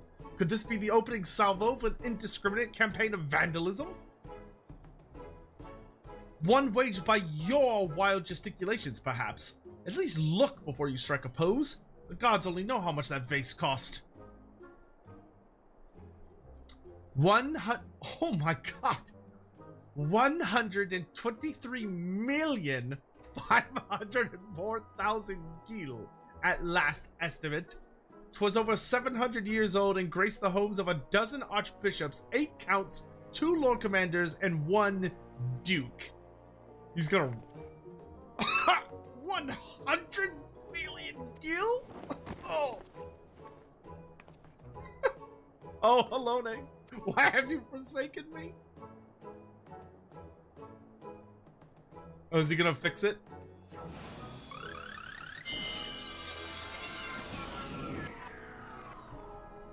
Ooh. Wow, would you look at that? That was impressive.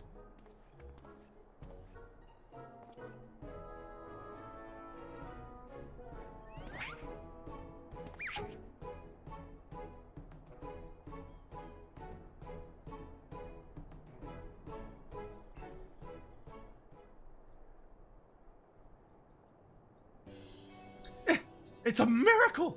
Nay, the divine intervention of the Fury herself! Did I do that? Gigi, my boy, that was marvelous! You're a born artisan just like father! Papa Hildy's papa? Your grandpapa Godbert, the man who awoke you with a few gentle taps to the noggin? You wouldn't believe what else he could do with that hammer of his. Why, some folks say he wields the very powers of life and death. Once he and the missus come back from their tour of the Western Highlands, I'm sure they'd love to see that trick of yours. Do not demean this Mammoth's power as a mere parlor trick. We just witnessed a miracle, and I demand that you all acknowledge it. This Mammoth. Sir, I say, sir, 100 million gil for the Mammoth. Nay, 100 million gil and the Duke's priceless vase. My word, is this what passes for trade in Ishgard? Gigi... Gigi is my flesh and blood. I will not sell him at any price. That's not how that works, Hildebrand. Please, Papa Hildy, no more. I know you mean well, but we can deny the truth no longer. I am a mammoth. Gigi, whatever has gotten into you? You are my son. You are a Mandeville man. Listen to your papa, Gigi. You're a Mandeville girl through and through. Stop it, both of you. You're not my papa or my mama. Oh, the trials of adoption. Especially when the adoption is a small robot. Well, it is only to be expected. Gigi is at a rebellious age. Strange as it may sound, I too tested my parents' patience, and that on more than one occasion. But if they could weather the storm, then so can I. I say we find out what's got him thinking he's a mammoth. But he is a oh, how can you not? Never mind.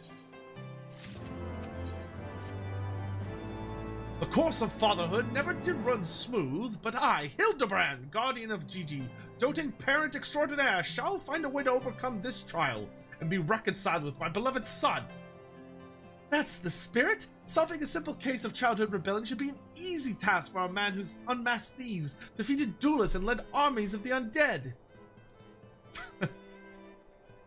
Yes, that's all very... Wait, what was that about the undead? Actually, don't tell me. For now, all that matters is finding that mammoth. We should begin by speaking with the sentries stationed at the city gates and the airship landing. If Fury help us, he has left Ishgard, we need to know about it sooner rather than later. I will visit the Ark of the Worthy, while the inspector and his assistant head to the airship landing. You can question the guard at the gate near the manufactory, after which we will regroup there and share our findings. Dismissed!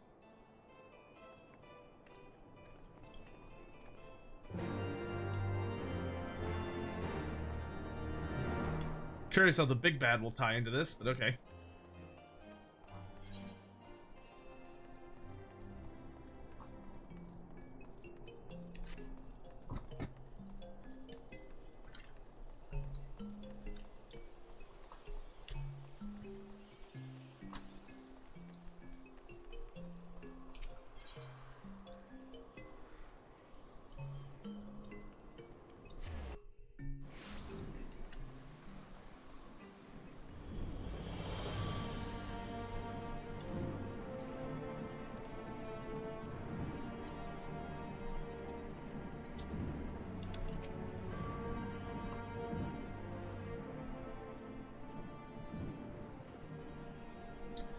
Little fellow with a wide-brimmed hat. Aye, you came through here. Bought passage on a supply ship bound for Falcon's Nest. One of them, what's his name? Lalafels, right? Funny little buggers. Seem keen to be anywhere but here.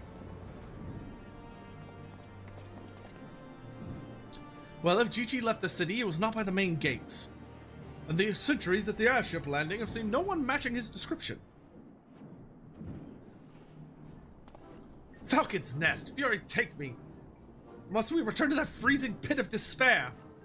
Wheresoever Gigi goes, I will follow him, and find him and embrace him as my son once more. However, I surmise our final destination lies far beyond the walls of said outpost.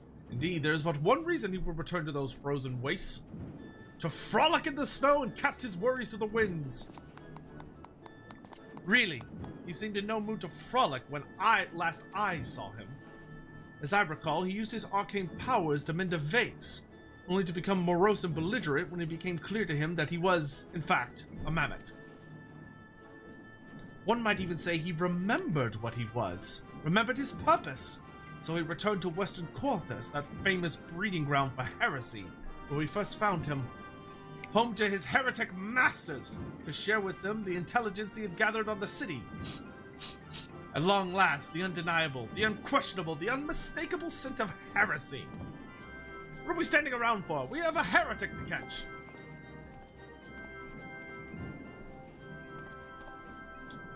Inspector, I'm starting to think that Inquisitor Seer might not think very highly of our little girl.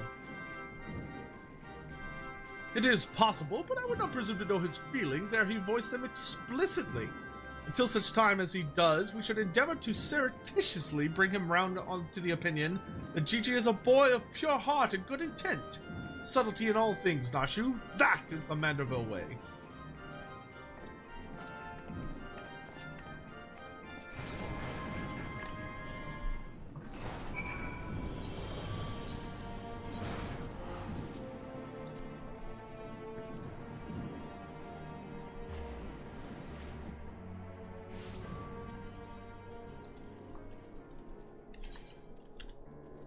Okay, he's just outside the city.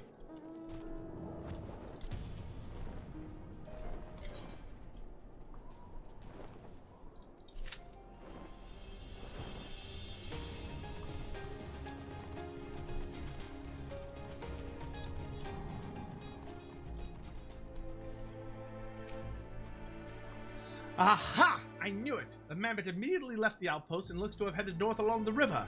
By the Fury, I cannot wait to finally catch him in the company of heretics. I don't like your tone, much like your tone, Inquisitor.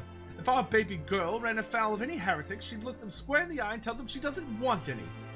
Hey, Inspector, I think I just had one of those moments, you know, of insight. Maybe Gigi came here to find Lord Godbert. I did tell her her grandpapa might like to see that trick of hers. Brilliant deduction, Nasu. You must be eager to meet his grandparents. The selfsame ones he renounced when he declared you were not his father? Ah ha ha ha, what a fine young gentleman, eager to explore his heritage. Let's make haste, my friends, for a reunion of 3 generations of Manorville's beckons. I really can't be bothered.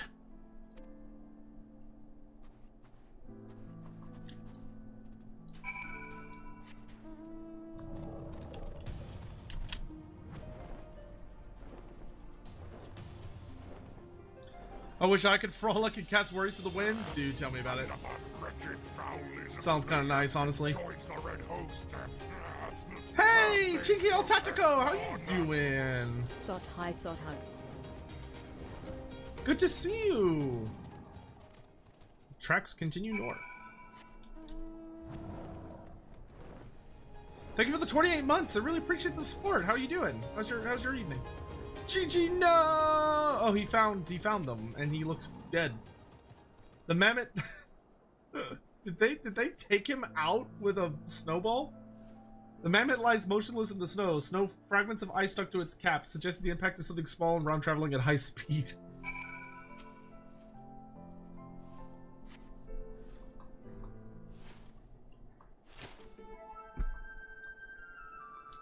My head. Who? Oh, it's you. You followed me. Pollux, have a good night. Thanks so much for coming by. Oh, Gigi. If you wanted to have a snowball fight with your grandparent, you should have said so earlier. Papa Hildy was very worried. He was glad to see that you are unharmed. It would seem he was struck by a snowball, much like these Steinbocks. These dead Steinbocks. You sure he isn't damaged? As if a mere blow to the head could fell our Gigi. We Mandervilles are made of starter stuff. I myself have been driven headfirst into the earth on no fewer than 24 occasions. Several times from malms above, and my mind is no less brilliant for the experience. The fucking laugh. Awesome, Tactical. Well, I hope you're off to a good morning, my dude. I expect the Earth was no less brilliant for the experience. Why are you nodding? Oh, he's behind me, isn't he? What good fortune to cross paths with you lot so far from civilization. Forgive me for not taking notice earlier. I was engrossed with my duel with Julian. But how rude of me. Would you care to join us? Grandpa Godbert. Grandpapa Godbert. Mama Nachu says you wield the powers of life and death. I beg of you, Grandpa Godbert, grant me life. Make me a real boy. Oh, that's kind of tragic and fucked up. It's fucking Pinocchio.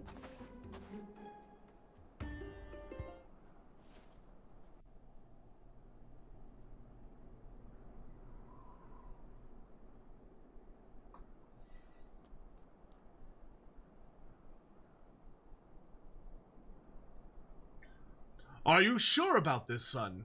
It may sting a little. I will endure whatever I must to become a real boy.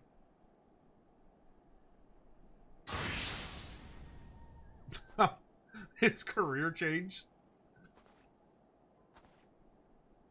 The Inquisitor's like, I'm not getting hit again, I'm backing up. Then let us begin. What the fuck? He gave him like a Lalafell body. This body, it's everything I ever wanted. It's perfect. Thank you, Grandpapa Godbert. Thank you. Oh, but I've not even begun to begin. Birdgut, guide my hammer.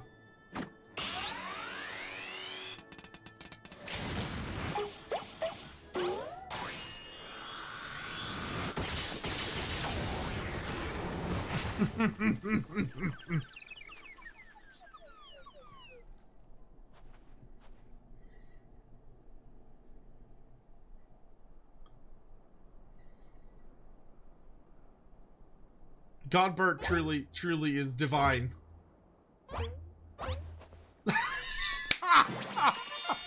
He's fucking swole adult. Papa Hildy, I'm a Vanderbilt man. Gigi, my son, come to your father. Let me have a look at you.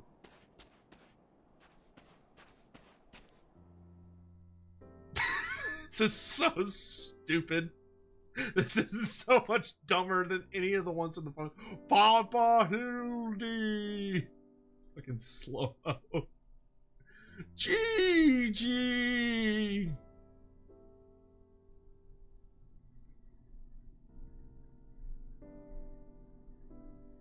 I like how we were all moving in real time.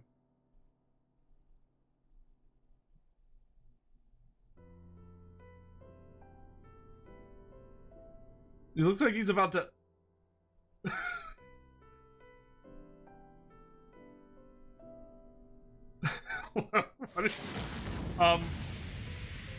what is he doing?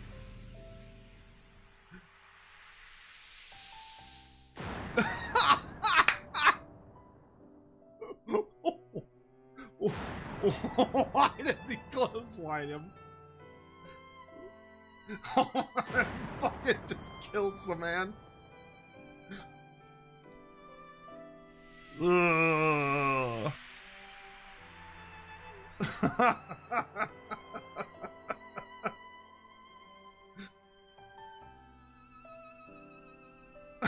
He just fucking wrecks his shit. Amazing. Truly, love between father and son.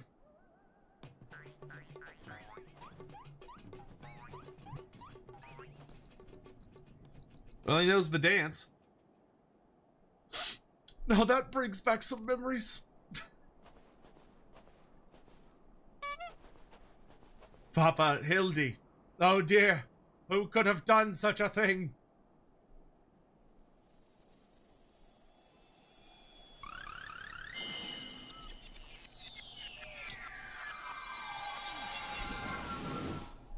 Oh, interesting. He turned back to normal.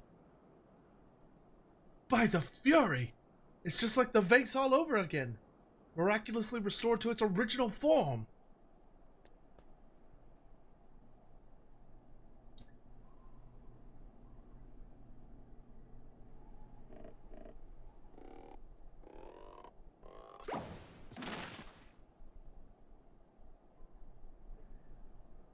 Gigi, my boy. Upon further consideration, I believe this body may suit you best. It is, how shall I put this, more manageable. And much more adorable. But how can I ever be accepted as your son if I remain a mammoth? I feel like if Gobbert was the main character in Final Fantasy XIV was a manga, all the problems they were struggling with would be solved in one single chapter. Yeah, he would have utterly obliterated everything.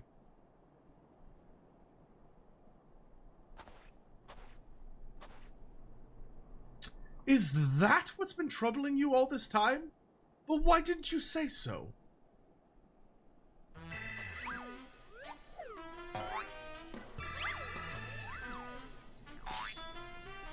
A Mandeville is more than mere flesh and bone. He is vigor, compassion, honor, a gentleman for all seasons. Be you man or machine, it makes no difference. If they call you a mammoth, I look them in the eye and say, nay, you look them in the eye and say, nay, I am a Mandeville mammoth.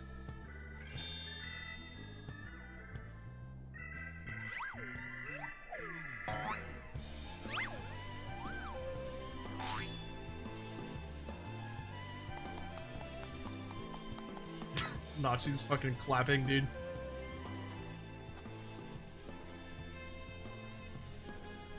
Mother, father, forgive me for not consulting with you earlier, but circumstances forced my hand. I have formally adopted Gigi as my son and ward of House Mandeville. Ye gods! I knew he was fond of the mammoth, but did you hear that woman? Our son's gone and got himself a son! Grandpa Godbert! Grandpapa Godbert! Ha! It all makes sense now. Grandpapa Godbert and Grandmama Julian. I've been waiting years to hear those words. Grandpapa Godbert, Grandmama Julian. Few things in life are grander than becoming a grandparent, as they say. Ha ha ha!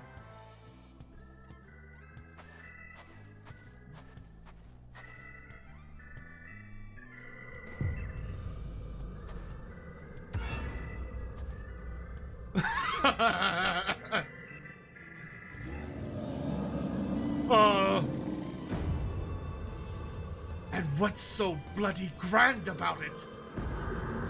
Oh, Jesus Christ.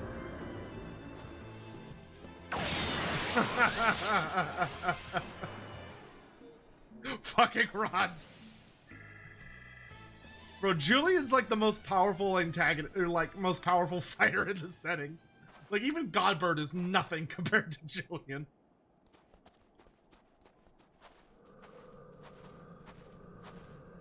Please don't kill me.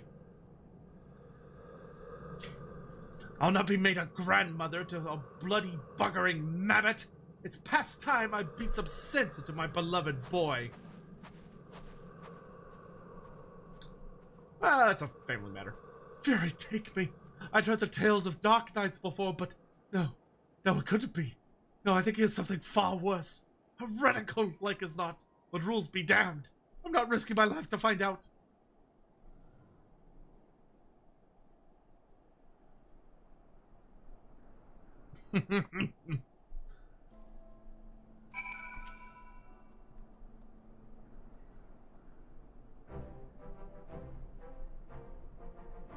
The mad! Utterly mad! The whole damn lot of them! How their house could rise to such prominence I will never understand. Well, at least the mammoth seems to have overcome its existential crisis. Before today I didn't even know a mammoth could have an existential crisis. Wait, what am I saying? It's a mammoth! Why should I care what it claims to think or feel? Fury, take me! The idiocy is infectious! I mustn't allow myself to fall prey to it. Follow procedure, report to your superior. One step at a time, one step at a time. My character is just like, yeah, sure, whatever. Who the hell are these guys?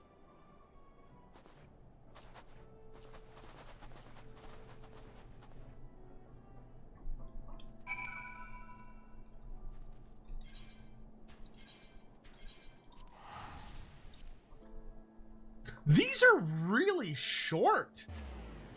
Like, compared to the Manderville missions from A Realm Reborn, these are, like, obscenely short.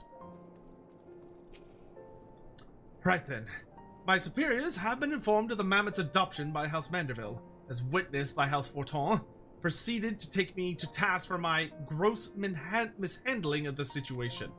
They remain convinced that the mammoth is the product of heretical machinations and have commanded me to redouble my efforts to prove this incontrovertible fact. That may prove problematic, however. The Gigi seems to have forsaken his quest to recover his memories and thrown himself wholly into his new life as a Manderville mammoth, casting about for any hint of a case alongside his doting father. In any event, though I do not share my superior's conviction, I think it's safe to say there is something exceedingly unusual about that mammoth. You saw with your own eyes how effortlessly it restored that vase, and itself, to its original form. Reconstructive magics are not particularly rare, but his are unlike any I've ever seen before.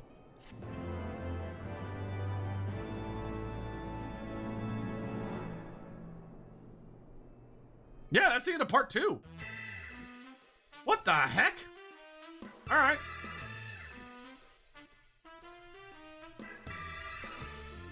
the fucking... it's going all the way to full size.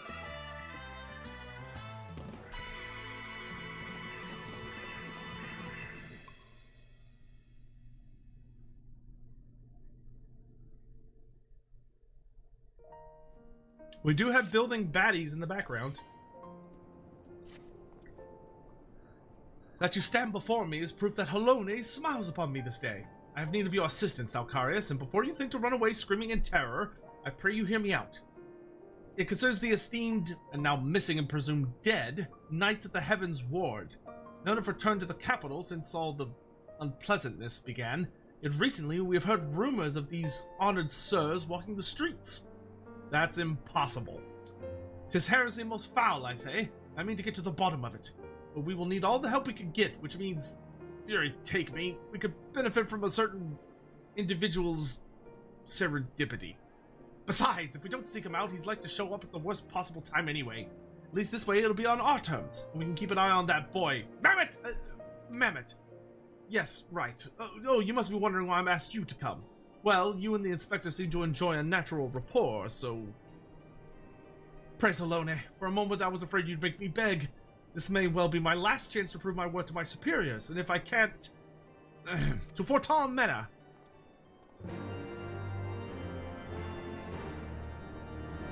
I mean, now that I think about it, the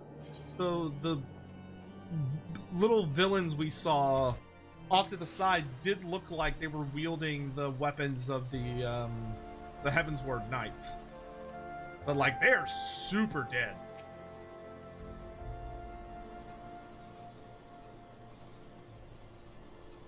Because, Gigi, such behavior is unbecoming a gentleman. But why, Papa Hildy? Why is it unbecoming a gentleman?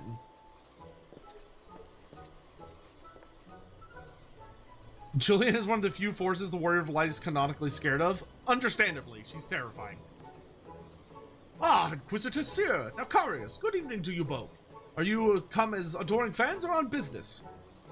Business. Always business, you may rest assured. Then I, Hildebrand, Agent of Inquiry, Inspector Extraordinaire, am at your service. Is it robbery? Murder? Tax evasion? He doesn't say evasion, he said avoision. Avoision? Wait, before we get into that, what's going on here? Much as it pains me to admit it, my beloved Gigi, the apple of my eye, the fruit of my loins, is attempted to deface this lovely gazebo.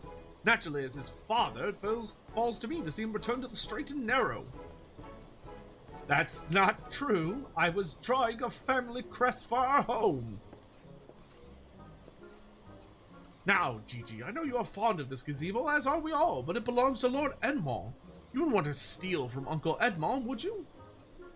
I guess not. But where is our gazebo, Papa Hildy? And does it have a warm stove with a steaming kettle, too? Oh, Gigi, don't you see? We have no need of kettles or gazebos. As gentlemen inspectors, the world is our oyster. We go whither we please, where the red fern grows or the wild rose blooms.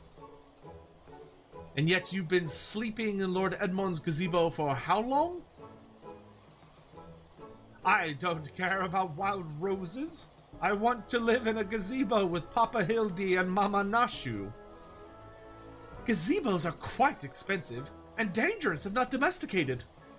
Dangerous indeed, my boy. Besides, we are gentlemen inspectors, free to travel the length and breadth of Eorzea in search of a case. Does that not sound more thrilling than whittling away the hours beneath a gazebo? I guess. If it's a case you want, you need not go so far. We are currently investigating reports of individuals masquerading as Knights of the Heavensward. These contemptible charlatans are rumored to have tricked several hapless maidens into attending private parties for a small fee, with the promise of enjoying the company of these great sirs. Those who were foolish enough to attend found their experiences to be traumatizing. So traumatizing that they have refused to discuss them in detail. Needless to say, your assistance in this matter would be greatly appreciated. And for it, you shall receive due compensation. Say no more, Inquisitor, say no more. I, Hildebrand, Agent for Query, Inspector Extraordinaire, am well versed in the ways of the fairer sex. Since when? Oh god, it's his mom. Mummy! Mother dearest. I was under the impression you had departed for Ulda.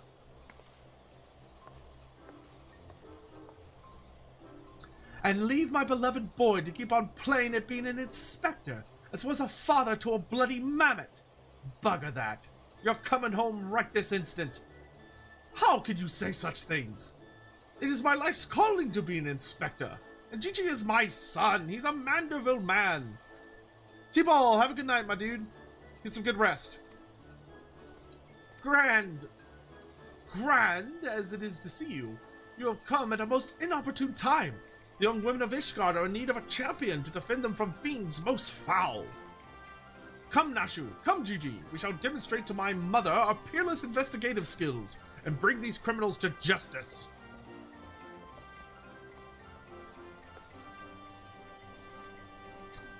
Thal's ball, is he stubborn? Probably gets it from his sorry arse of a father. I trust you lot will help me to keep him out of trouble. Right then, come along. The fucking... Well, that could have gone better. And worse. Let's not keep them waiting.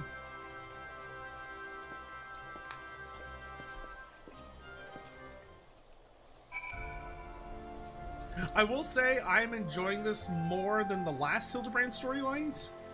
Because this one is significantly, like... It's much better paced, would be the way I would put it. World-weary maiden. Please, do you think me so foolish to fall for the charade? From what I heard from the others said, knights bore not even the slightest resemblance to the Heavensward. As if I had not ever already memorized every detail of my dear Sir Adiphel's face. Oh, wherever could he be? He is super fucking dead, is where he is. I'm truly outside her grace. My allowance all gone to waste on those... Oh, I dare not say it. Mayhap those awful rumors are true. Perhaps I must needs accept that he now walks in Halone's halls. I don't have very good lady voices.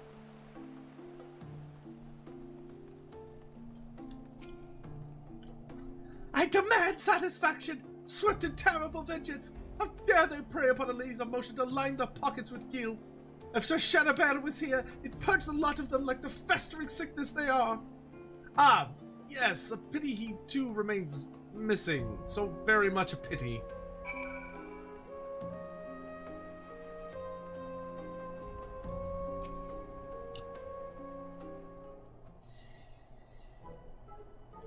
Papa Hildy, that grandmama over there is staring at us.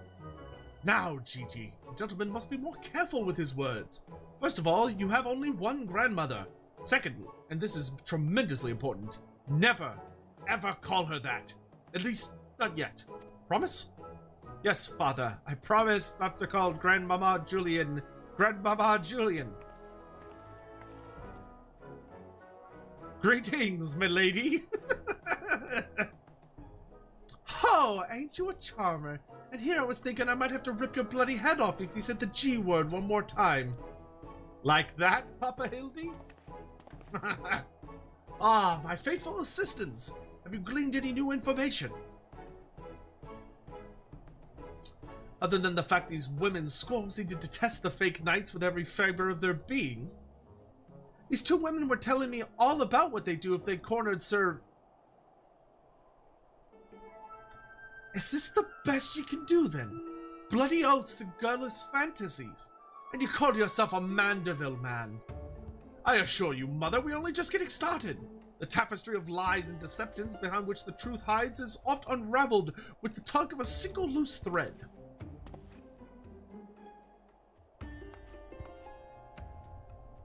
I say, young lady, I would beg but a moment of your time. Young lady. Somehow, I doubt that young lady was talking about the charlatans we seek. Aye, 'tis true. I, too, was taken in by the false promises of those awful, awful men. Long have I yearned for a chance to meet Sir Velguin, so when they said I finally could, I didn't even hesitate for even a moment. But when they escorted me to the manor and undid the blindfold, and I looked on the hideous faces of those so-called grand sirs, I screamed and fled. They were gone when I returned with the watch. But their neighbors and they overheard them speaking about seeking shelter in a place called Idleshire. I know it's not much, but I pray this information helps you in your search. My lady, I swear to you here and now, I, Hildebrand, Agent of Inquiry Inspector Extraordinaire, shall not rest until these dastardly fiends are punished for their foul crimes.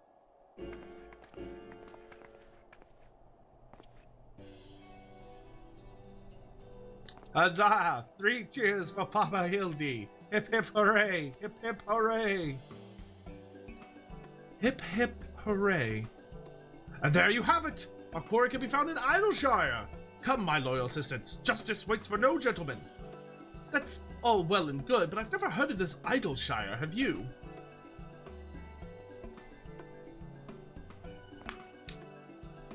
You mean we're to travel to the Dravanian hinterlands? Right now, just like that.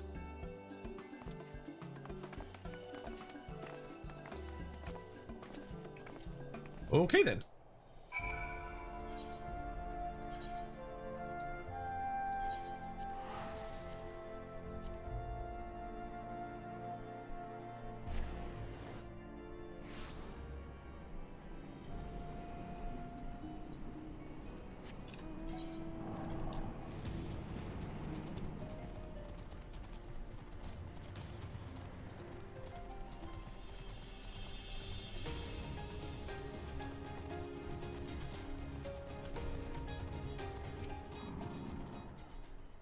Truly, this is a magnificent settlement. It's a testament to hard work and camaraderie of her Uplander and Gobby citizens.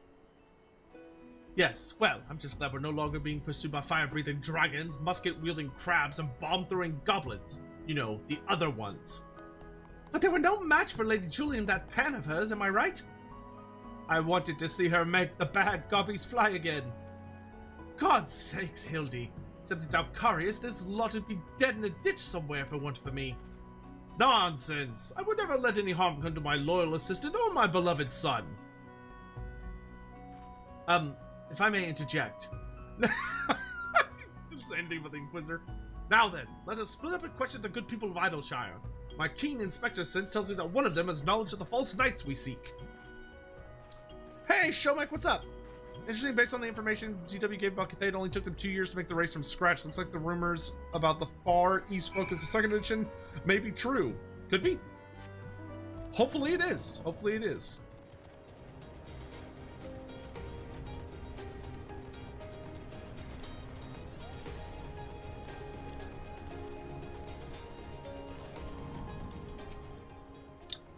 Oh, you must be talking about them Grand Sirs. They drifted into Idleshire some time ago, as I recall. They visited the Great Library, though I couldn't tell you why.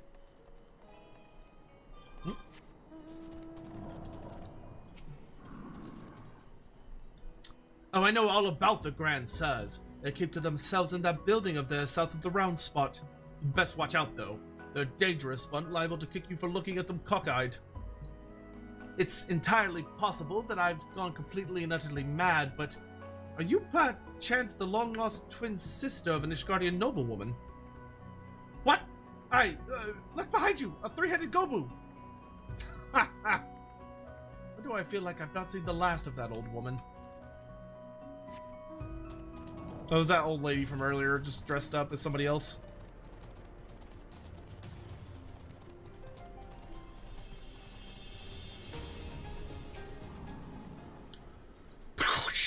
Yes, Loudlocks knows of the Grand Sirs. Stinky uplanders keep to selves. They go down with Gobby Flock, but to each their own, Loudjock says. No questions, only Jingleshire.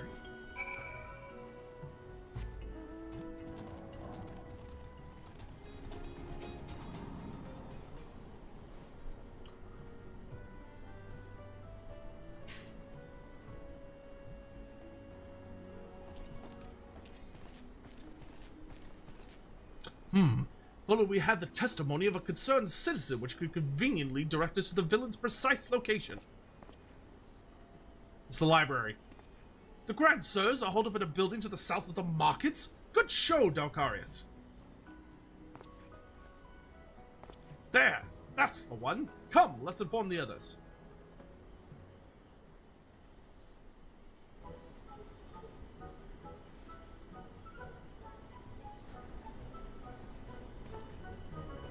It would seem that no one is home. There's naught we can do but wait then. Papa Hildy, I just want to say that I really like this place. I think that you and me and Mama Nashu could have lots of exciting adventures if we stay here. You may be right, Gigi. This community seems to have fostered an enlightened, free society, welcoming of honest souls willing to work and contribute to the greater whole. Did anyone happen to see a gazebo on the way in?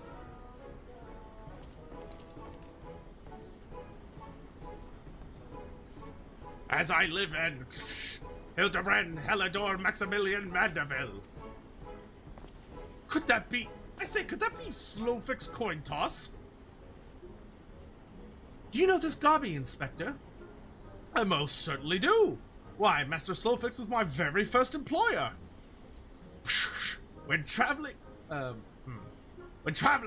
Danaland long ago, Gobbyfluck was waylaid by Uplander bandits. With no jingle shine to pay brass blades, we had no way to backtake goods. Until we make busy deal with Gentleman Uplander, that is. With fastness, he finds Uplander bandits and brings much beggy-boo, and returns to goodly Gobby's many missing goods and great justice. Henceforth, Slowfix gains new appreciations for Uplanders. But for chance encounter with Gentleman Uplander, he never conceives of egalitarian utopia. One may even claim Filthy a founding father of Idleshire. With metaphorical tongue-plaques, that is. Ha ha ha! Oh, the memories. It was a near thing, for the bandits were clever enough to see through my ingenious disguise as an innocent milkmaid. But in my haste to escape, I tripped over a barrel of fire sand, and as they say, boom gobby doom. Caw! No busy deals for the wicked. No busy deals indeed. But leaving that delightful anecdote aside, ye gods, Master Slowfix. Just looking at you and your flock have made... what you and your flock have made of these ruins is making me big eyes.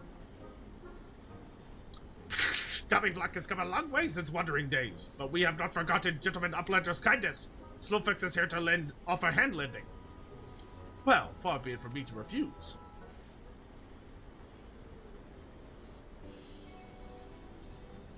My son Gigi has grown quite fond of your magnificent city, so I should like to stay here with him and my assistant for a time. We do not require much in the way of accommodations. A humble gazebo, for example, would more than suffice. Why settle for a gazebo in perfectly good estate right behind you? Residents and building in arrears, and Slowfix happy to evict them. But we were pursuing the fiends who lived here on suspicion of defrauding young women. Fraud? And Slowfix's egalitarian utopia? This he will not abide.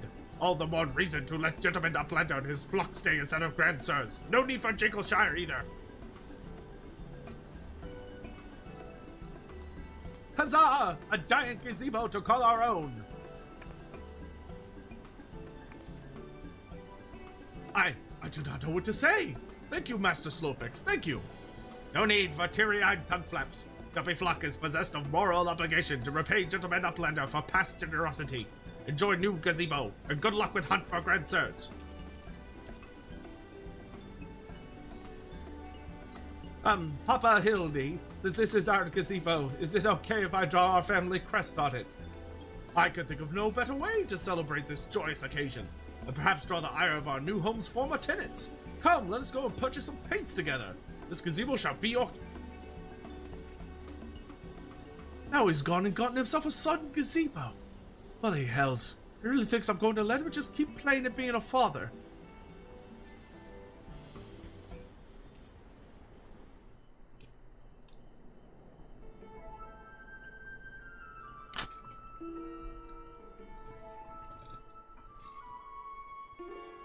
Yeah, well, I am 99% sure the Arcade Journal after Cathay is Kislev. Because they started making Kislev around the same time, or updating it, rather.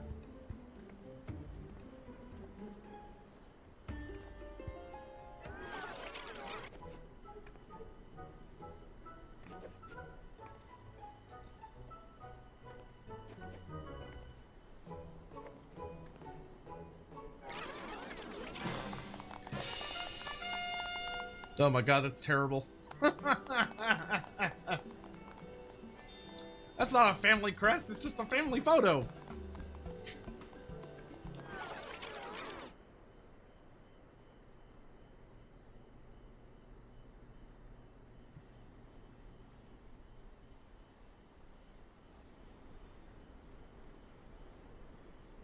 Still no sign of the notorious Grand Sirs.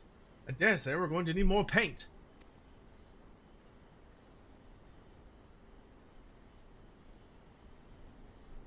It is cute, though.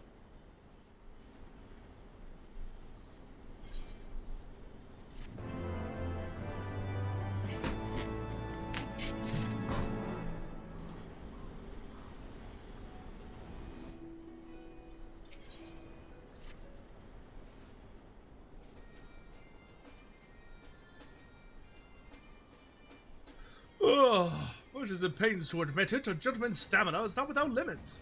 I dare say I could do with a spot of tea. Hey, Inspector! Is it just me or those two been looking at us for the past few minutes? Oh, there they are. That's definitely them. Oh, just quite normal behavior for my adoring fans, I should think. When finally presented with an opportunity to meet their idol in the flesh, all too many succumb to their fear and flee. Or maybe, just maybe, that the Grand Bloody Sirs. Come on, they're getting away.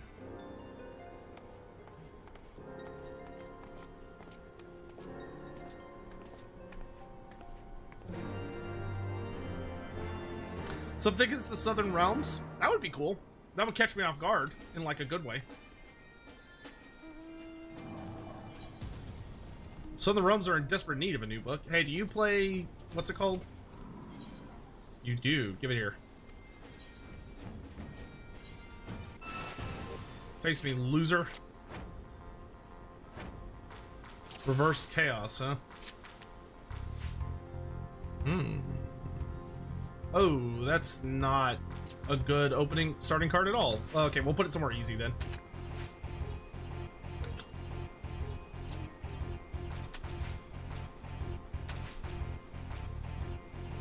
Oh, it's reverse. Oh. That's not good. Okay.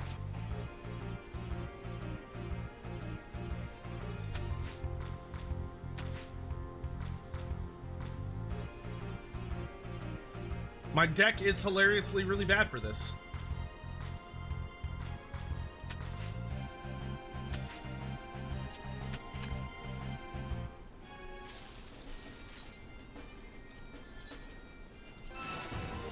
Well, it's not bad for it. I placed bad for it.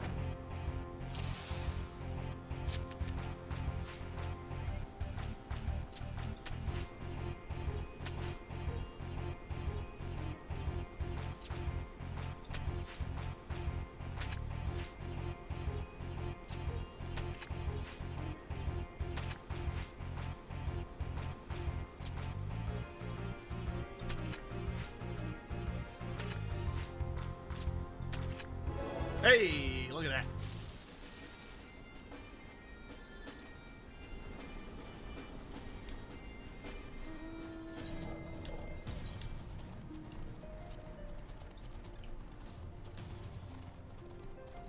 Also interesting, they studied the difference between Chinese, Korean, and Japanese armor, especially Japanese armor for a certain race. Yeah, or Korean armor for a certain race. Obviously, we don't know what's in Warhammer Korea, but it would be something unique. Yeah, I do hope they include CA in on what they're doing. I don't think they will, because I imagine they're, like, wanting to control everything themselves, but I will say it was very heartening to see them flat out say, like, by the way, we use, like, Chinese sensitivity art, or, guys, to make sure we did it proper. I really hope they're going to continue doing that. Hark to me, you dastardly rapscallions! You have nowhere to run! Reveal yourselves at once!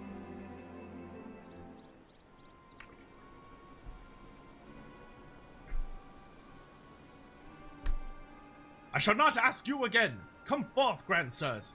Name yourselves and answer for your misdeeds.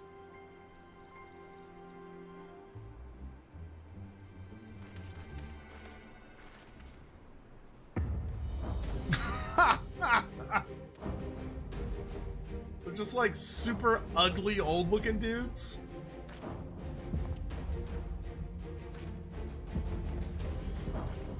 I mean, they got the arms and armor. Slayer of 1,000,000 worms, the silver spear which hath pierced the very heavens, Orland!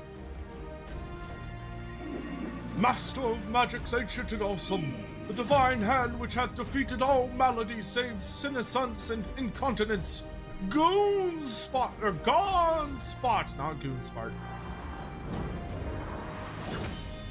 Grand Sirs, Excelsior! I don't know whether to laugh or to cry. I have both.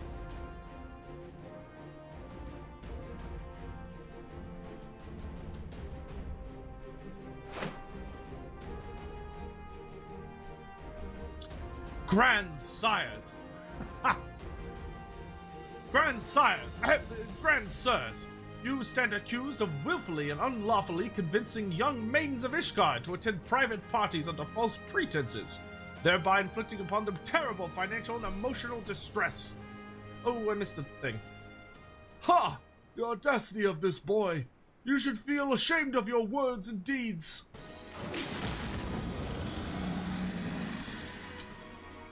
I mean, it seems kind of legit. You will rue this day, and rue it hard!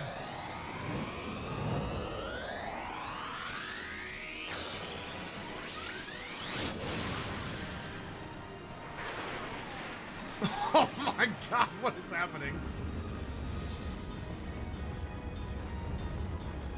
Gods, how I've missed this! The air streaming past, the blood pumping, the case of topper on my list, the slight dizziness. It was on a day like this that we met, wasn't it? When we soared into those azure skies, we never truly came back down.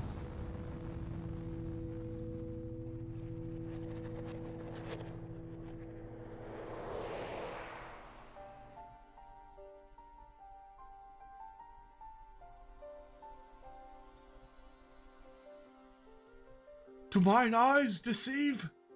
Pigsty of my heart! descended from Halone's halls to guide me to her bosom? Pigsley? My beloved, my everything. Long have I waited for this moment. Take me in your arms once more and lift me higher, higher, higher.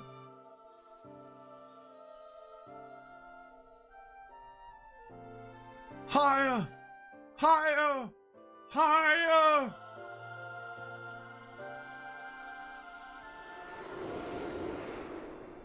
Has he just had like a heart attack on the ground?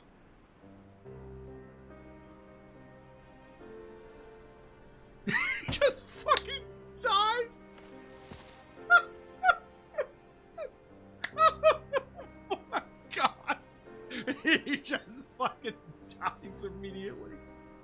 Orland! Orland! Orland! Died midair. Oh my god, it's so funny, dude. He's fucking dead. Alas, poor Orland. I knew him not in the slightest, but he seemed a decent fat man. Chicanery and attempted murder notwithstanding. You will rue this day and rue it hard. So he's like a dragoon that just had a heart attack midair.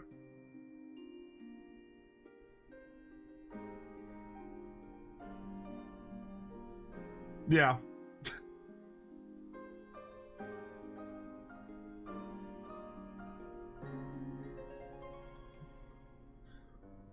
Bro, that is so fucking funny. Oh my lord. He's just like, I had a heart attack after he jumped.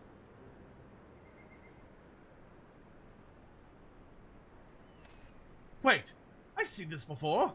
All too recently. Yes, anyway, he's only mostly dead. If the master of magic's ancient and awesome here acts with all haste, the man may yet be saved.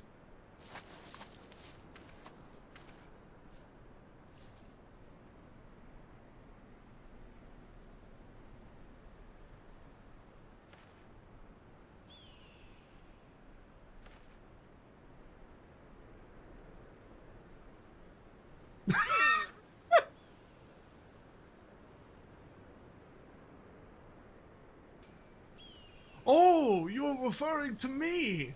I see, I see. With all haste, was it? Yes, yes, I'll get right on that.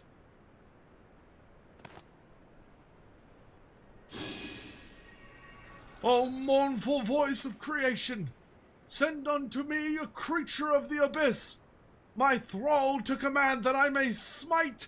No, wait, that's no good. Let me see. Something of a rather less controversial tradition, yes. Something with more pep, a vortex of biting words to rend the flesh, and smite my foes!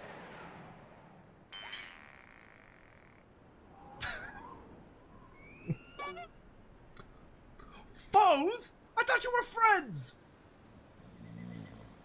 Jesus Christ. What even is this? Dude's got like late stage dementia.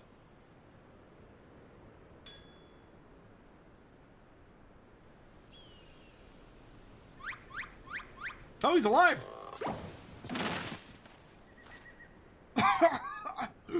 Saint Renee buggered me with a bleeding gabolg! My back! My back! Twould seem I underestimated you lot. That makes two of us? Enough! Leave them be, or do you not care what becomes of the mammoth?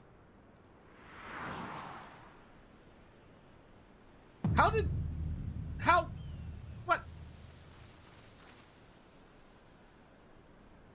Gigi! But how? When?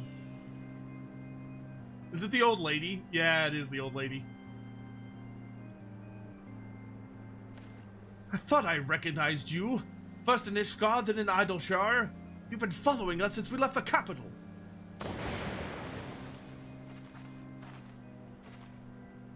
bearer of faces fair and fearsome, the midnight shadow which hath deceived kings and queens, Doris! These guys are like Team Rocket. You can't possibly have been so naive as to think we'd not see through your ridiculous disguises.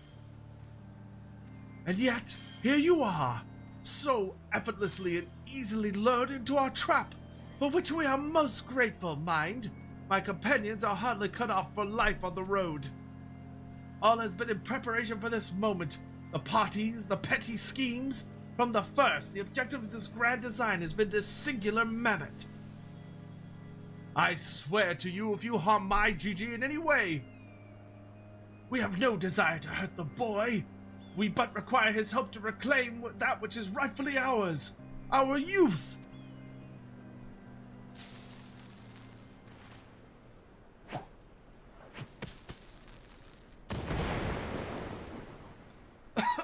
Confound it, I can't see.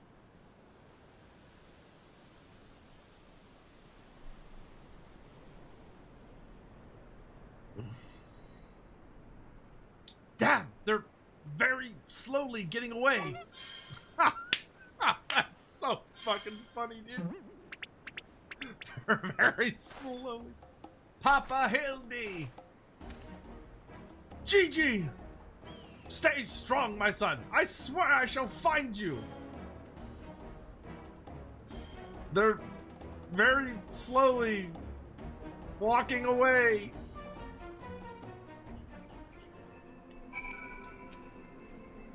"12 strike me for a fool. So desperate was I to seize the Grand Sirs that I failed to discern their true intent before I was too late. And now poor Gigi's in their clutches. What if I never see my beloved son again? I suppose we ought to be prepared for the worst. They could be halfway to Razatand by now." I very much doubt that, given that they were moving at Adamantoise's pace.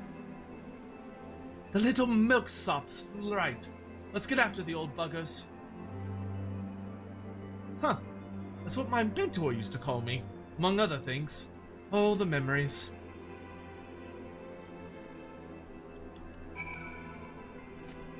I fucking love that, dude. They throw down the smoke bomb and they're moving like 5 miles an hour.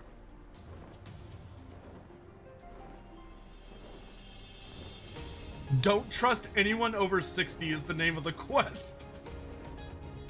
Anyone over 60? It's not even that old. Those guys look like they're in their 80s. So it seems that the Grand Sirs have been caught once more by the very inspector that was trying to catch them. But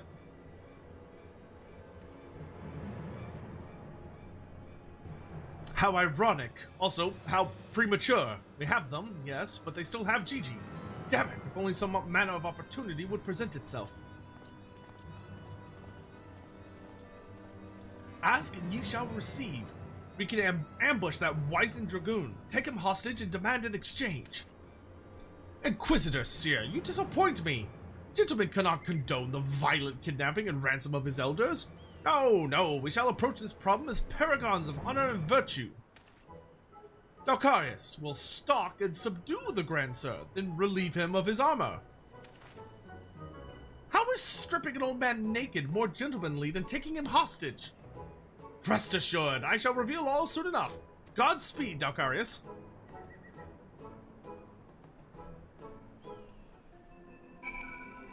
I'm curious if this one's gonna have, like, boss battles and stuff. Or, because, like, the first one, there was actually a number of big fights you had to do.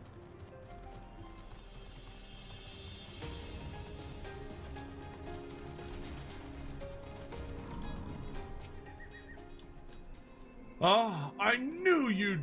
Wait, who are you again? There's something awfully familiar about those muscular forearms, those strong yet tender-looking fingers. I say, would you be so kind as to massage my shoulders, young man?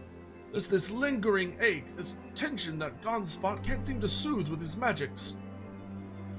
Remove my breastplate? Oh, of course, how silly of me.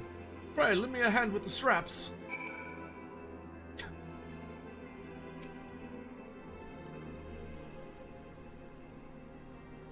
Truly, young man, you are a saint. Uh-huh. Ah, I swear it's the little things you begin to appreciate. My dear departed wife used to help me remove my armor, you know. Right, I should be seated to better receive your tender ministrations.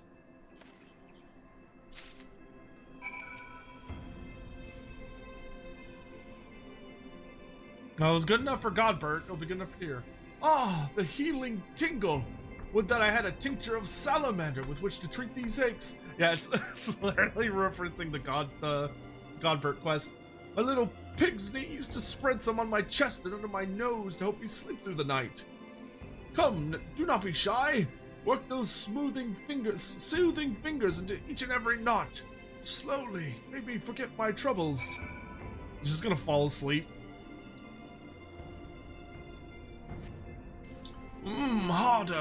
Harder, higher.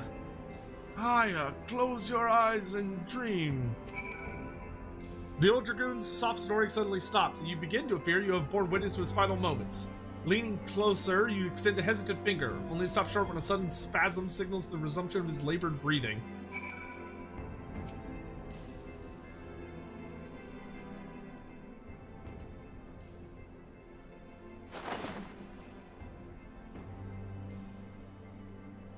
The utmost care, you remove Orland's sabatons and breeches, leaving the sleeping old man exposed to the elements and at the mercy of nearby ravenous bears and tentacle mortals. May he rest in peace. Oh, that's so funny. Well, I didn't kill him. You know, if he dies at the mercy of the elements, it's not my fault.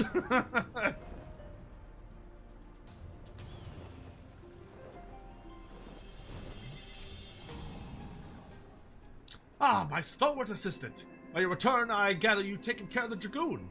And by taking care, I mean afford him all due courtesy as befitting a man of his years, whilst returning with the equipment I require. Entrusted you by its elderly owner that we may receive a vigorous massage and suit of armor surprisingly light and reeks of garlic. The old gray mare, she ain't what she used to be. She ain't what she used to be, ain't what she used to be. Capital! Then without further ado, I shall disguise myself as Orland and free Gigi from captivity. But you two look nothing alike! They may be old, slow, but they're not blind. Oh, ye of little faith, you are in for a treat. For you shall have a front row seat to this magnificent display of Mandevillian guile and subterfuge.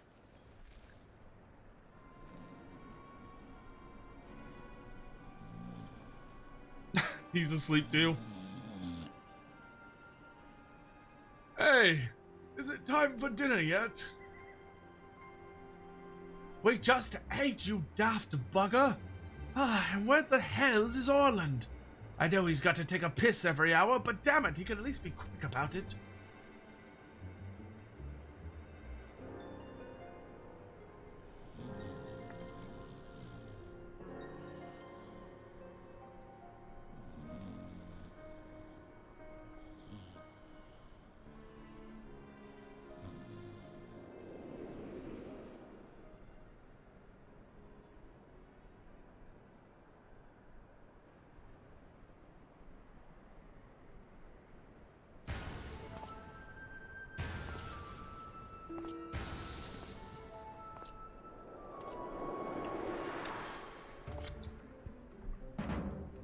Greetings, fellow antediluvians. I have returned.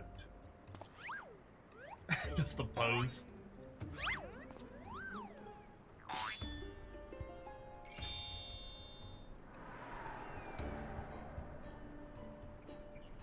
Oh, bollocks.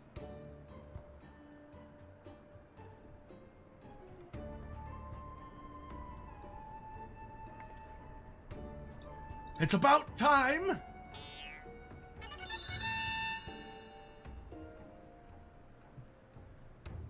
Okay, no, that's bollocks.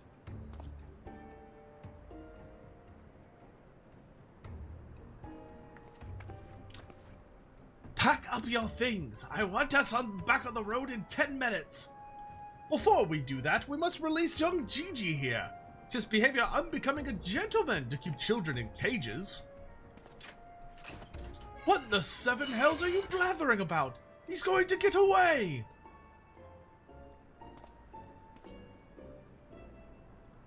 No, he will not. See? Still here, within my care. Right then. On a completely unrelated note, I shall take the boy with me on a brief sojourn into the wilderness. Fury, take me. It's working. He's about to walk out of there with Gigi, and they won't even try to stop him. So far, so good.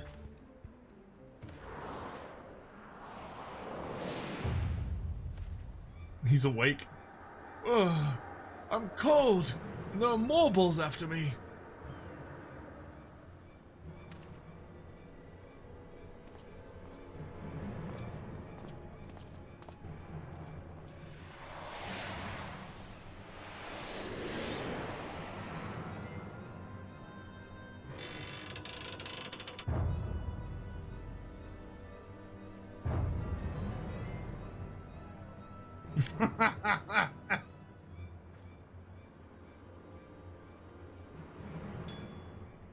I'm me, but you're also me.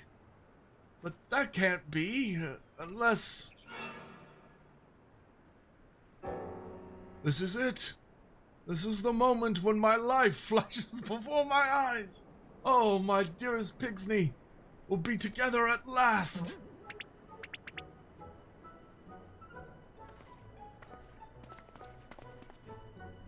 Her fucking posture. Looks like a fucking goblin.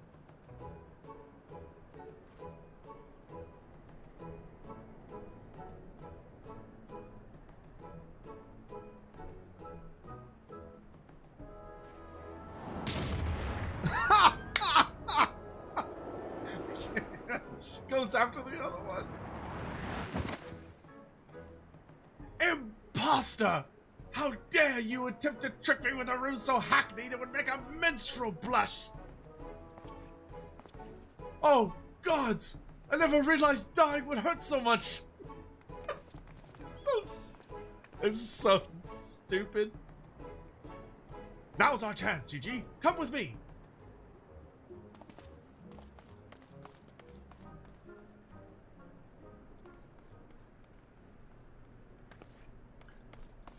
Vivi! Wait! Oh, she knows his actual name. My son? What's gotten into you? Vivi. Vivi. Where have I heard that name before? Remember who you are, Vivi. What you are. A creation of the great Charlian Archmagus Quan. Quan? Quan? I was given life by Grandpapa Quan. I remember now. We lived together, and he taught me many things about the outside world.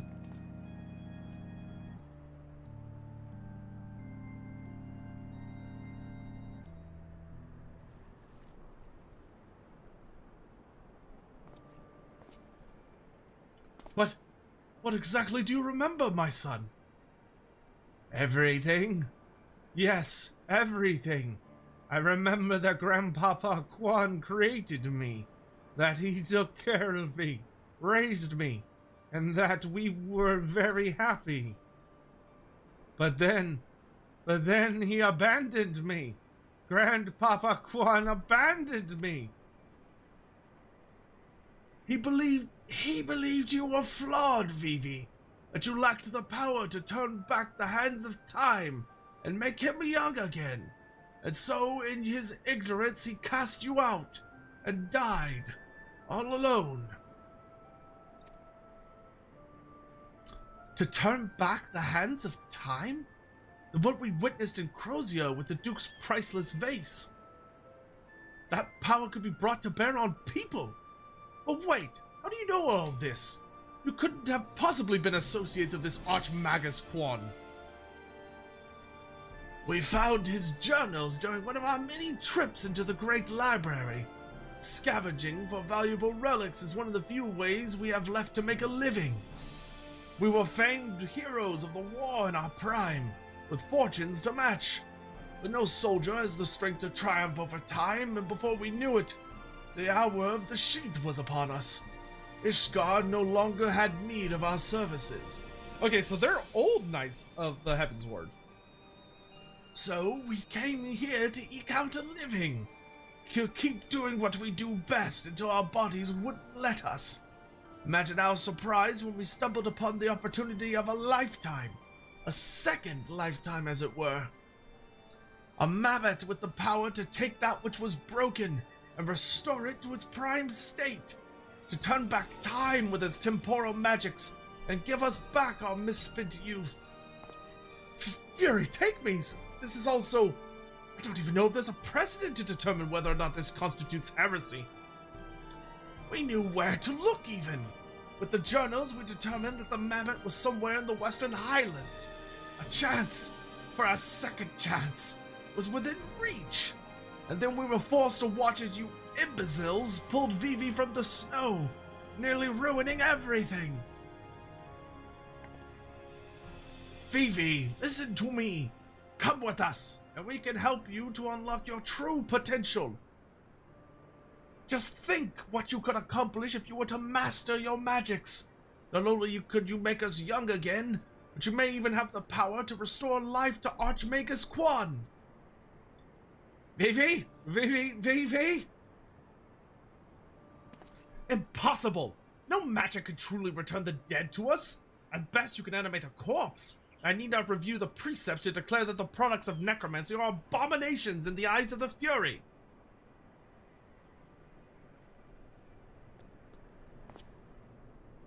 Gigi, wait! What of our adventures? What of our gazebo? You are a Mandeville mammoth. You have always been so kind to me, Papa Hildy, and I will forever be grateful for that. But Grandpapa Quan made me. He made me, and I miss him. So even if it fails, I have to try. Whew. What are you doing? They're getting away. We have to stop them. Mayhap we should respect Gigi's decision.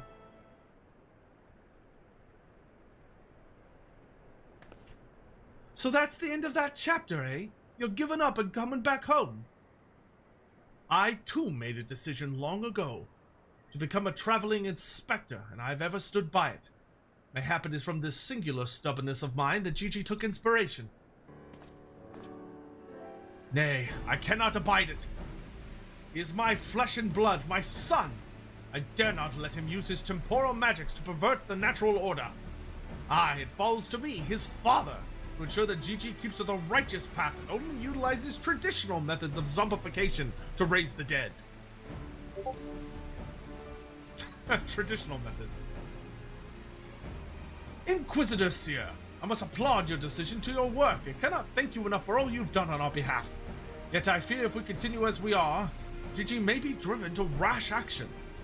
Therefore, I would ask that you suspend your pursuit of the Grand Sirs for a time, that I might be afforded the opportunity to convince my son to return peacefully. Well, seeing as we can only guess at the full extent of Gigi's powers, it might prove dangerous to act aggressively should he choose to use them. I knew you would understand. Right then, there's no time to waste. Not you? Let us retire to our new gazebo and discuss our plans.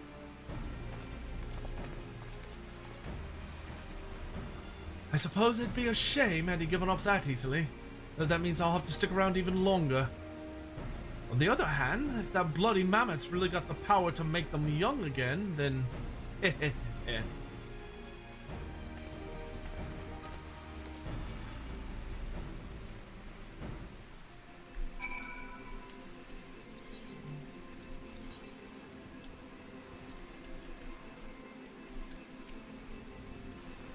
I said I'd suspend my pursuit, and I will. This doesn't mean I won't continue my investigation of that mammoth and its powers in Ishgard. Alright, that's probably the end of chapter 3. Yep, that is definitely the end of chapter 3. Good, because I need to use the restroom here in a second. Eternal League is out for Bubble 3? Hell yeah. Also, I have just got some unfortunate confirmation. Andy does indeed have COVID, and he is not going to be ready. He's not going to be available for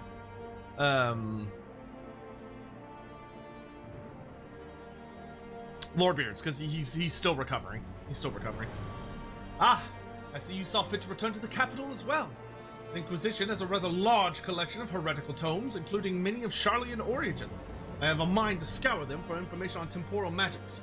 This is, of course, all for the sake of confirming the mammoth's heretical origins. Yes, only that. Why are you looking at me like that? As if to imply that my interest in these matters is more than a professional one. I'm sure I don't know what you're not talking about. Thank you, Darkarius. That will be all. This is the second time? He might have had COVID more than once already.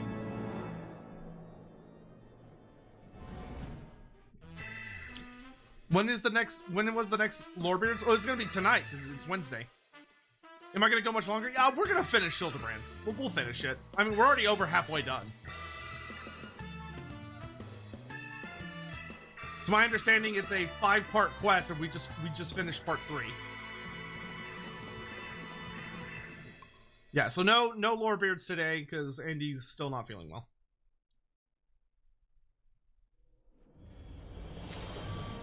Alright, I'm gonna take a quick bathroom break. Ugh.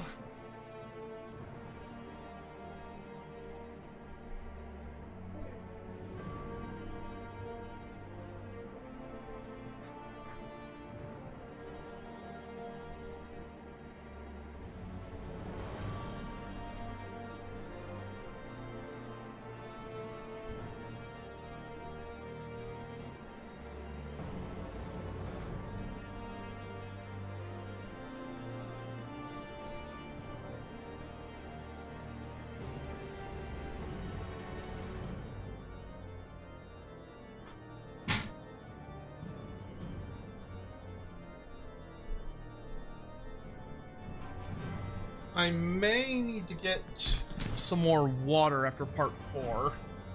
No, I'm feeling really good, because I've been sleeping a lot lately, so I feel pretty good.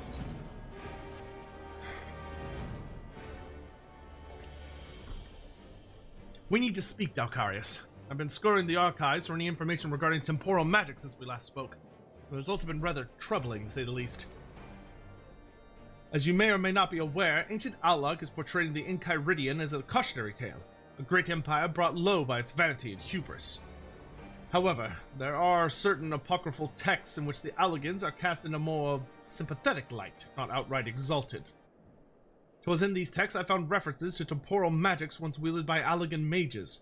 Said mages could be used to halt or even reverse the temporal state of a given object. If these accounts are to be believed, and if Gigi's abilities and these magics are one and the same, then it may well be possible for him to turn back the hands of time for the Grand Sirs, much as he restored the Duke's priceless vase. That being said, there's no telling how it will work in regards to a living being. Consider, if you will, that the vase was filled with water when shattered. Even if the vessel were restored, what would become of its former contents?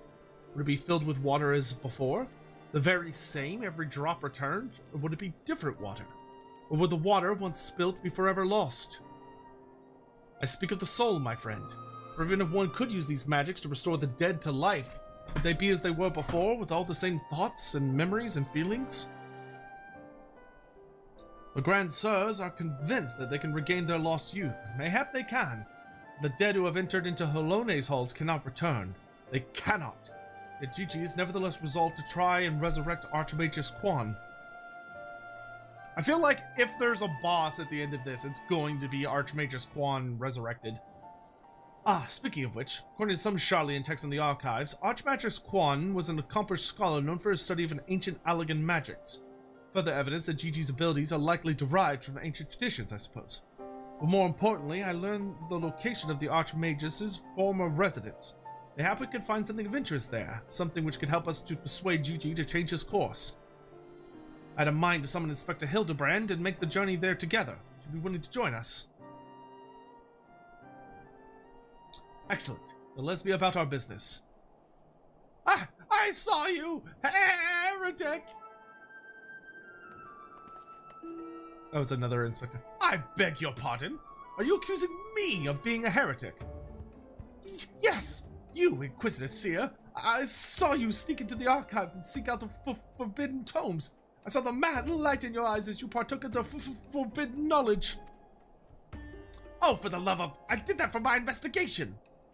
Aha! You admit your crimes that you did secretly, without permission, in blatant contravention of our rules, read forbidden tomes. And by the virtue of the authority invested in me by the Supreme Sacred Tribune of Hellenic Inquisitorial Doctrine. You stupid, ignorant. Are you all so desperate to keep your goddamn jobs that you'll go around accusing all the world and his wife of heresy? Is that what we've been reduced to? I'm sick and tired of looking for heretics in every bloody shadow, of trying to guess the secret sins of everyone I meet. It's stupid and pointless, and we're better than that, damn it! We're better than that!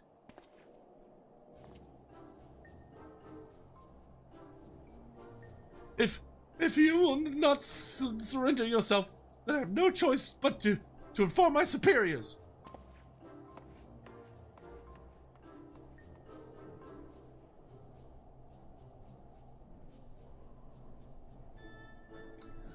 Well, that all came tumbling out, didn't it? Suppose there's no point trying to convince myself that I have no personal investment in this matter, or that I still have a professional one. Somewhere along the way I stopped looking for the guilty and started looking for the truth, perhaps. No way to help those in need. But there's no place for people like that in the Inquisition, is there? It's only a matter of time before that stuttering fool comes back with an armed guard. Let's depart for Idleshire at once. We need to find the inspector. Hawk, that sounds good, dude. Yeah, I've got it handled. You can go to bed, man. Apologize for keeping you up.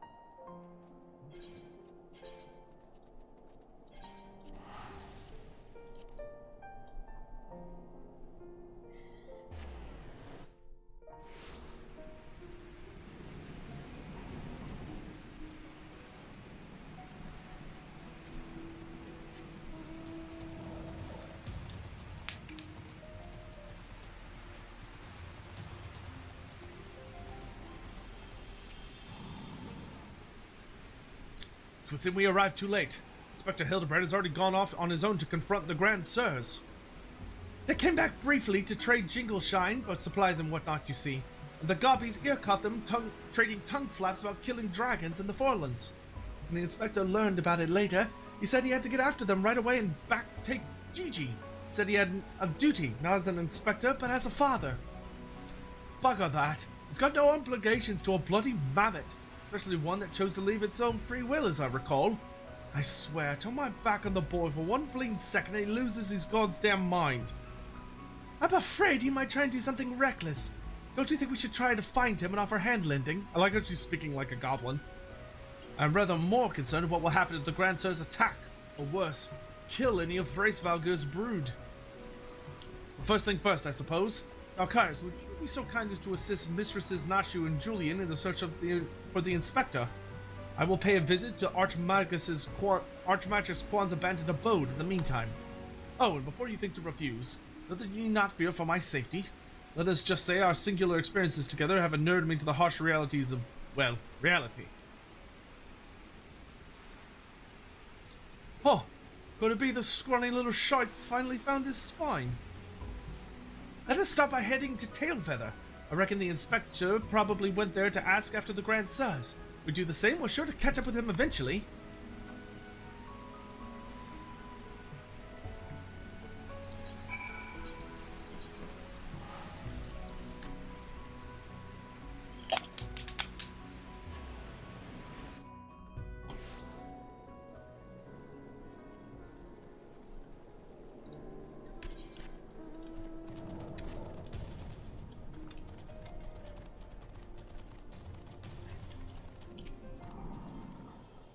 Right then, I say we split up and make inquiries separately.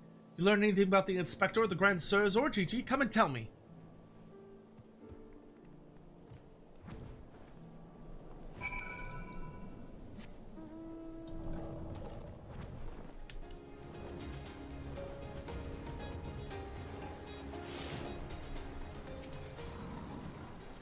Three Dragon Slayers and a Marmot, eh? I'd call you a mummer if I hadn't seen them come through earlier and boast about how they're off to kill the biggest one yet.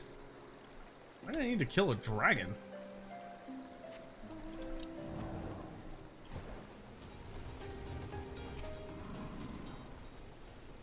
Oh, those daft sods. They were for Annex Shrine. Not sure what their intentions were, but they were awfully confident, that much I recall. They better not mess with Vidofnir.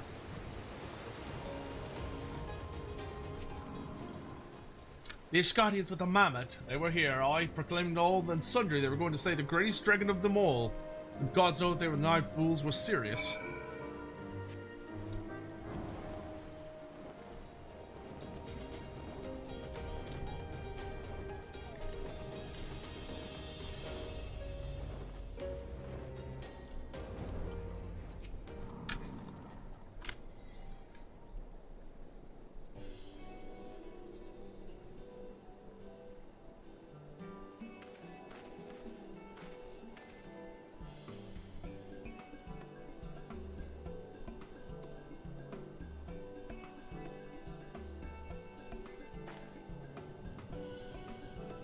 Oh, I see. So the Grand Sirs were headed for Annex Trine. And my dear boy wasn't far behind them either. What are we waiting for? Let's go, let's go!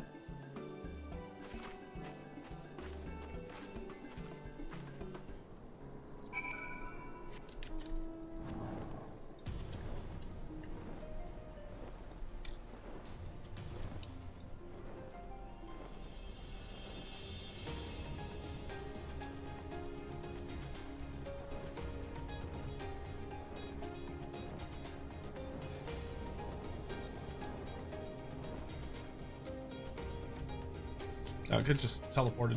No, we're almost there anyway.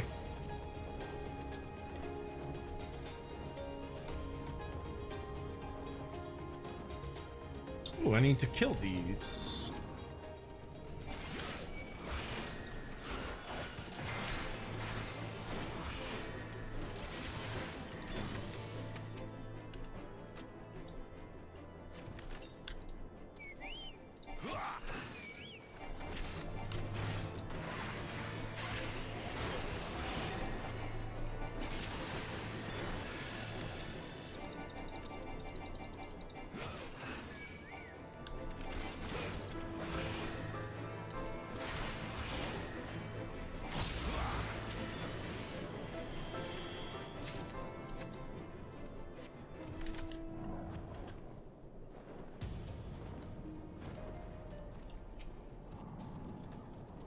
The poor unfortunate soul who bears a striking resemblance to Orland is quite firmly embedded in the earth. Would you look at that? The inspector sure gave him what for. That may be, but where'd the other two get to? Not to mention the mammoth. Why didn't we pull him out and ask? Though having said that, looks easier said than done. Oh, how silly of me. I'm sure you got more than enough strength to yank him free. Right, Dalkarius? Pretty sure that, well, that's probably Hildebrand, still wearing his armor.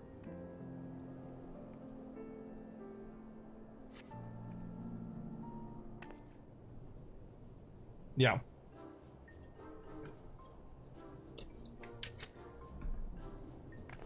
Well, how be he? He's wearing some sort of magic mask that makes him look just like the inspector. Just like that man of 1,000 masks back in Ulda. No, that's Hildebrand, all right. There's no fool in a mother's eyes. I say, what trouble has my beloved son gotten himself into this time? What is Godbert even doing here? Why, hello there, Lord Godbert and Inspector Cyril. How'd you two end up traveling together? Blind fortune, you might say. I was too far from Tailfeather when night began to fall, but fortunately, Lord Godbert chanced to find me wandering in the wilderness. Lord Edmond told me all about this recent trouble with the Grand Sirs, as well as Hildy's investigation. And a father cannot help but take an interest in his son's affairs, can he? As for me, I was eager to share with you my latest findings, namely Archmagus Quain's research notes. I haven't slept like that since I was buried in the Lich Yard.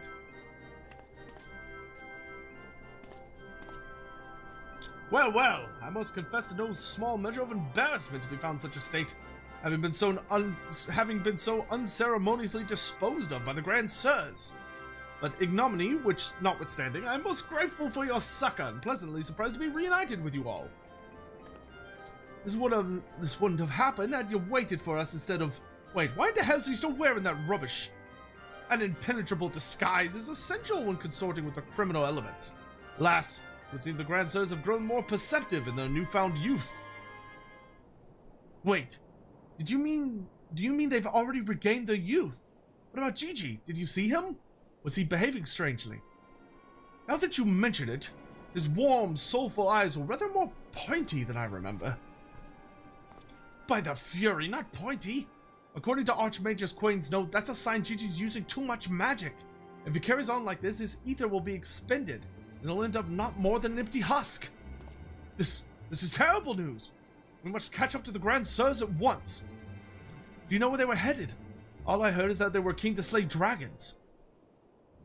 They were bound for the Churning Mists, a place called Zenith, to kill a great worm named Needhog.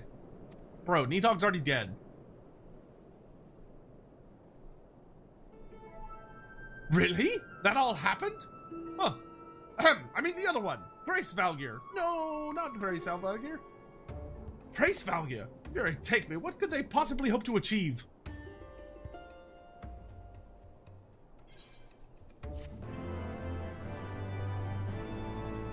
Think we'll do another Final Fantasy XIV stream since Loremaster is off? It's certainly possible. We'll see how we're feeling.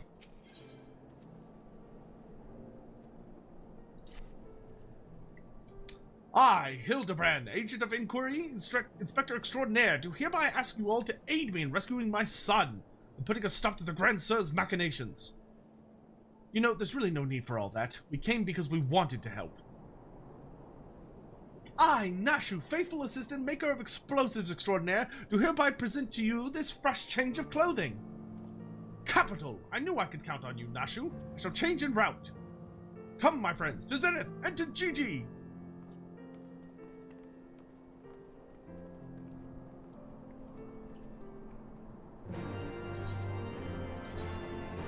If I could turn back time.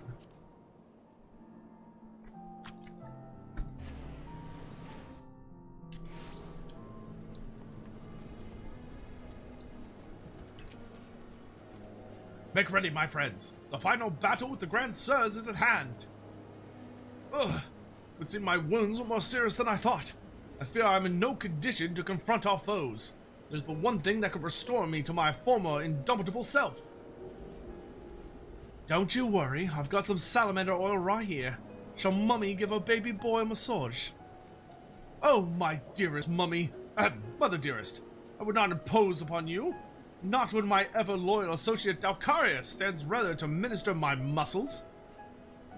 Don't tell me you're embarrassed. Let Mummy take care of little Hildy's hurts. My dear wife, I know you mean well, but let Dalcarius handle it. I can personally testify to the healing talents of his strong yet tender fingers. I don't like this running joke. If that's the way of it, I'm counting on ye, Dalcarius. No, why do I have to do this?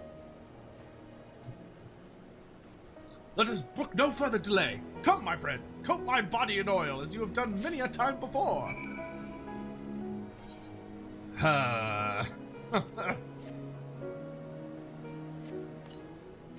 Oh, how it soothes my aches and pains!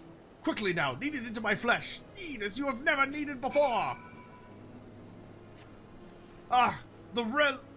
Such furious kneading.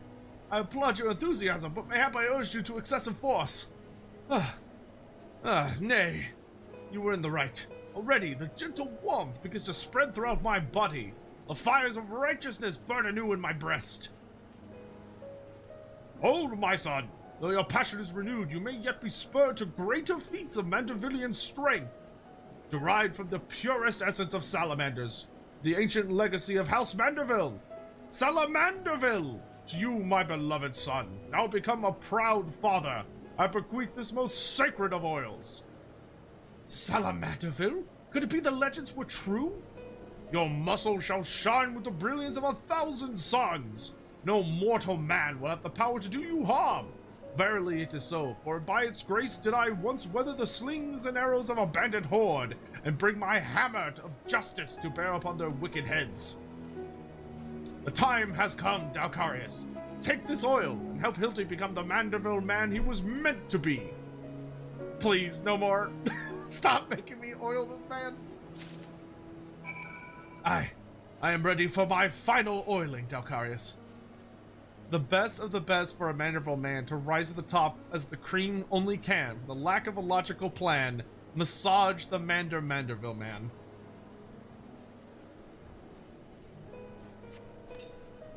Oh! Oh! Oh! The Salamanderville! How it flows into every nook and cranny! Quickly now, lay your hands upon me! Massage me with all your might! Yes! Yes, that's the spirit! I can feel it building and rising! Rising!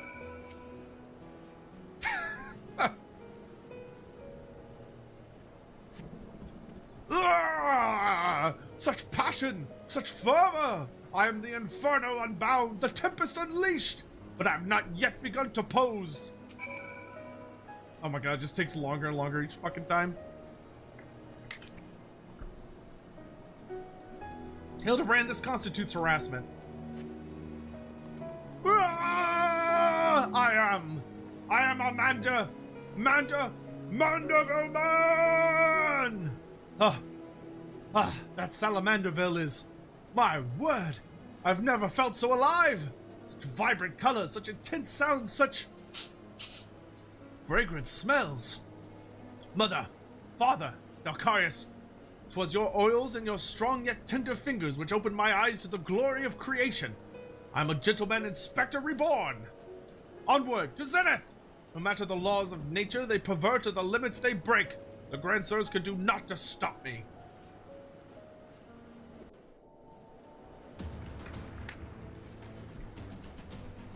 I would love to see him just open a can of whoop ass on the Grand Sirs.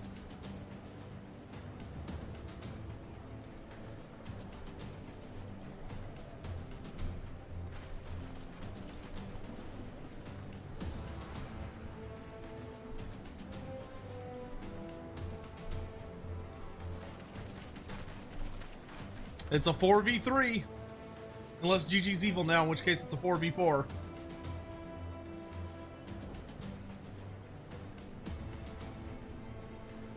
There they are. If they're still old, it would be so funny. Oh!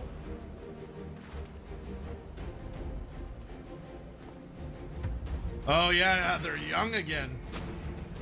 Oh damn, that's actually kind of spooky.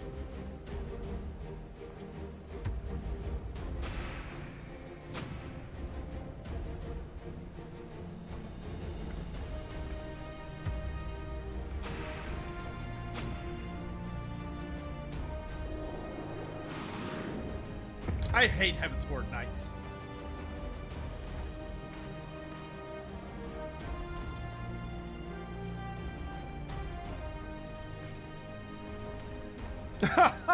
Gigi looks evil now.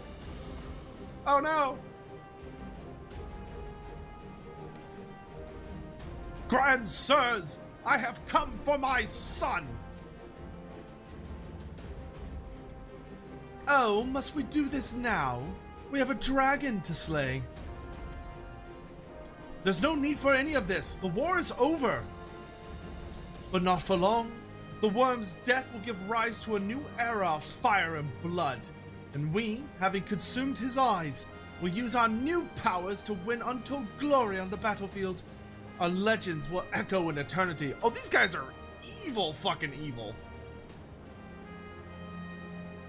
You would doom countless innocents for glory? No, I won't allow it. Over my dead body. Far be it from us to deny you then. This is the end for you. The ultimate end.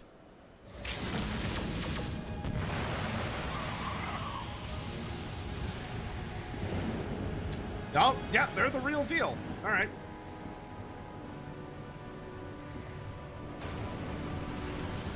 Come on, you got this. You got Salamanderville on you. You got this.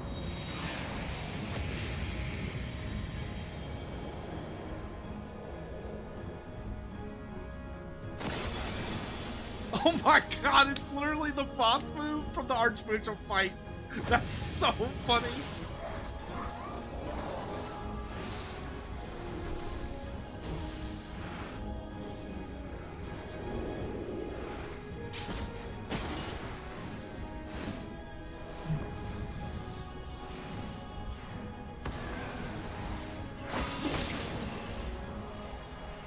Oh, his clothes are all torn up.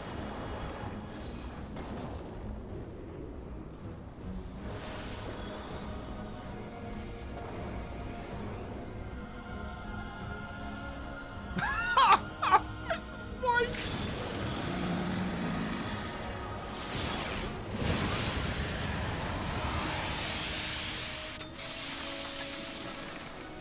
It's literally just like fighting Archbishop Thornton.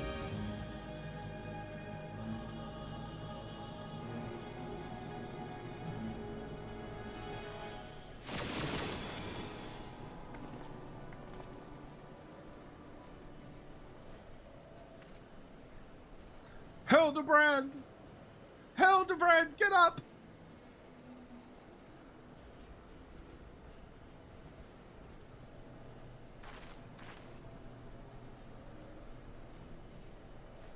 Have faith, my love. He is our son.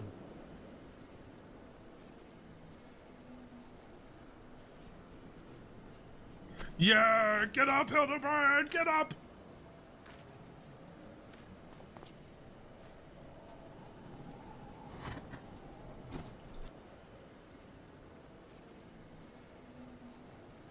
Gigi, my beautiful boy, pray do not look upon me with such pointy eyes. Let Papa Hildy take you home to our gazebo. Stop calling me that. My name is Vivi. Vivi! I remember everything. My powers, my purpose, my grandpapa Queen. I made them young again, but it's not enough. I need more, more. I need the worm's eyes, and then I can finally bring him back.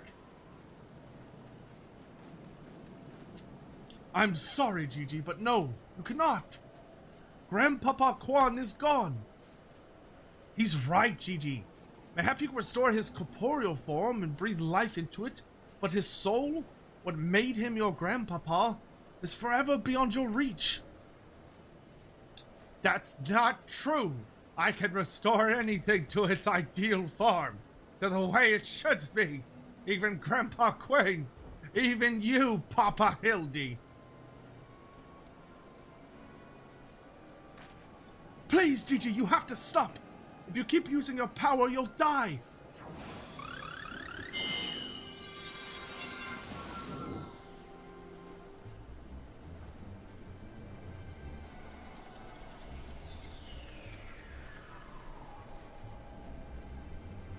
Oh, it didn't do anything.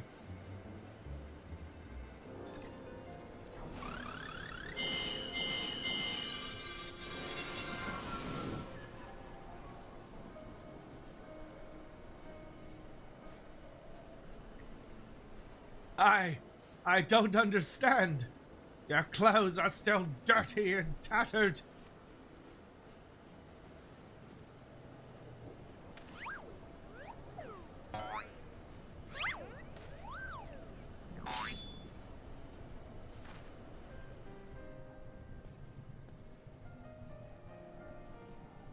As they should be, Gigi. For my every waking moment is as the gods intended. Every day I live life to the fullest. Every day I enjoy grand adventures. I found your grandpapa's research notes. What he gave you wasn't the power to make things the way they were. He gave you the power to change the world, to make things the way you yourself believe they should be. That's why your magics have no effect on the Inspector.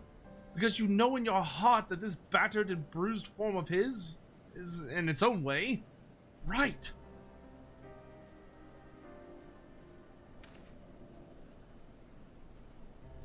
My thoughts exactly, Inquisitor Seer.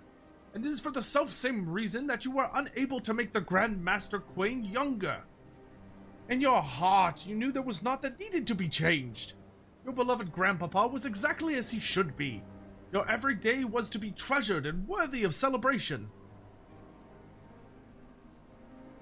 Then what about the Grand Sirs? Why was I able to make them young again? All you truly knew of them were the stories they told. Wondrous tales of daring do by heroes in the prime of their lives. It's no wonder you were able to envision them as such. That's all they ever talked about when they were young and free and full of fire. At first, Archmagus Quan didn't understand the true nature of your abilities. He struggled to deduce why you could not make him younger as he originally intended. Eventually, he realized that your fond memories of him were preventing you from conceiving of him as anything but an elderly creator, and that the only way to achieve his goal would be to take them from you. But you were all he had left in the world. No longer a mere mammoth, but a friend. Family. His only family. His grandson. He couldn't bear to lose you, so he renounced his quest for immortality. But I still lost my memories in the end. He was afraid of leaving you all alone in the world, afraid that others would attempt to take advantage of you and your magics. So before he died, he decided to take your memories from you after all, to protect you. But despite his best efforts, something remained. Something stronger, more powerful, more resilient than anything Archmagus Quan ever dared dream. You were never broken, Gigi. You were never abandoned. All he wanted was to set you free. Free. Free. To do what? Whatever you like, Gigi, don't you see? That was his final gift to you. A new life. A new story, all your own.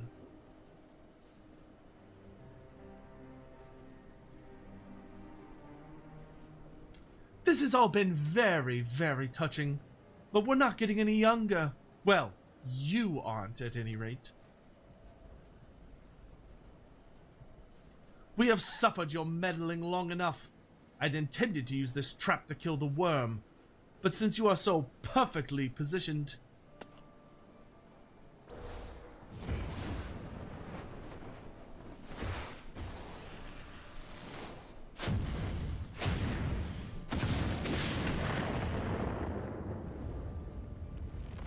Holy shit, they're destroying one of the spires of Annex Shrine?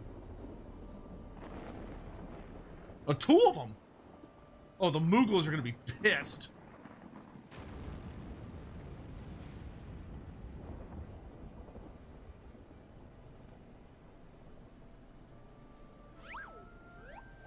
Aww. This ended up being a really, really cute storyline.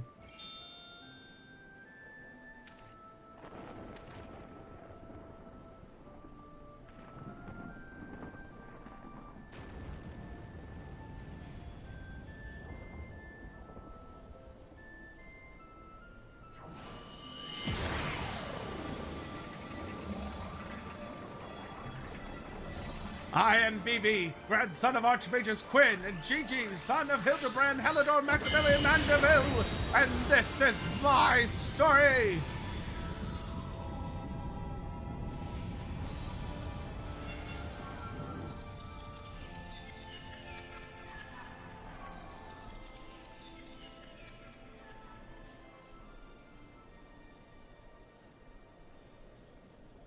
Yeah, he healed the pillars.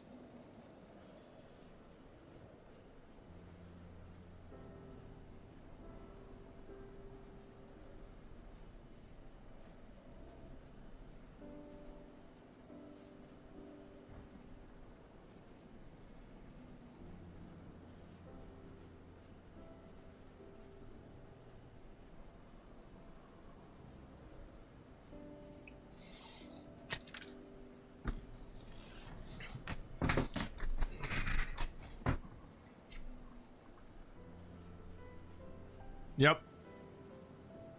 It's probably killed him, though. That took a shit ton of magic.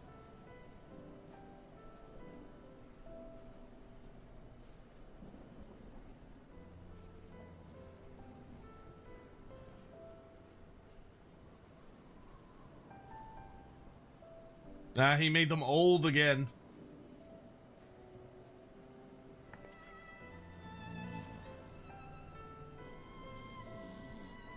Saved the day and defeated the villains.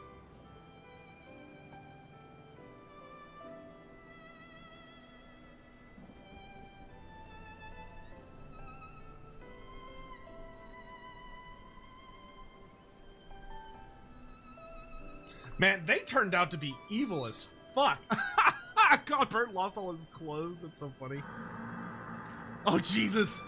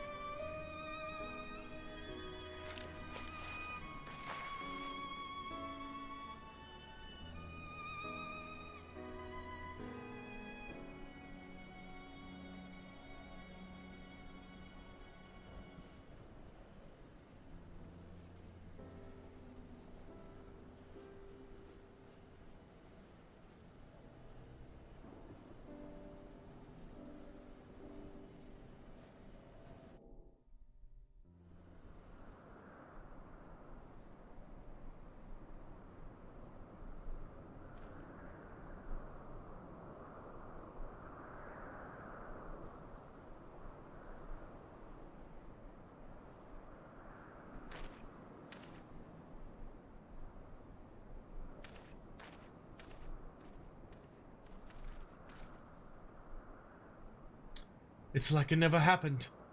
With the last of his strength, he turned back the hands of time. Not just for the pillars, but for us all. He made us all as we once were. As we were meant to be. After all that gallivanting about it, I get bugger all. What about my misspent youth? I was not meant to be this bloody old. Ha ha ha! Such a fine day. Never have I squatted with such perfect form. I may well have reached my physical peak.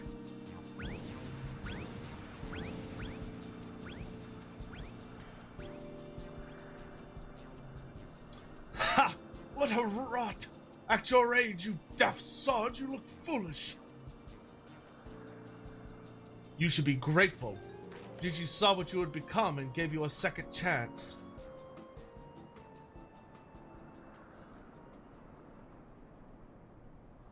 That was our second chance to relive our glory days.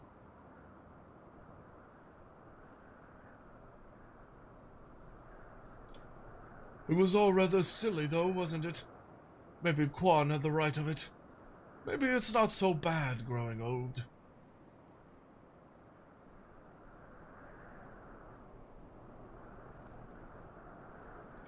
I was a coward when I was young.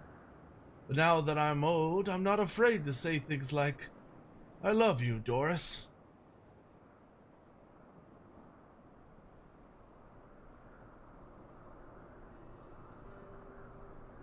You're a blind, bloody fool, Gunspot.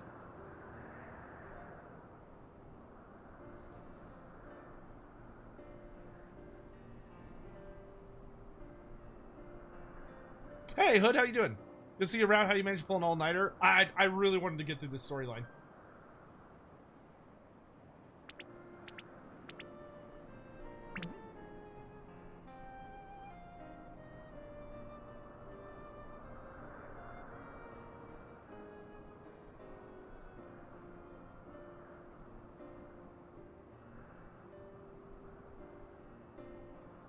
I say, am I dead again?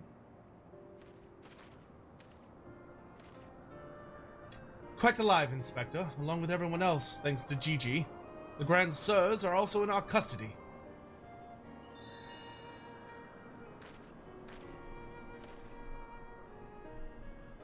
Ha ha! That's my boy! Where's the little tyke anyway?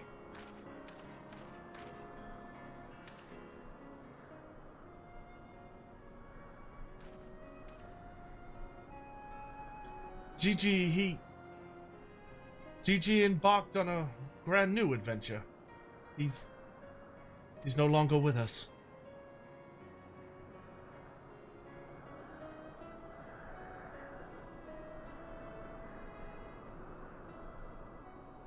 I see. If that's what he wanted, then I could not be happier for him. I'm sure Archmagus Quan would feel the same way. What do we do now, Inspector?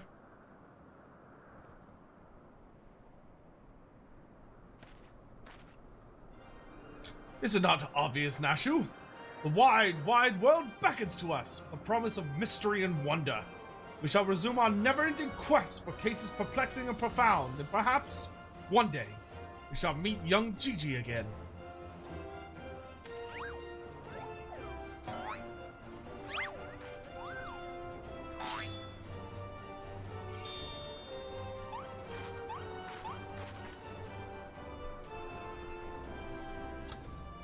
I hate to admit it, but this whole mess got me thinking that maybe it wouldn't be so bad if I really did have a grandson.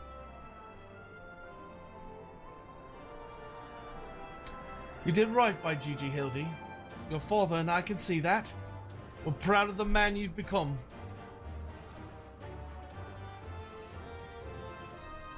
And I am proud of you too, Mother, for finally coming to terms with the ephemeral nature of physical beauty and allowing yourself to age gracefully. She's gonna kill you.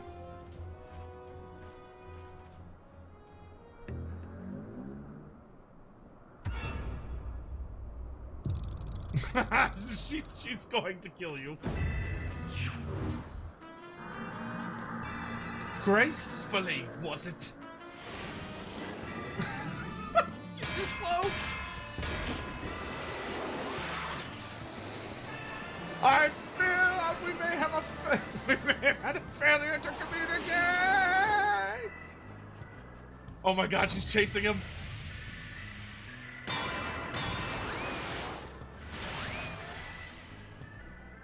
Off to another adventure.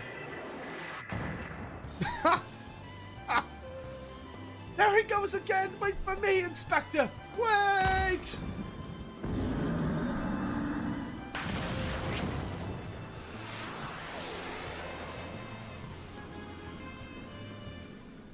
Hark! What is this curious light I spy in the far eastern skies? And this oh so familiar scent which fills my nostrils. Do I smell a case? Worry not for me, my friends. For wherever the wronged wait for succor, I, Hildebrand, shall be there till we meet again!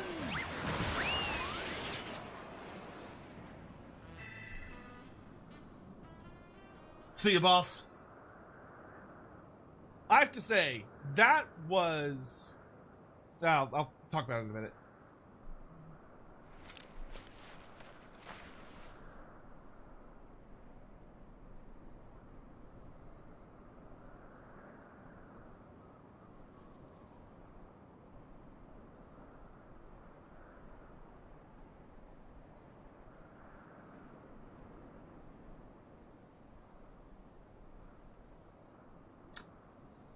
I say, you do know that as long as the core remains intact, little Gigi is not actually dead.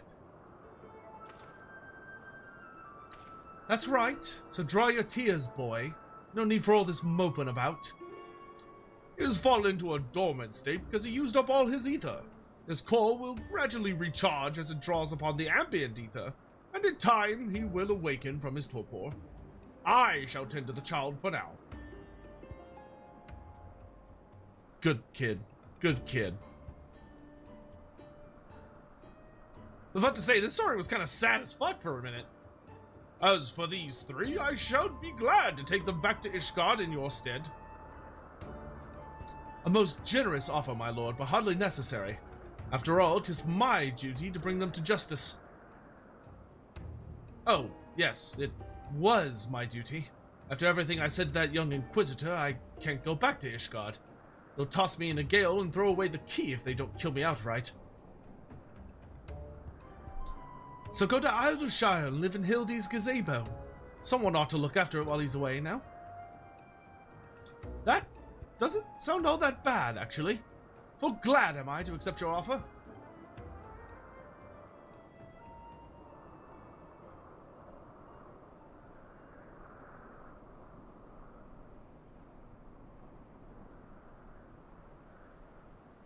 I like that her frying pan is like Wukong's staff and it just changes in size.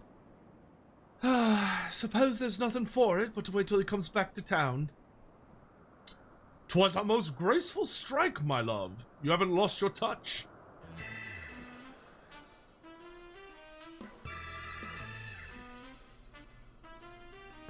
She just banishes him to the next expansion.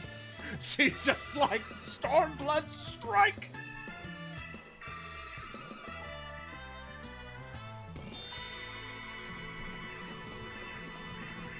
That was so good. And it was so much better than the A Realm Reborn storyline. Like I enjoyed A Realm Reborn, but that was like storyline, but that was so much better paced. I suppose there's nothing for it but to leave the Grand Sirs to Lord Godbert, and for me to see to Inspector Hildebrand's gazebo. I'd like to thank you for everything you've done. If you find yourself in Idleshire, come and see me. There are a few arrangements I need to make, but I can't imagine it will take that long for me to settle in. Thank you, my friend. Till we meet again.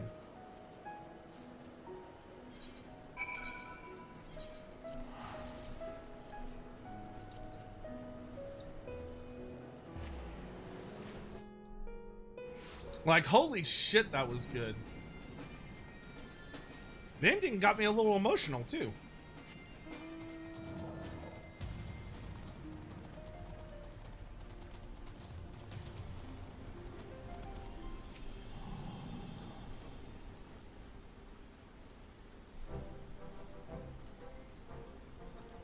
Looking back on the course I've run, it's hard not to think of the man I was and feel ashamed. Before I took on this case, I had only left the capital a handful of times. The rubbish I believed, the facts I considered unassailable. Very take me, what a fool I was. If I hadn't met you, and the inspector, and Gigi, I would have never realized how much I'd come to hate my job. Nor would I have discovered how much more satisfying it is to seek out the truth. The whole truth. One might say that getting labeled a heretic and having to flee Ishgard is the best thing that could have happened to me. After all, I am now free to start a new life here in Idleshire as a consulting inspector. But enough of that. There's someone I would like you to meet. Oh, he made a mini Gigi! Lord Godbert made some modifications, as you can see. His smaller size should allow him to absorb ether more effectively over time. We thought that if he were to travel with you and share in your grand adventures, that maybe it would hasten his reawakening.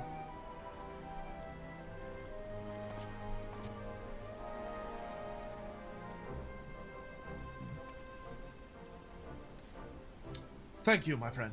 I do hope our paths cross again someday. May the Fury bless you and keep you.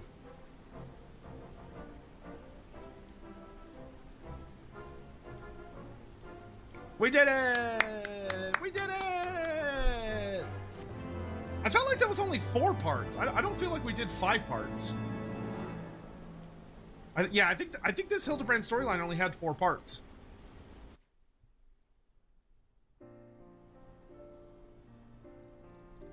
That's definitely the end of it, though. Because we only got 4 of these cutscenes, which is the end of each part. Oh, is this him setting up his new house? Oh, he looks good in that outfit. Reminds me, I need to do a bunch of moving shit.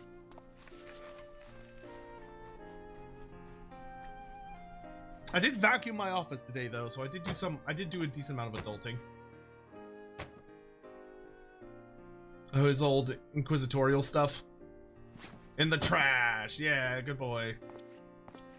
This is such a cute ending.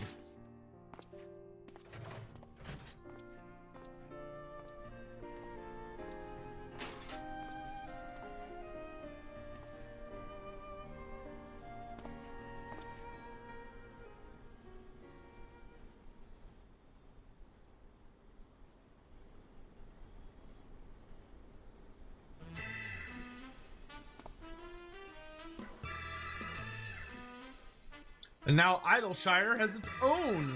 Oh, the zombies there.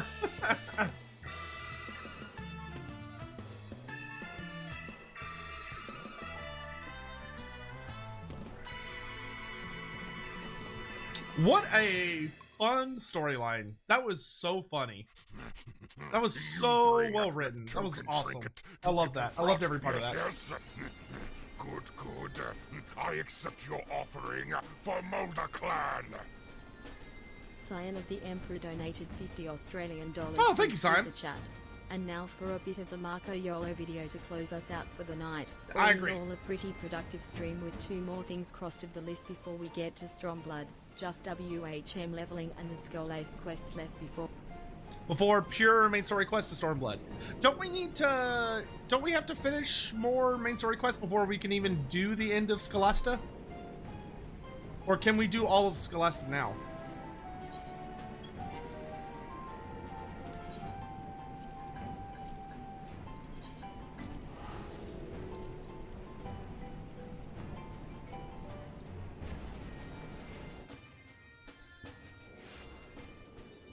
All right, but that is definitely the end of Final Fantasy for tonight. We got a shitload done. We finished the like look back quest line. We finished Hildebrand. That was so much better. I'm not gonna lie, that was like infinitely better than A Realm Reborn Hildebrand. Like I didn't hate Hildebrand A Realm Reborn. I enjoyed it quite a bit, but there were parts of it that dragged. And also there were parts that, like, a lot of the boss fights felt very unnecessary, but you needed to still, like, get with a party to do it. I actually really liked it. They didn't do any boss fights, didn't do any dungeons. They just, they just let it be its own self-contained story that you didn't have to do a bunch of ridiculous crap for. I think that was definitely the better way to handle it. All right. Only other thing I want to check before we wrap up for the night is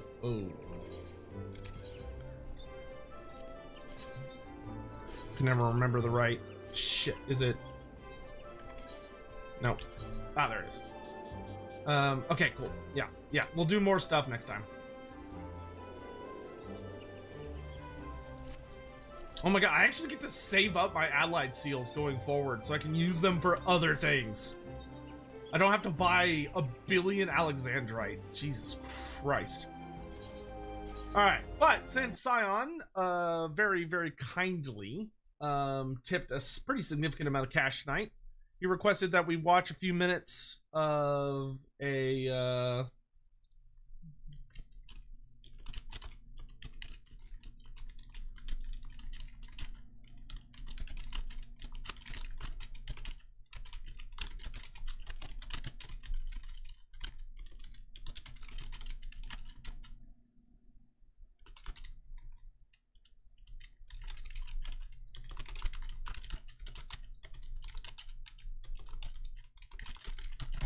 sorry, I'm just sending a message to Lindsay.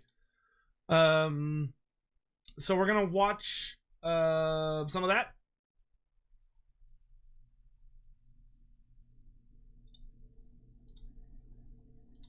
Together, just for funsies. Because once again, Scion was very kind. Maybe do 3.4 and then Scalast before you do 3.5 and 3.55. Okay, so we'll aim for next stream.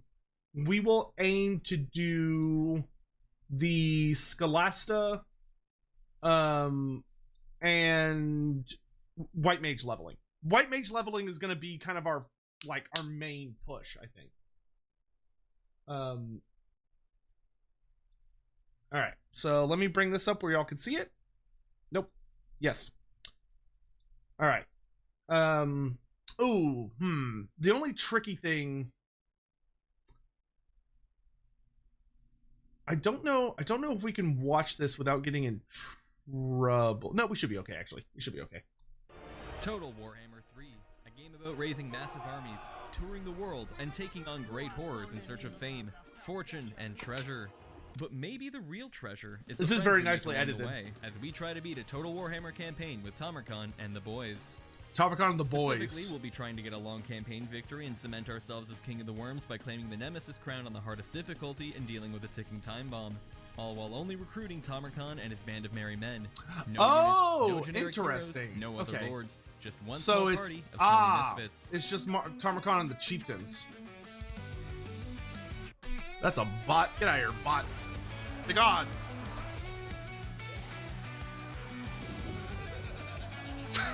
This is so stupid.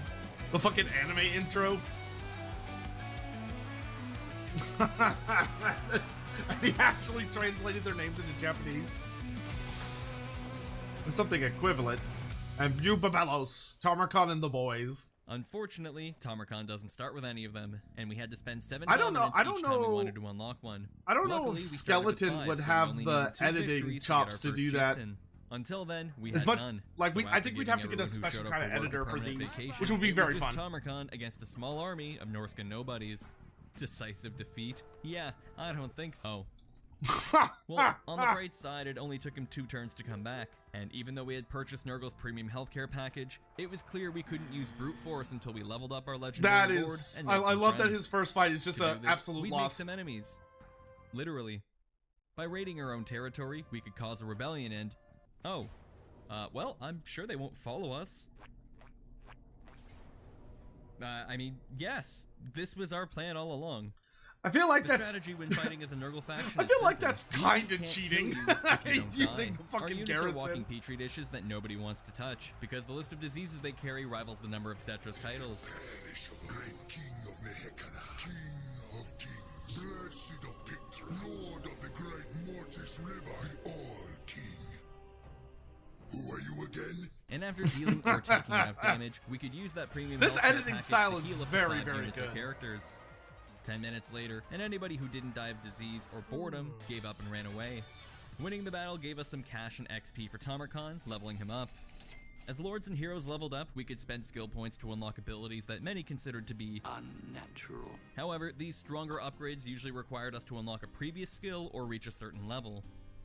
So until then, This we is could start really on the well blue line made for buffs on the people that are campaign not, map, the red line for buffs to our army's 0 this is really well units, made for or people the that yellow aren't line familiar for with buffs the to game. Tamarkan himself. Like, this is a very good That's an intro to how to no-brainer. play Total We War. also got our Funny first point enough. of dominance, but we still needed one more to get our first member of Tamarkan's gang. Since Karen didn't run away to heal and was tiring his army out by raiding our land, it gave us the opportunity to finish the army off. But since they weren't close enough to the settlement, this time it was just up to our main maggot. Fortunately, we could even the odds by contracting a disease. What's wrong with me? Why can't I feel? Nurgle factions can spread plagues that cripple enemies or give us superpowers. For a normal individual, liquefied lungs would probably suck. But we're genetic freaks, and we're not normal. I've got this, it's perfect! And that wasn't the only trick up our sleeves. See this? Bro, isn't that- actually Tamarkan. This the- is. the because Papa editing Nurgle is would still so love you, good even on if you this. were a worm. Tamarkan jumps from host to host, puppeting whomever's throat he jumps down. Reflected in a special ability that automatically editing sucks the is life out of the so nearest good lord on or this. hero when he's about to die. Using this and our other healing abilities, we managed to take down about half their army. So when Tamarkan was about to die, we quit. Bye. By conceding defeat, we lived to fight another day. Yeah, Which smart. just so happened to be today. As we Smart. were still plagued, we still had the fleshy abundance ability, meaning we could bring Tamarkan back to about 3,000 Wow, that HP is before even cheesy. engaging. But Marco, That the is enemy so army doesn't have a cheesy. singular lord now. Okay, then I guess Tamarkan will just have to feast on the entire unit leading the army. Hanging on by a tendon, he managed to finish off the Marauders, giving us our second victory and first legendary hero. On turn 5. Kazk the Befouled was our first chieftain, because we had no choice. On top of being a powerhouse in the field, Yeah. each chieftain brought their own unique buffs to the party, and we could spend dominance to unlock special units from their faction, or activate limited time abilities for the chieftain's army. Very helpful. However, we couldn't use these abilities or buff their buffs until we proved to be real homies by slaughtering their rivals and engaging in their favorite pastimes. For Kazk, it was taking down other chaotic factions and manufacturing diseases. While Tamarkan healed up, Kazk harassed the Norskins to make the impending fight just a bit easier. And because it was free XP. I will say he plays The these impending very fight smart, never came. considering how difficult it But is. Kolek did. Hey yo, what the Oh, fuck? Jesus. Turns out the Norscan tribe we started at war with just so happened to be his vassal. With the reinforcing garrison, we had a chance at making sure the campaign didn't end before turn 10.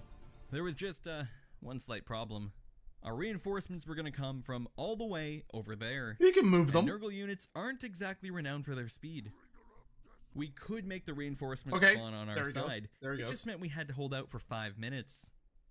Luckily, instead of throwing everything they had at us, most of the army just kinda stood around and watched.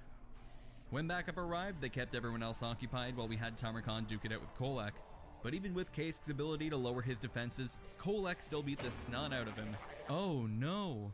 Anyways, Once Kolek fled, the rest of his army crumbled pretty much immediately, giving us a way easier win than I had anticipated, proving that anyone who says Tammy has a rough start because of Kolek is more full of shit than a great unclean one, and making Tamarkan a lumberjack.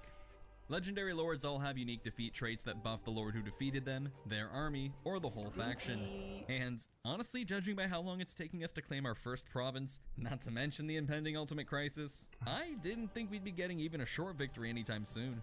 So once we brought peace, freedom, and stability to our new province, we'd be going on a world tour to prepare for what's coming. I know that in the lore this is roughly the route that Tamarkan took on his way to Nuln, but here's a route with some chest hair. This looks like torture. Like, very funny In preparation torture, for the but world torture. tour, we continuously sacked the gallows tree until Kolek came back for seconds.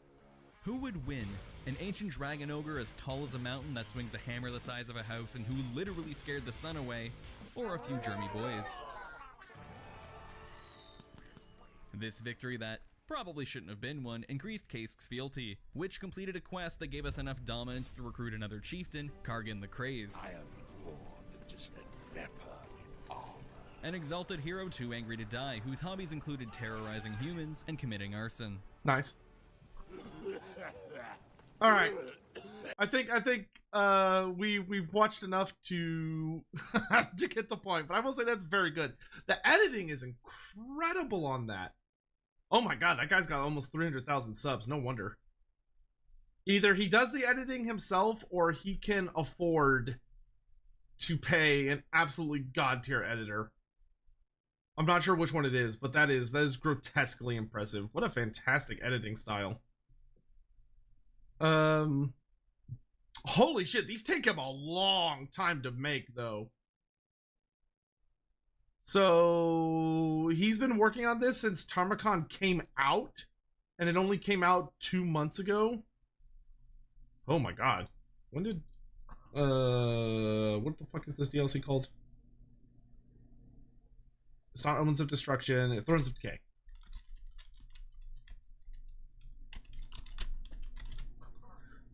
Came out in April 30th of 2024, and he finished this in April of 2025.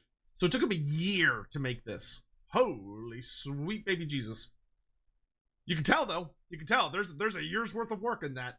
I bet he edits it himself then. Damn. Good for him. That's very cool. I would definitely love to do some challenge type stuff like that. I think we could absolutely knock that out. All right. Anyway, that's us done. That's us done for the night. It was a good time. I had fun. I hope you enjoyed yourselves. I am going to send us off on some quick rates. So that way, if y'all want to stay up and keep watching because you're either not able to sleep or you're just somewhere else in the world, you can. Why don't we go see Mercy the Mad? He's rated us many times, and we don't get to rate him back often. He's playing Mordheim. But I do want to thank you all again very much for watching. We got a lot of great stuff done today. And, yeah. Sotek, you said Games Workshop holding on to themselves. You mean CAA not making deal? What? In regards to what? So, Shomek, I don't even know what you're talking about, dude. Is he also streaming on Twitch? No, he's not. Oh, no, he is. Great. Oh, wait. Is Cleo playing Lizardman? Oh, she is. But she has a ton of people watching. We don't need to rate her. She's got a ton of people watching. We can rate Mercy.